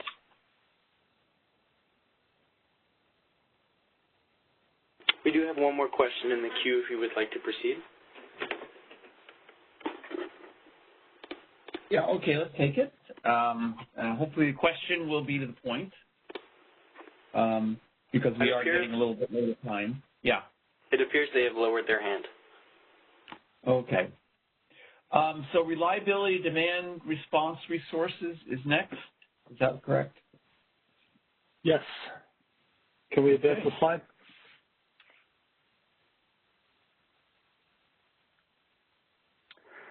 So when we last talked about this, I tried to frame this issue as changes that the ISO needs to make to our internal systems to allow our system operators to let this be optimally dispatched by the market, as well as some changes that we would need to help the RDR resources be able to set the market price. So these proposed changes are that second set of changes. So we are moving to propose to expand the bid dispatchable option from just 5 minutes, which is what RDRR is right now, to 5, 15, and 60 minutes. We think this will better allow RDRRs to reflect their actual capability. I would note that we will treat these 60-minute resources as price takers in RTPD should they be cleared in HASP, similar to how we treat all other block hourly resources. We would also propose to enable the 5 and 15-minute discrete RDRR, where registered to set the price in FMM. We would do this by treating the resources or treating the discrete resources as discrete in the scheduling run, but then continuous in the pricing run. So I think we can skip to the next slide. So a quick question, this is Ben, that I asked before about how frequently are RDRR resources called, hours per years that we're actually deploying them? I don't have that data on hand right now. It is fairly infrequent, but we can get that. You know, single digits, dozens of hours, certainly not hundreds, but okay. I think I recall hearing that prior to this summer's events, it had been in the orders of a couple of years since they'd been like frequently called. Say, Danny? Yes. Can you hear me? It's John. So prior to 2020, summer events, RDRR, called by the ISO, then caveating this, not by the IOUs that do tests once a year or have their own sub-transmission issues, but prior, we called it once in 12 years in SCE and 3 times in PG&E service territory in those 12 years prior to 2020.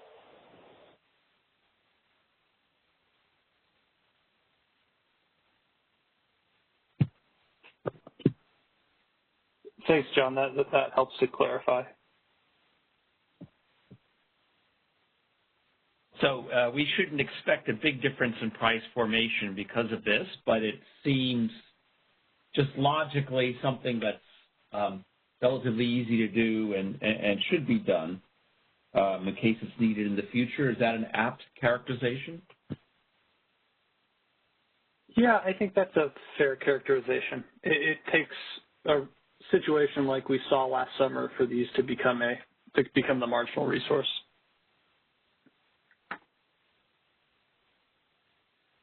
Okay, thank you. Anybody on phone lines or anybody, Jim or Scott, want to say anything? Not Jim. Okay.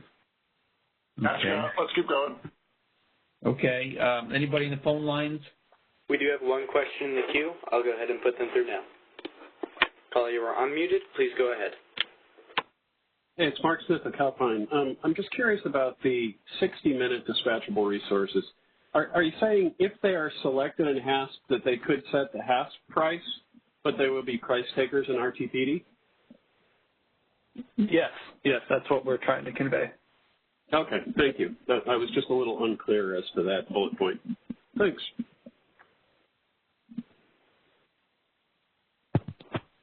We do have another question in the queue that just popped up. Would you like me to put them through? 2 now. Yes. Caller, you are unmuted. Please go ahead. Hi, this is Alan from San Diego Gas and Electric. Can I get some clarification on the dispatch lead times? Because I think that in the slow demand response initiative, CAISO had talked about giving a much longer lead time. I forget how long, but I think it was over an hour.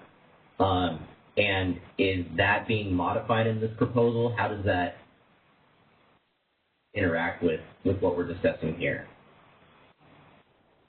We would be proposing to keep the RDRR lead time the same as what it's registered right now. Right now that lead time is reflected as the startup time for the resources, which has a maximum of 40 minutes. So we would keep that intact. Okay. All right, thank you. All right, and moving on to our last question.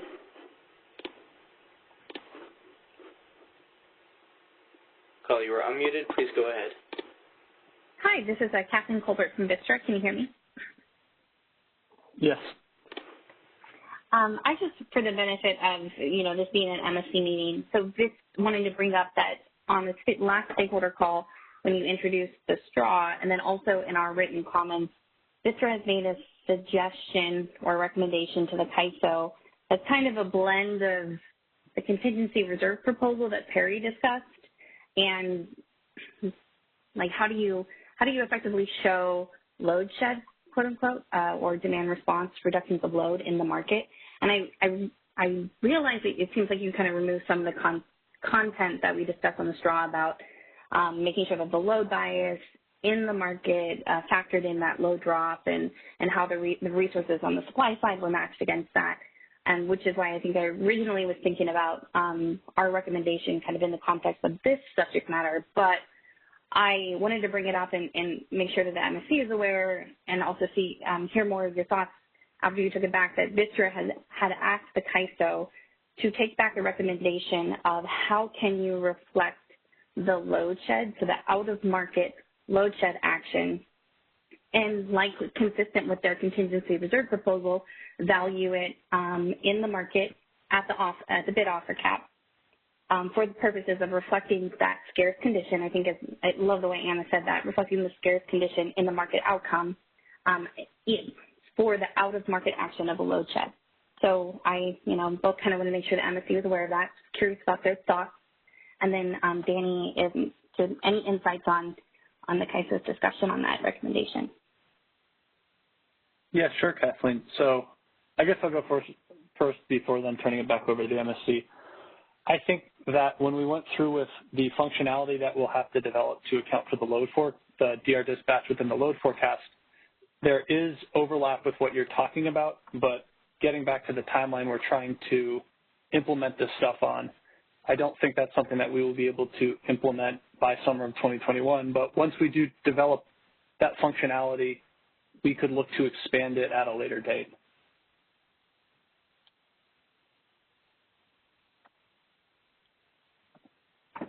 Thanks, Danny. I really appreciate that insight.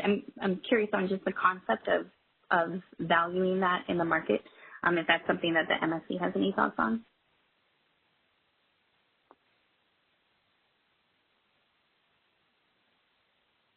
I'm not sure this is Scott Harvey. I'm not sure I quite understand the proposal because, well, if we're going to set the price at the bid cap when we arm load, well, it'll already be at the bid cap when we go the further step and start doing load shedding.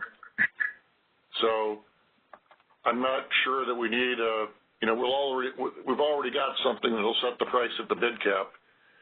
If we were going to have tiered and a 1,000, 2,000, 3,000, then, but that would be another step. But I don't see why we need to go through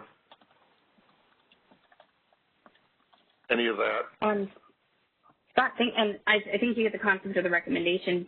Our recommendation wasn't assuming that the arming of a load would always happen prior to a load shed, but if that is the case, then I have to clarify that, and that even through the time periods that have load shed, and not that setting the price that the bid cap would sustain through that, that would be incredibly helpful, and I think that would meet the concern.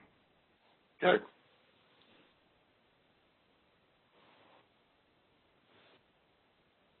Well, I do know that because I asked this question about what arming of load actually was, and it is specific to this release of reserves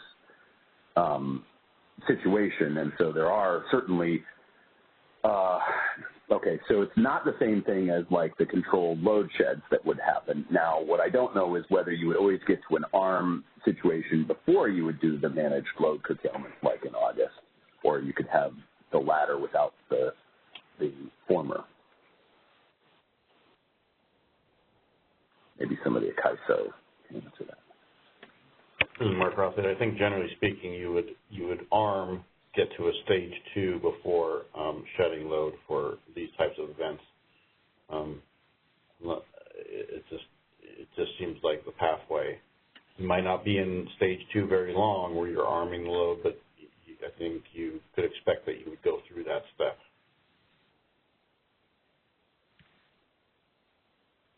May I ask a follow-up, Mark? Sure. So in that situation, would your expectation be that we would be in emergency energy action stage 2, arm the load, and then we would move to the next stage and that the price, since, I mean, I think what I'm struggling with is that the proposal to value the released reserves isn't administratively setting the price of the cap, right? It's just putting it into the stack so that the market outcome can take that into consideration. So what I'm trying to kind of think through from what you're clarifying, and it's really helpful, is once we move outside of the release of the reserves and we're in the next stage where load shed or the following stages where load shed is occurring, is that still the marginal price potentially setting the clearing price, or is it possible that it's no longer inactive in that supply stack to set that price? I think if you're still in an infeasible situation in terms of being able to meet the load, you are. Okay, this is really helpful. I'm just as a kind of a follow-up, and I'm interested in hearing any other thoughts on kind of like valuing out-of-market actions that MSC might have, but from a kind of, if that's possible to just take a deeper look at that and clarify, because if that is the case, then sorry, I didn't mean to cut you off, but I think in my opinion, we close a significant amount of the gap in the price setting under these conditions. And can I guarantee that every scenario is closed with this? Perhaps not, but I think it is a significant closure of the situations where we see price suppression, but yet we are arming for reserves or triggering RDRR. And I think from this last summer's events, that would close the gap on those scenarios significantly. Will it cover everything? Perhaps not, but I think it goes a long way. No, that's really helpful. And just to have a sense of where my head's going is, if it's not something, if there's still a gap, well, it sounds like there might be a possibility that with some of these actions, that even the periods that have the load shed would have the let's say $1,000, to keep it simple, $1,000 being kind of the clearing price. So that would, by nature of these, maybe close that gap. If there are still some tail instances that aren't, then I think we're just looking towards, do we need to submit something into the next policy roadmap, and just trying to kind of figure out the landscape we're working with, right? So what are the gaps, which do these close? So if it's possible to either provide analysis on this after the fact, and are those periods being captured, or are there any other periods that are falling out where we might need a longer term solution, then that's something that we would support for like a long-term project. Just to So Kathleen, maybe I think what you're, I'm sorry because I might have missed a little bit, but I think what you're suggesting may be something that we discussed through scarcity pricing initiative. Is that what you're suggesting? Not necessarily, because I do see the load shed and then valuing that, because it's effectively on kind of what I think Danny was mentioning, the original proposal had the idea of you would do the add back of the load shed on the load forecast side, and then you would reflect essentially an offer that is an artificial load shed offer on the supply side valued at 1,000, let's say. And so that 1,000 offer clears against the add back on the load forecast, which is very similar to kind of how the RDRR gets valued once you do that add back. So it's kind of a similar functionality. But it's not scarcity like you were clarifying and articulating, right? It really is saying let's value that out-of-market action on the supply side at a value that is reflective of that scarce condition. So it's rather than a scarcity enhancement, it's really just similar to the contingency reserve. Let's value it when it's done as an offer on the supply side. Okay. Thank you. No, thank you. I really appreciate it. And I appreciate having a chance to kind of talk a little bit about the recommendation that we made. I understand it may not be feasible, but we're just looking towards maybe even not only near term, but like what do we have to be mindful of long term to bridge those gaps. So thank you. Yeah, thank you, Kathleen. I do understand your concern, and we're building functionality that could potentially someday let us do that. But I think, at least for the context of summer 2021, we're not going to be able to think through if that's something we should do or be able to, even if we decided that that was the right approach. Thank you, Danny. And thank you to the CAISO.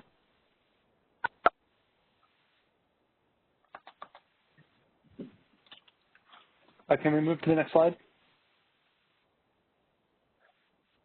So this slide is basically the same slide that we had for the straw proposal. It's just talking about the changes that the ISO is proposing to make to create basically a feedback loop to account for the RDR dispatch within the load forecast to avoid double counting the effects of the RDRR dispatch.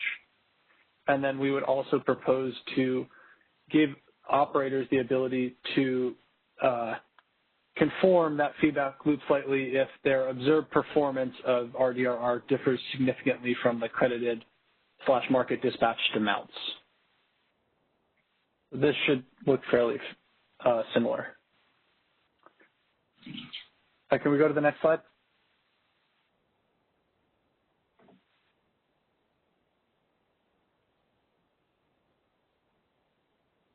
So this is just a summary of RDRR and what we think the changes we're making will do. So dispatching RDRR in RTPD should lead to more efficient market results since the horizon which they're considered in will, at a minimum, cover their resource startup and their maximum minimum runtime.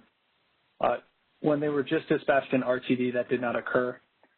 Further allowing for the 5, 15, or 60-minute dispatchable option allows RDRR to reflect their actual capabilities.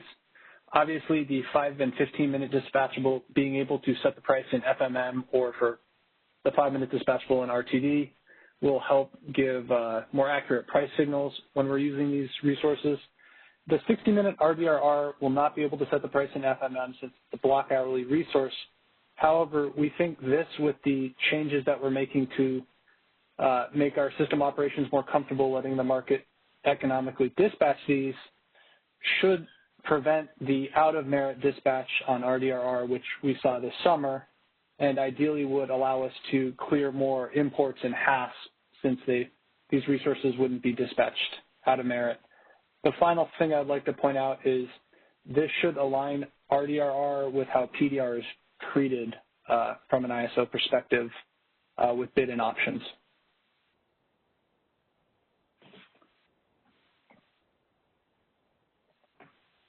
Just a quick doctor's context question. Yeah. I'm sorry. What are the relative amounts, megawatt-wise, of a 5, 15, and 60-minute, roughly? Is there one of these that dominates?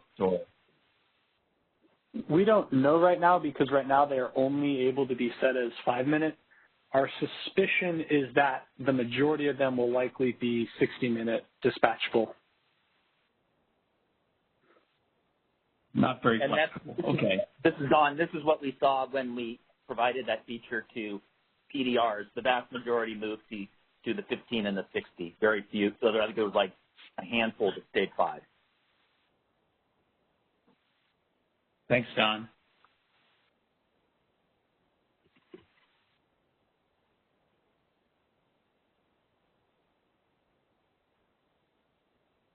Okay, let's see. Anybody on the phone lines, Ethan? I think this is the last slide for this portion of the presentation, right? Yes. We do have one caller that has just entered the queue. Caller, you are unmuted. Please go ahead.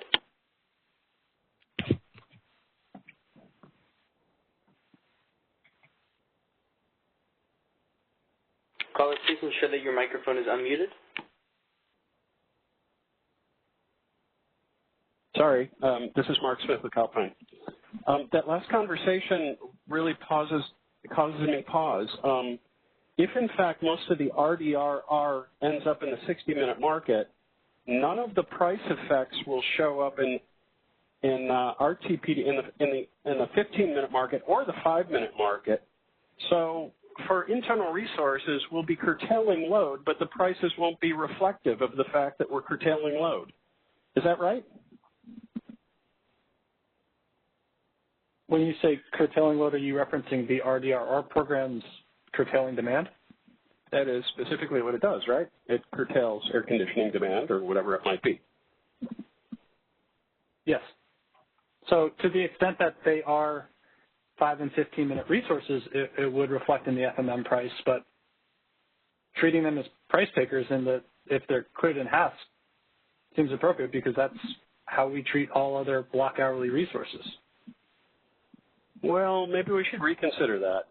Most other markets have peaker pricing or minimum online commitment resources that are treated as dispatchable even though they're physically not. Maybe we should consider alternatives that would allow demand response resources to continue to set price through the timeline because, in fact, RDRR can be dispatched and turned off, more specifically turned off at any particular point in time. There are some minimum run times, but it can be turned off and was, as a matter of fact, in August, mid-hour.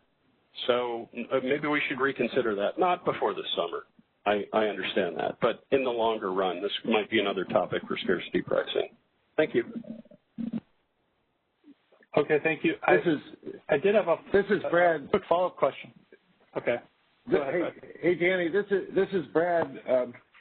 Help me out. I know we talked this over the other day because I brought up a similar point, and we concluded that even if the 60-minute don't set the binding prices, getting them into the market is still beneficial to resources that are paid the binding prices, right? Because wasn't our thoughts that it would improve the dispatch of those other resources and give.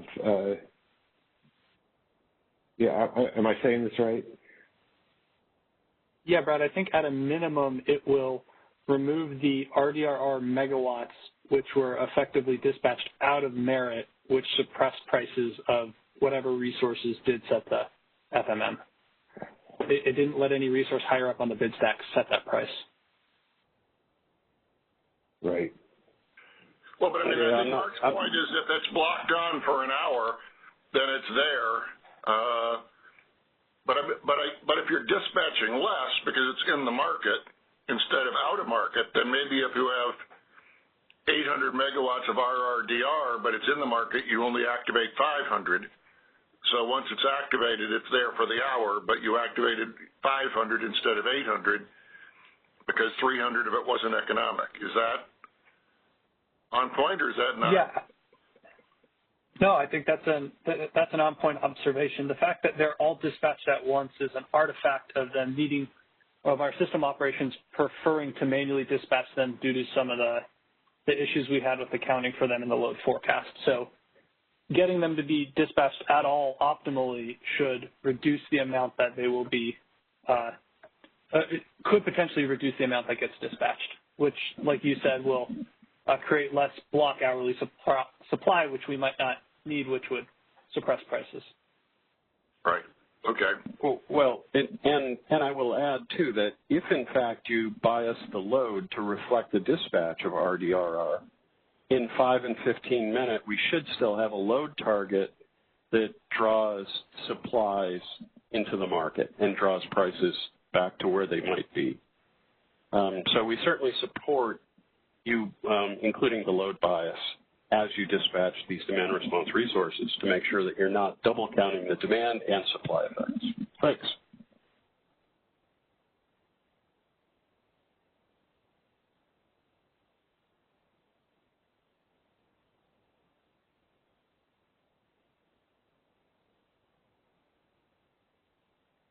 There are no other callers in the queue at this time.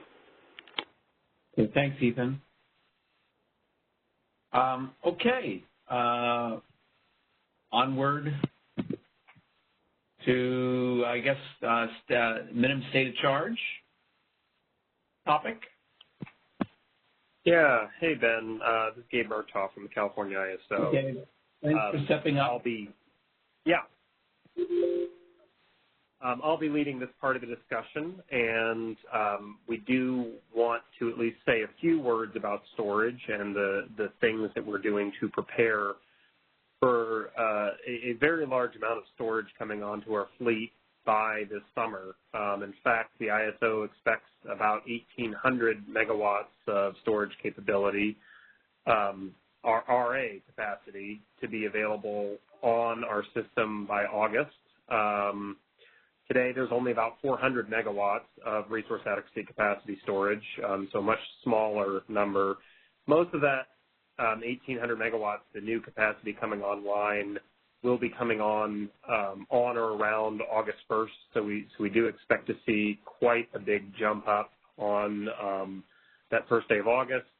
Nearly all of the capacity that we're seeing in our interconnection queue and what we've seen from filings at the CPUC indicate that these resources will be 4-hour duration lithium-ion batteries. So we are seeing a lot of one specific type and one specific duration of these batteries.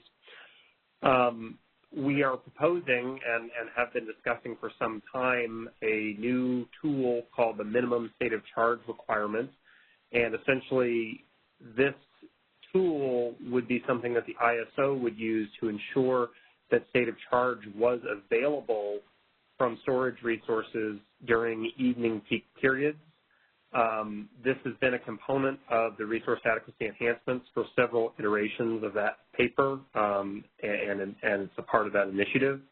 We had originally planned to have this active and available in the market in fall of 2021, but due to the large influx of storage that we're expecting for this summer, we do want to request that authority so that this tool is available for summer of 2021. So we're sort of including it here in this bundle of proposals for summer 2021 preparedness more as informational than as something that we're really discussing as part of this particular initiative. But here at the Market Surveillance Committee meeting, I think it's appropriate to talk about as it is something that we're bringing forward and we will have on our system for the summer. Currently, and I would just also note, there's been a lot of stakeholder involvement on this one. We've gotten a lot of feedback on some ways to make potential improvements to the tool as we initially proposed it. So I'll just walk through a list of, I think, some of the things that have changed and sort of how we're seeing this framework working as we go forward. We are going to be requesting, and we fully realize that this is not the best possible solution that we could be implementing. So we are requesting a sunset period for this tool, which would be 2 years from its implementation date. So effectively, we're planning to have this available for our market for summer 2021 and summer 2022. In the meantime, we will be starting a new initiative, the Energy Storage Enhancements Initiative, and we plan to kick that off, obviously once we're done some of the heavy lifting for this summer 2021 preparedness.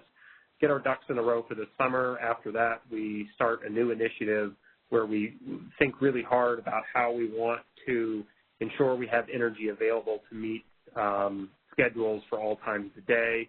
And then we also think hard about the compensation aspect, which is also one of the items that we heard a lot of stakeholder feedback on. And we plan to do that in this initiative that we're going to be starting in the second quarter of 2021. So Ben, if we could advance the last slide, please. Okay. So here, again, we're just thinking about this piece of policy as it's a part of the Resource Adequacy Enhancements Initiative. I believe we are targeting to have the final proposal posted publicly on our website on Tuesday of next week, so that is forthcoming very quickly. But this will serve as a preview of what's outlined in that final proposal. And what we're thinking, and again, a lot of these changes are in response to the questions and the feedback that we got from stakeholders. So first, we wanted to ensure this requirement is only applied on days when needs on the system were absolutely critical. The ISO every day runs a day-ahead market process and a RUC process, and the way we would determine if a need was critical would be through the RUC process if there was an infeasibility from that process. So if we go through RUC and there's an hour where supply can't serve demand, that would be a day where we would trigger this minimum stated charge requirement. I do have some historical data on how often we've seen RUC infeasibilities in our market. Again, as a sneak preview here, in 2018, we only saw one RUC infeasibility. In 2019, there was also only one RUC infeasibility. Obviously, system conditions and temperatures in general were very high in 2020, and we actually saw 23 total RUC infeasibilities for that year. So if we have very severe weather in 2021 like we did in 2020, we might expect this minimum stated charge requirement to be triggered somewhere in the ballpark of 20 times during the year. If it's a fairly mild year, we may only use this very, very infrequently or very seldomly. I would also mention, and this again was feedback that we got from stakeholders, that the operations team will have the ability to review actual real-time conditions, and if the same real-time conditions aren't materializing that we anticipated in the day ahead and the RUC process, they will have the option to potentially drop or potentially reduce the minimum stated charge requirements on the storage fleet if they think that that's appropriate. So we will have some review in the real-time market. When we were designing and sort of redesigning this minimum stated charge tool, we were really thinking about the impact that it would have to storage resources. I think the ISO and the CPUC and the CEC would be the first to tell you that as we move forward towards our 2045 goals, we're going to need to have storage on our system, and we're going to need this storage to start joining the system very soon. It's going to be a critical part of how we operate the grid. So we need to have the right tools in place and the right incentives in place for these resources, and that's sort of what we're thinking about here. We certainly don't want to, detract from storage resources' willingness to participate in our market because of some market rules we implement. I would also say that in that same vein, the operations team itself will be setting and deeming critical hours each day. These critical hours would be the ones where these minimum stated charge requirements would be imposed. So the minimum stated charge keys off of the discharge schedules for the storage resources. So if the storage resource has a discharge schedule, that's when the ISO would set the minimum stated charge. But we're going to go even further than that and say we're only going to be setting this minimum stated charge if the discharge schedule actually falls in these critical hours of operations that are going to be deemed by the operations team.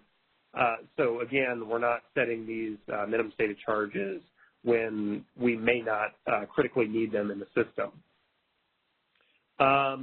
One of the other concerns that we heard from the storage community was that, imposing this for long durations across the day from either the lowest price periods or from the periods when the resource was initially charged could be harmful to storage resources, and it obviously keeps a constraint on these resources in the real-time market for a longer period of time. So what we've done is we've updated our proposal, and we're planning now to only impose this in hours directly prior to discharge schedules. So we won't have a certain minimum stated charge required for multiple hours in the day. It'll be required just in the hours prior to those discharge schedules. Like many of the other things that the ISO tracks and reports on, we certainly will be reporting on the number of days that we impose the minimum stated charge, how often it's used, and to the extent we can, we'll also try to capture the effect or an estimate of the effects of the minimum stated charge on the grid. Obviously, we haven't come up with how those metrics are going to look and work just yet, but as we do that, we will be verbalizing those with the stakeholder community, and we will keep you abreast of any time this tool is triggered in the market. So as a reminder and a final note here, we will be publishing a final draft of the Resource Adequacy Enhancements Initiative, inclusive of the minimum stated charge requirements, on February 16th, so that's next Tuesday. We will have our standard stakeholder call following that publication, so there'll be an opportunity there to provide comments and feedback, and then we'll also have a standard written comments period open for feedback for that particular proposal, as well as the rest of the package for the final proposal after that's presented. And with that, I'll pause.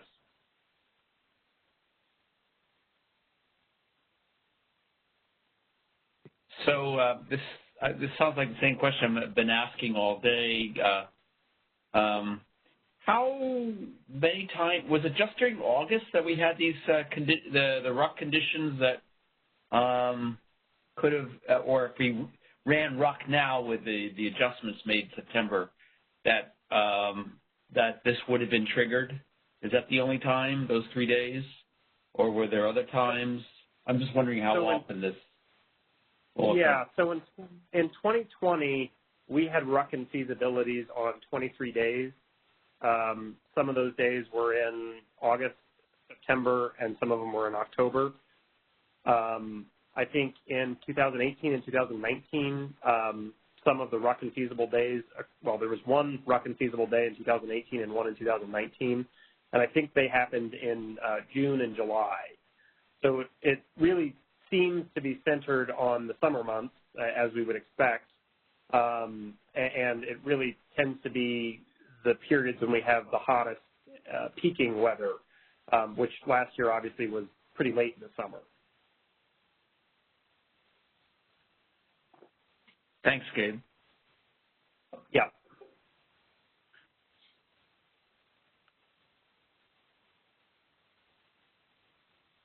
Again, this is Scott Harvey. Will the market participants have the ability, by the time this is implemented, will the market participants also be able to put in end of period stated charge, or is that further down the road for them?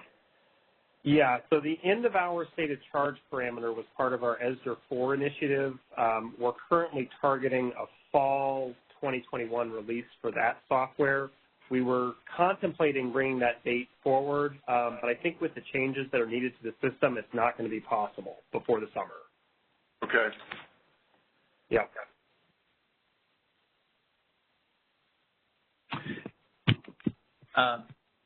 So that would imply then to reach a minimum state of charge, they wouldn't be able to use that parameter. They would have to they might have to self-schedule if it turned out that the real-time software wanted them to discharge, for example. Yeah, I think that would be through, and I mean, of course, they could always try to do it through their bids as well. Right. Okay. Yeah. Yeah. So the ending stated charge would have been a bit easier, perhaps, but there are ways to do it.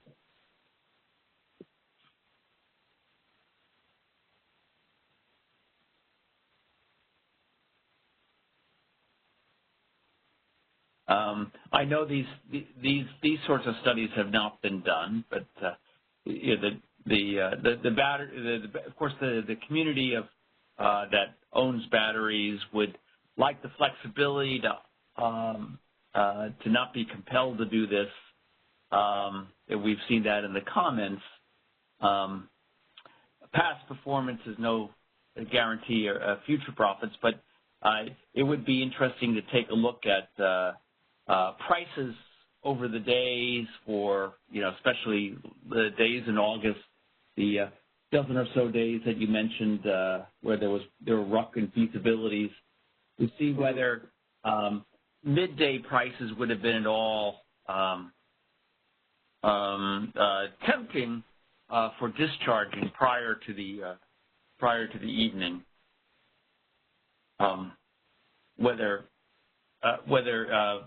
In fact, whether a minimum state of charge requirement would have resulted in appreciably lower profits on some days. Yeah, and I think, anecdotally, on some of those very tight days over last summer, we did see some pretty wild price swings in the middle part of the day. We haven't done any kind of rigorous study to, estimate or determine what we think changes in behavior would have been had a minimum state of charge been applied. But that seems like an interesting question. Okay, so then volatile prices midday, the sort of thing, like volatile 5-minute prices or 15-minute. Yeah. So volatile 5-minute prices you might want to charge and then discharge depending on what's going on. But it might not impact too much your state of charge at the end of the day. Okay, just curious. And I think we have a question or two. Go ahead. Yeah, some of the feedback we've heard from the storage community is capturing those intra-hour price, the periods when the prices are volatile can be fairly challenging. The bid curves for storage resources are submitted 75 minutes prior to the start of the hour. So if things are sort of jumping around mid-hour, you might catch, there might be a lot of successive high prices, and you might discharge on a few of them, but you really don't have, the granularity to update your bid curve mid-hour as you see you're being dispatched around or prices are volatile. So it might be more challenging and difficult to actually capture these than maybe we would think if we're just going through on like pen and paper and looking at the highest price hours and lowest price, or highest price 5-minute intervals and lowest price 5-minute intervals. Yeah, in perfect hindsight, that makes it very easy to do this, but it's very tough when you have to set prices in advance, and you've got the one risk if you set them too high, then you don't capture any of the peaks, but if you set them too low and it's a little tighter than you expected, then you drain your battery, and that's what you're concerned about, and that's why when they don't have the end of hour parameter to control their dispatch and they don't have bids that vary with the state of charge, I think it's very challenging for them to manage their use, the battery operators, to set bids that manage their use effectively. Yes, that's well put, Scott.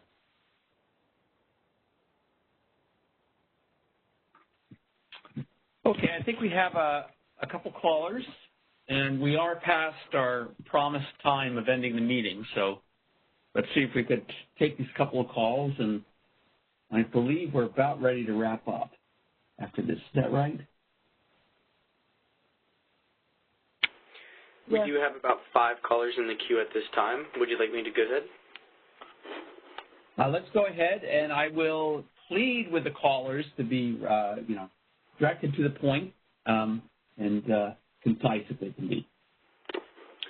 Okay. All right, first caller, you are unmuted. Please go ahead. Hello, this is Kathleen Colbert from Vistra, and I will be very brief. I have a brief question.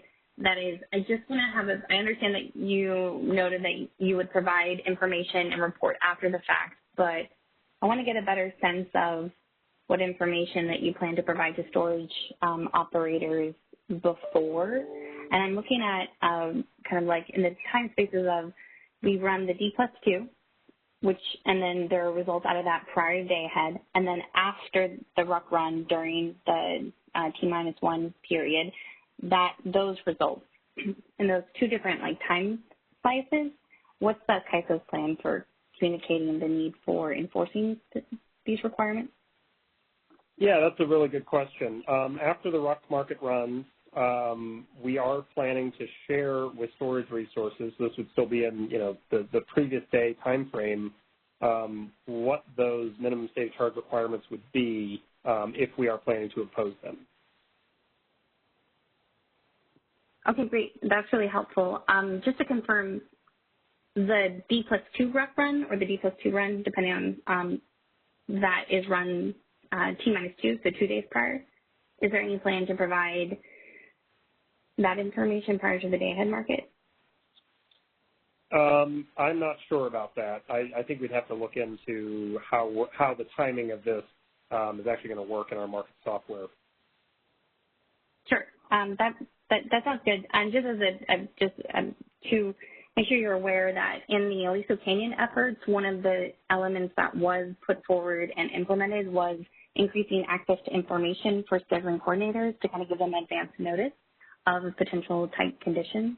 And during that process, the CAISO added releasing the 2 day ahead or the D+2 results for those schedules. So I think that those results are already being sent kind of for gas electric coordination purposes, but the notification that RUC was infeasible, that isn't a part of that data push, but could be if the CAISO wanted to release a market notification through MNS once the D+2 is run. So just that'd be something I'd ask you to take back and have a conversation about, if you wouldn't mind. Yes, I appreciate that. Thanks, Kathleen. Of course. Thank you, Kathleen. Ethan, next caller. All right. Caller, you are unmuted. Please go ahead. Hi, good afternoon. This is Sergio Dueñas with the California Energy Storage Alliance. I hope you're well, Gabe. How are you? I'm doing very well. Thanks, Sergio. I'll be really quick. First, I want to thank you for your work on this proposal and listening to the storage community. I have a couple of questions. The first one is you have in your proposal, well, in the slides, that this would only be applied in the hours prior to discharge schedules. Does this mean that it will be the same number of hours as a discharge schedule? And this sort of links to my next question. Would it be applied for the full energy that that a storage asset needs to deliver, or would it be like sort of distributed in a pro rata basis based on what the CAISO needs? Yeah, that's a great question, Sergio. And it's a little bit of a spoiler for what's in the paper, but essentially the answer is yes to the first part. If you have a discharge award and let's just say hours ending 18, 19, 20, essentially the MSOC would be applied in the previous 3 hours, so hours 17, 16, 15, and it may spill over into the hour even before then because of round trip efficiencies and things like that. And yes, we would be expecting or we would be setting the state of charge based on the ramp rate and the capabilities of the storage resource. So if the storage resource was capable of charging in an hour, you'd only see a requirement for the hour immediately prior to the discharge schedule. If it was a 4-hour battery, it could be spread out over multiple hours before the discharge. Okay. Can I ask a quick follow-up? Yeah, absolutely.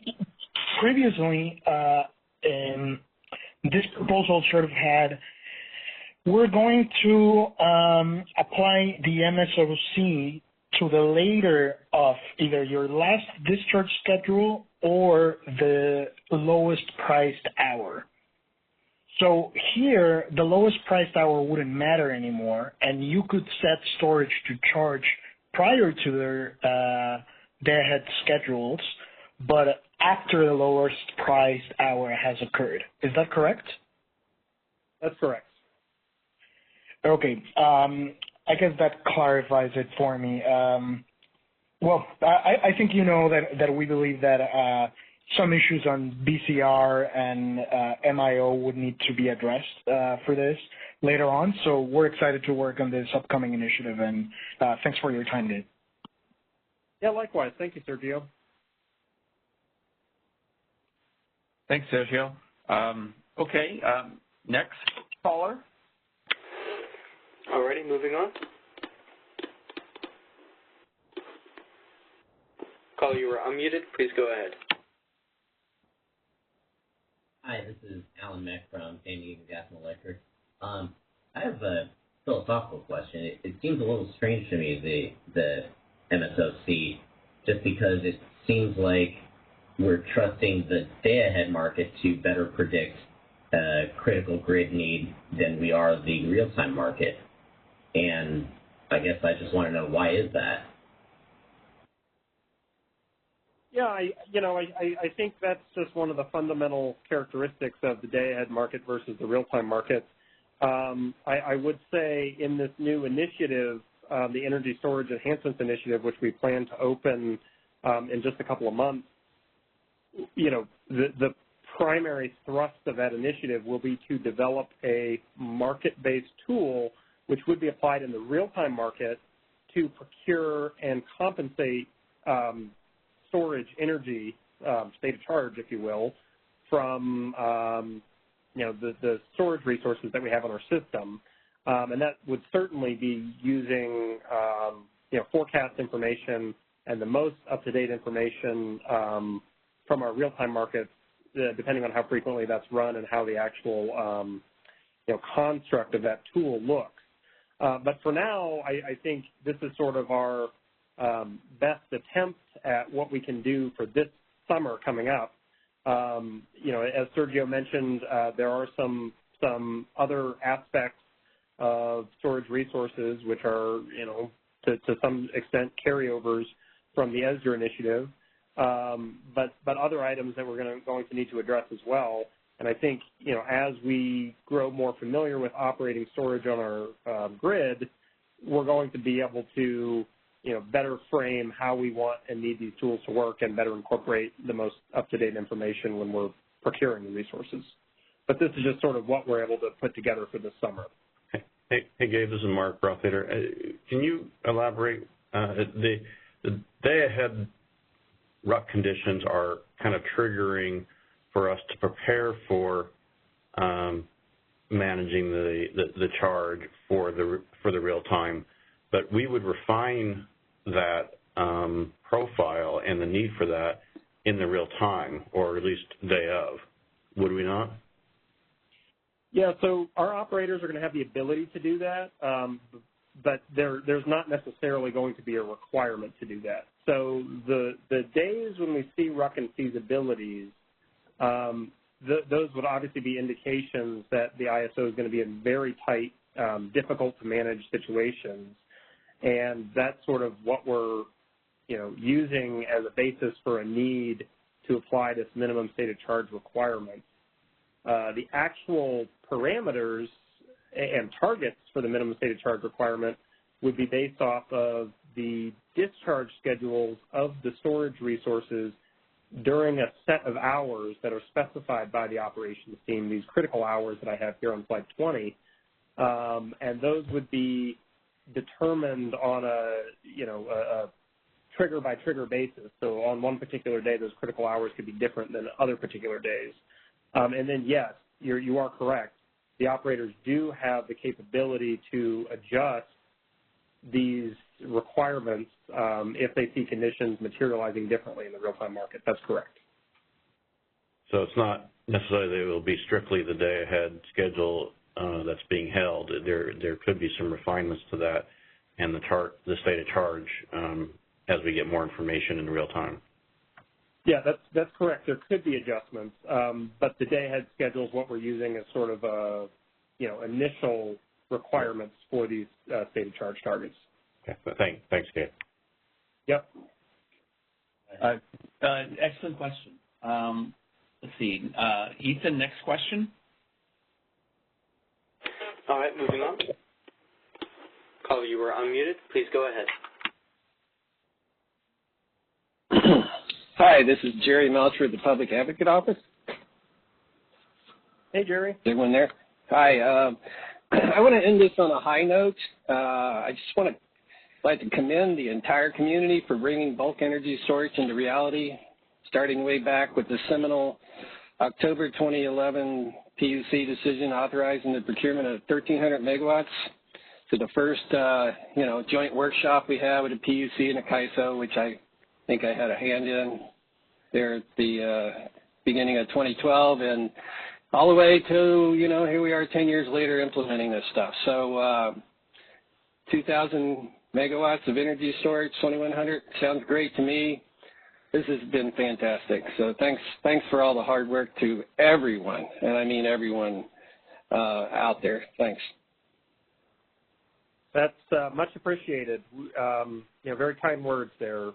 I think it's easy to sort of lose sight of the forest for the trees. We really get bogged down in some of the details of this policy and how we're going to do, nitty-gritty things on a daily basis, and it's sort of easy to lose sight of the broader goal here, which we're rapidly moving towards. So thanks for that comment. I really appreciate it.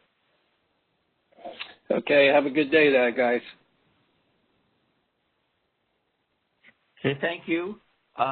Ethan, I think you said there were 5 callers. Is there still anybody on the line? The 5th one? Yes, we still have one left. I'll go ahead and put them through now. Okay. You have the honor of the last question of the day. Hello, this is Alva Scobotta from PG&E. Can you hear me? Hey, Alva. Yeah. Hey. Hi, Alva. Hi, Gabe. I wanted to just reconcile a couple of things that you're just saying, and I'm definitely going to look more closely at the Tuesday proposal. But the first thing, it seemed to imply that you were saying batteries would have to manage their state of charge based on knowing that the MSOC was in place, that it was not going to be done automatically by the CAISO market systems. And then you also added on to that with Mark's question that it's possible that the MSOC would be set at a level that was higher than what your day-ahead schedules had required. So can you explain how you expect battery operators to be able to manually manage to a state of charge that doesn't, I can see how they can effectively try to preserve their day-ahead schedules for charging and discharge and preserve feasibility that way. And there's still some risk there because of the must-offer requirement, but I can see that would work almost all the time. But actually managing to a higher MSOC, I'm not understanding how that would be done. So if you could explain that a little, appreciate it. Thank you. Yeah, thanks, Alva. Great questions. I think there may have been a little bit of confusion as we've had a few sidebars here. The first thing I would say is I think the conversation that I had with Dr. Harvey was simply saying, gee, on a regular day when storage resources are going to be active in the market because of the bidding requirements and that those bids are coming in 75 minutes prior to the start of the hour, it could be very difficult for them to actually manage their own state of charge, which I know I've heard from almost across the board from the storage community as they're trying to manage their states of charge. And that's part of the reason why we implemented the end-of-hour state of charge parameter, which was part of the ESGR 4 initiative. So, there'd be a little bit more fine-tuning on the scheduling coordinator's ability to have a target for the resource to move towards on any particular hour. For days when we're actually triggering the minimum state of charge, these would be requirements that would be enforced by the ISO. And they would be requirements that are initially set based on day-ahead schedules. But as Mark was saying, there's, the ISO operators, and this is true of any resource on the grid, would have the ability in the real-time market to potentially adjust those targets for the storage resources.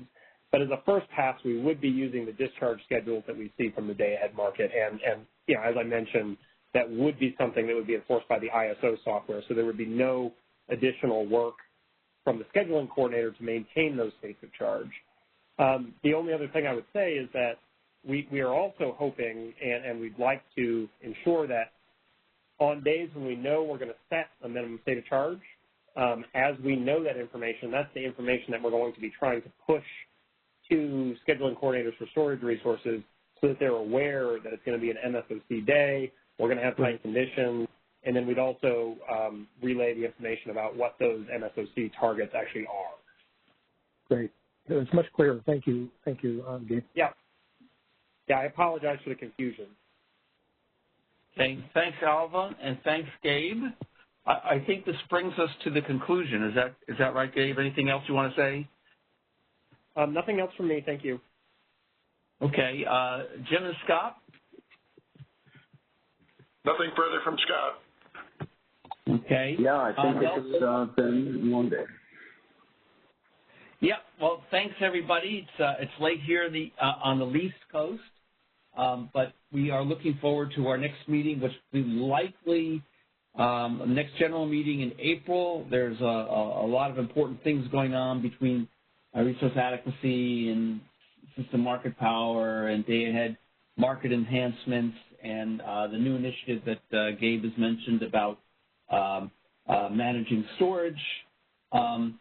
However, we are anticipating writing an opinion for the boards on these preparations for this summer, and so we will be having then a meeting prior to that time to consider adoption of the opinion. We anticipate that the opinion would be posted very near the beginning of next month in time for consideration by the boards. But at any rate, thanks everybody for sticking with us, and we look forward to talking with you next time that we meet. So Ethan, we are done. You can close down the phone line. All righty. That concludes our conference. Thank you for using AT&T Event Conferencing Enhanced. You may now disconnect.